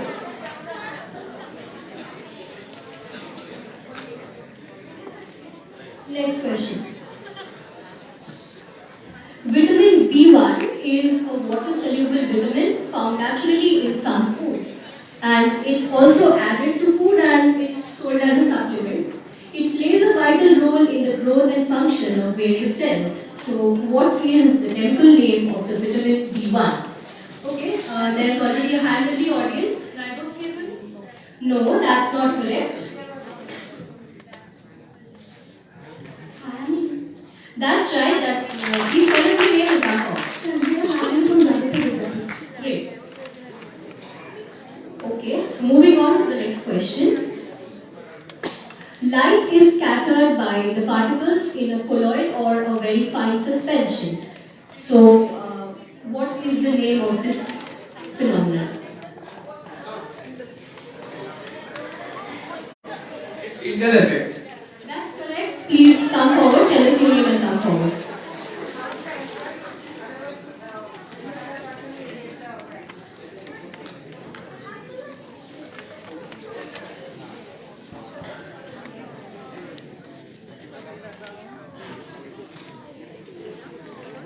Next question. This compound is most famously found among members of the family Lampyridae and it shows a yellow color in them. On the other hand, when it is seen in the members of the family Myctophydae, that is lanternfish, it is green. And the root word for the name of this compound is also the root word for the name of the devil. So, what is the compound? Is it phosphorus? No, it's not. Moving on. Carefully at the last clue she has given.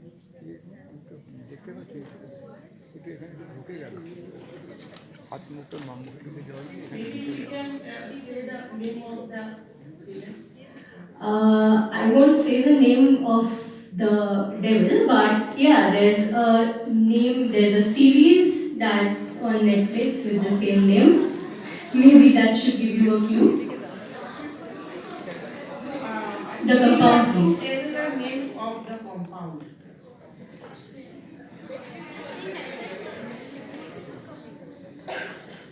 Lucifer.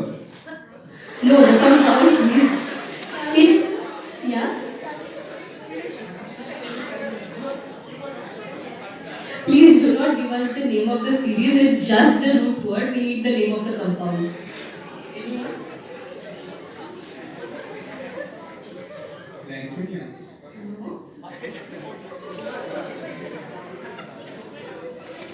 Is it iron?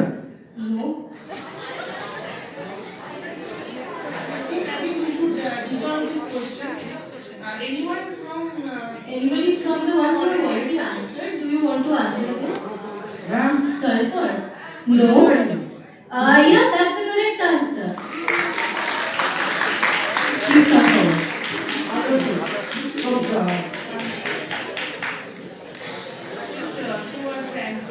Yeah, please show the answer. Yeah. So, Lucifer. And the members of the family Lampyridae are actually fireflies, where Lucifer is very commonly found. Okay, let's move on to the next question.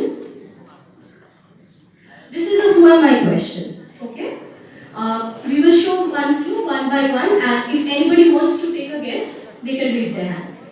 First question. First clue, I am a Bengali physician and scientist. Okay, one thing we want to make it clear, we'll take 2 answers only per clue. Okay? Yes. I think Jagadish Chandra Bose. No.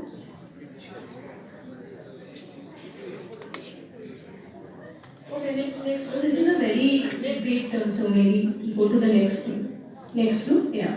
I was awarded the title of Rai Bahadur and awarded the Kaiser-i-Hind Gold Medal First Class by the Governor General Lord Lytton in 1924. Correct answer. That's the correct answer, and we did not expect it to get the correct answer so fast, but okay, let's look at the other clues anyway. I was conferred a knighthood by the British government in 1934. Next clue. I am a fellow of the Royal Society of Medicine, London, and finally, I synthesized urea sibamine and fought against Kala-Azar. What is your name? Is indeed the right answer. Okay, let's go to the next question. Born on 5th July 1996, she was closely affiliated to Dr. Ian Wilmot's lab at the Roslin Institute in Scotland. Named after a famous country singer, she was deemed a very successful child because her face was white and not black. But this is, of course, not for racial reasons. So, who is she?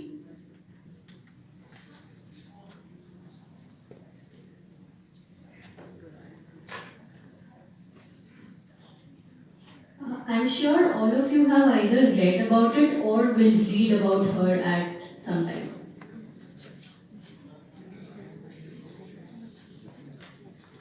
Anyone who wants to take a guess? Okay. Molly that goes ship. That's absolutely right. Please tell us your name and come forward. Ocean Hill. You are one of the participating students and from the audience station. Oh.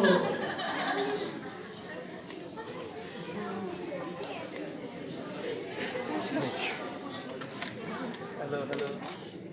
Okay, let's go to the next question. I was born in France to a family of tanners, and 2022 is my bicentennial year. Anyone? Okay, next question. My primary interest was art, but later I tended towards chemistry. Anyone? Okay. Next clue. Some historians consider my work on tar traits to be the most profound and most original contributions to science. Next clue, please. I am best known to the general public for my invention of the technique of treating milk to stop bacterial contamination, which is named after me. That's absolutely correct. Please tell us your name.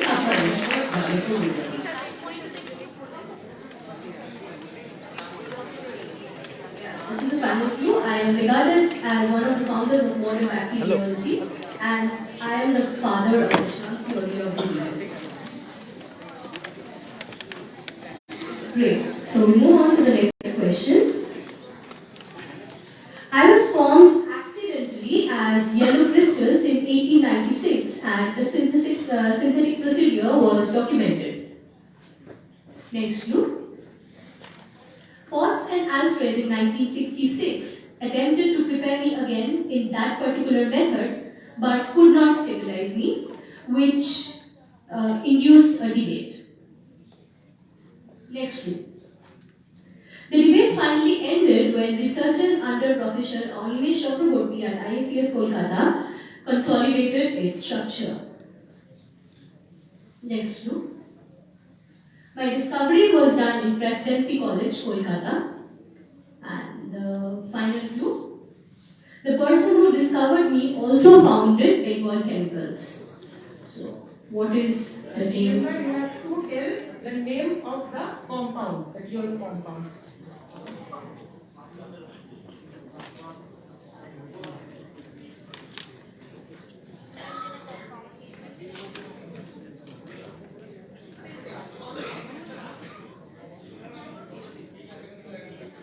Okay, anybody who wants to answer?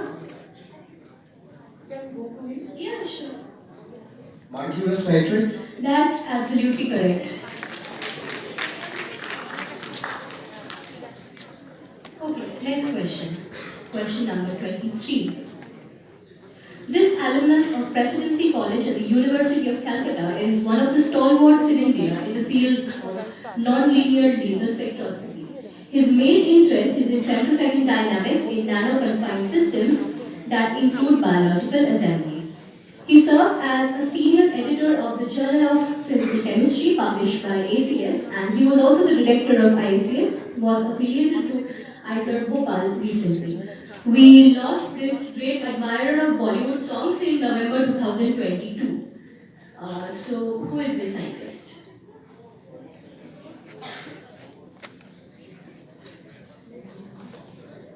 I think it's KK. He's a scientist. Okay, so A is his name. A is his name. Is it Motilal Bhumi?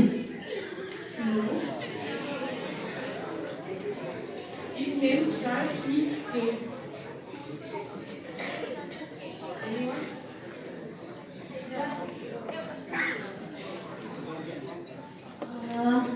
It seems like there is no. So can we go to the PhD scholars for this question only? I think we can. Anyone?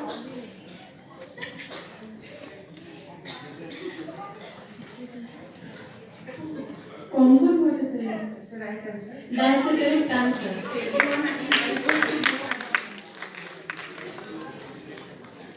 Okay. Next one, please. Question number 24. I am the founder of the Max Planck unit for the science of pathogens. Nobody? Okay, let's move on. Next, please. I identified small novel RNAs in the S. pyogenes genome, which the organism uses as part of its defense against viruses. No one? Okay, next clue. Later, I collaborated with Jennifer Doudna to invent one of the world's finest technologies to serve mankind. Next clue. I am somehow related to clustered regularly interspaced short palindromic repeats. And final clue, please.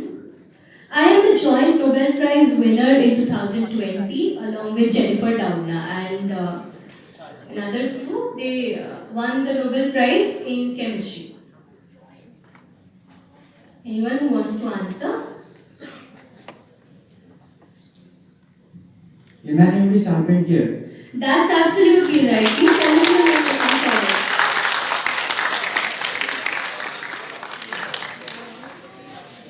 I'm not coming from India, I just India Public School Mission.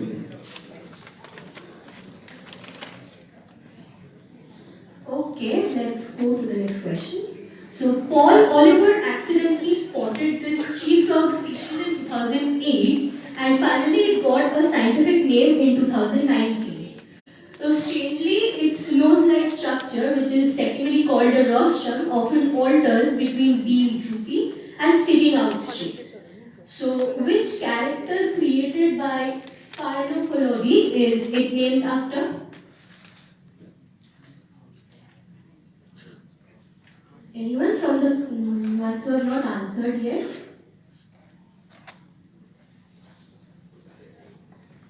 Pinocchio. That's correct. Please come forward. Tell us your name. Come forward. Sankobera is Sauron.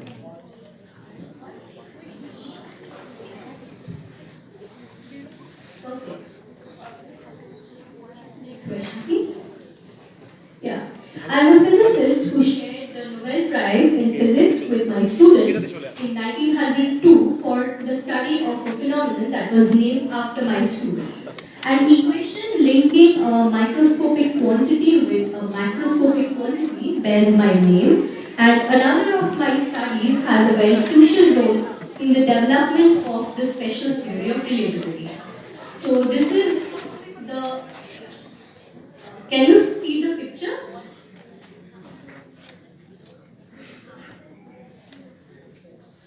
Okay, so who is this scientist?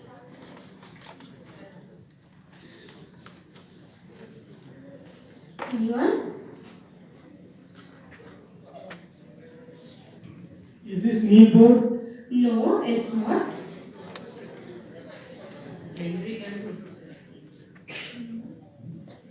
Is it Dr. Henry Payne? No. Is he Lawrence? Who was it? Okay, yeah, that is indeed the correct answer. Next question, please.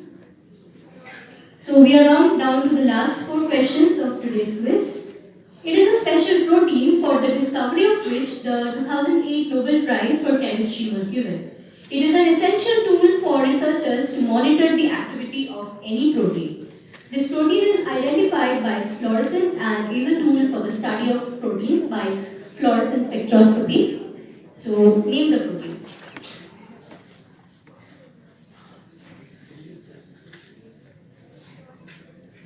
It's also used extensively in molecular biology.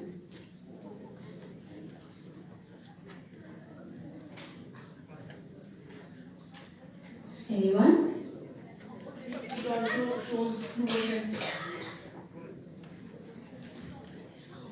I can see a lot of hands up there, but unfortunately it's for the students who are our guests today. So we can take if anyone. Yeah, if anybody has a few. Okay, you can see your hand there. GFP. That's correct. Can you give us the full form, please? Green process protein. That's absolutely correct. Come forward.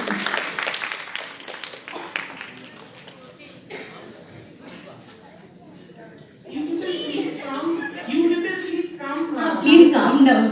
There are a lot of vacant spaces here. Please calm down. There are only 3 questions left, so if you stay there, you won't get any answers. Anyway, moving on. Question 28. My birthday is on the death anniversary of Galileo, and my day of demise is the birth anniversary of Einstein. Okay, we can already see hands. Isaac Newton. No, that's not correct. I will take only one more. Yeah, we'll take one more. Only one. Stephen Hawking.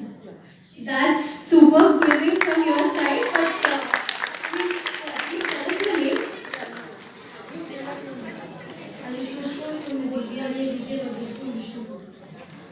Okay, we'll look at the other clues though. I'm a recipient of the Copley Medal awarded by the Royal Society and the Presidential Medal of Freedom. According to some reports, I had an IQ of 160.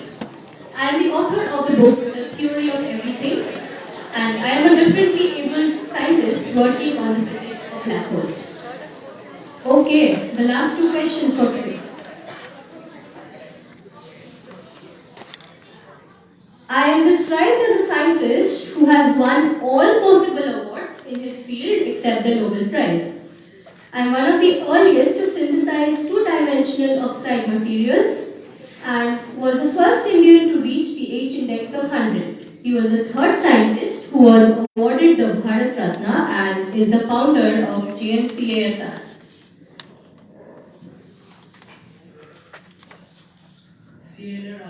That's absolutely correct. Please tell us your name, Kakao. From Techno-India Group Public School, Korea. Great, please come. And finally, the last question. A bright yellow colored hydrophobic molecule X is produced by turmeric. It is used as a dietary supplement, cosmetic ingredient, food flavoring, and coloring agent. It is also used as a complexometric indicator for boron, since it reacts with boric acid to form a red color compound, rosocyanide. So what is the compound?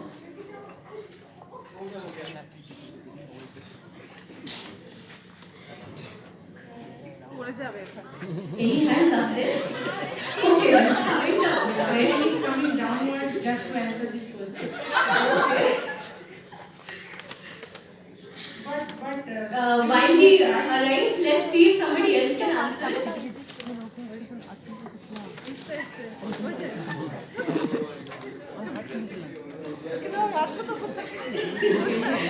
Okay, please answer. That's absolutely correct. Please come forward.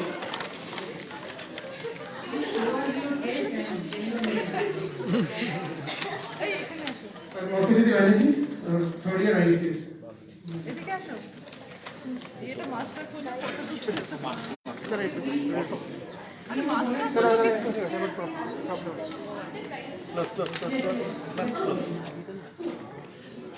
We have one more bonus question. Let's see if anybody can answer it.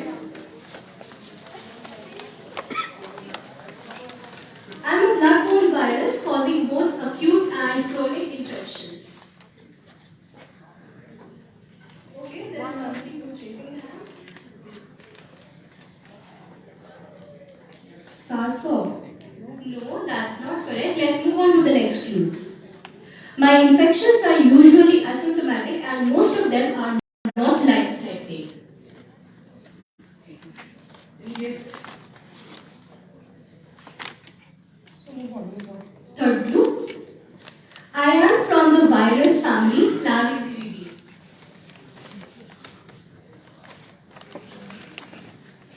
Are you raising hand or what? Is it flavivirus? No, that's not correct.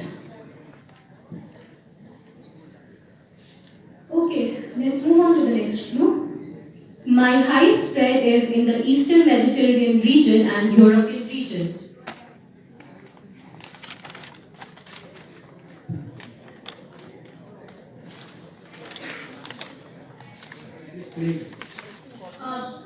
I would request people to not discuss any possible answers loudly. I think it's diarrhea. No, it's not diarrhea. For the ones who have already answered, let's go to all the clues. If nobody else can answer, then we'll come to you. Hepatitis C. That's absolutely correct. Please tell us your name, come forward.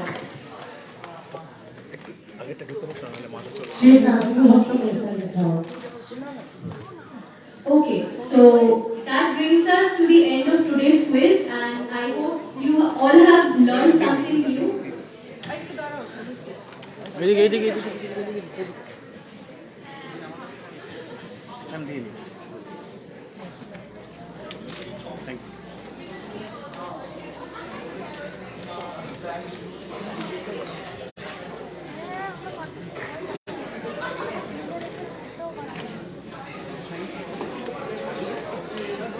আমরা এতক্ষণ যারা quiz contest organise করলো তাদেরকে আমি একটু করে আসতে বলছি আমাদের রিসার্চ স্কলার্স ওরা নিজেদের নাম নিজেরাই বলবে থ্যাংক ইউ সো মাচ ওদের জন্য অনেক ভালোবাসা আর পার্টিসিপেটিং স্টুডেন্টদের জন্য অনেক অনেক ভালোবাসা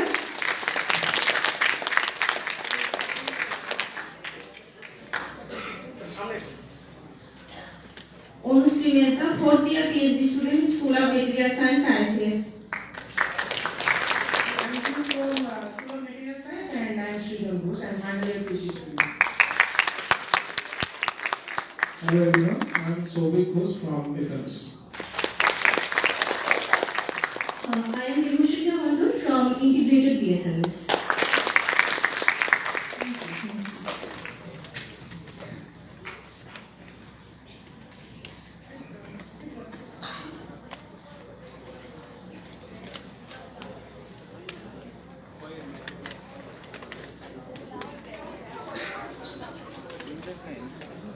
Okay.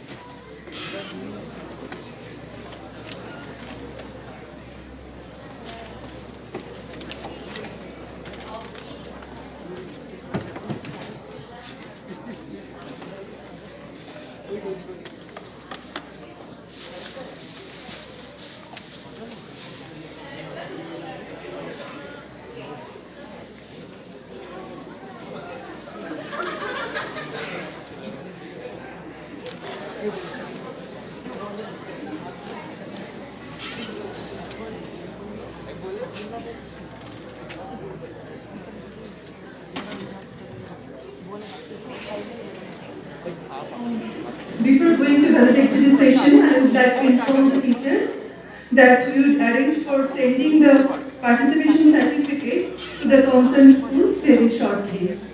May I now request Dr. K.D.M. Rao, faculty coordinator of the program, to kindly propose vote of thanks. Dr. Rao, please.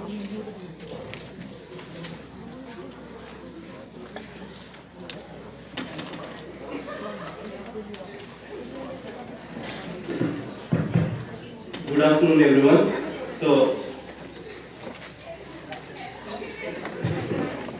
Good afternoon, everyone. We have reached almost the end of this outreach program.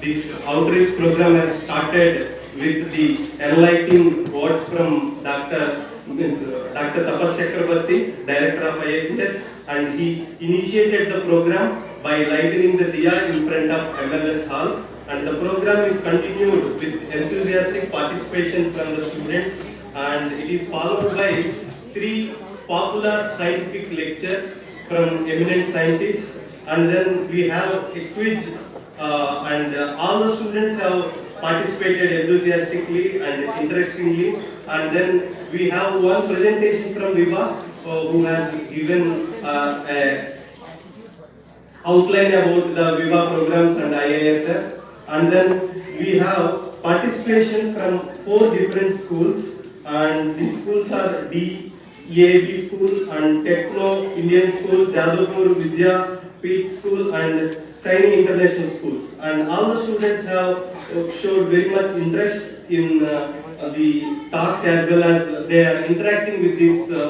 scientific talks. And then with this, I would like to thank Viva for supporting this event, and I would like to thank Director of IISF and Registrar Madam for supporting this event and helping in organizing a successful event, and they have pushed in every step of this organization of the event. And last but not least, I would like to thank all the organizers and organizing committee, especially this Amit Kumar Majumdar and Dipamita Chakrabarti and then Sohini Motila. So these people have worked hard to make this event pleasant and successful. Not only these people, behind these people so many volunteers have participated, and they also have helped to happen this event in a successful way.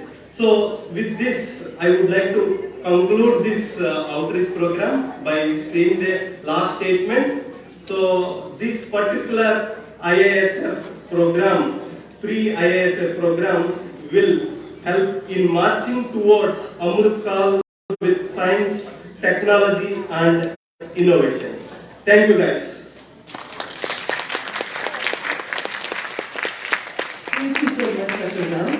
With this is the end of today's program. Thank you so much all the participants, teachers, for being with us for such a long time. Thank you so much.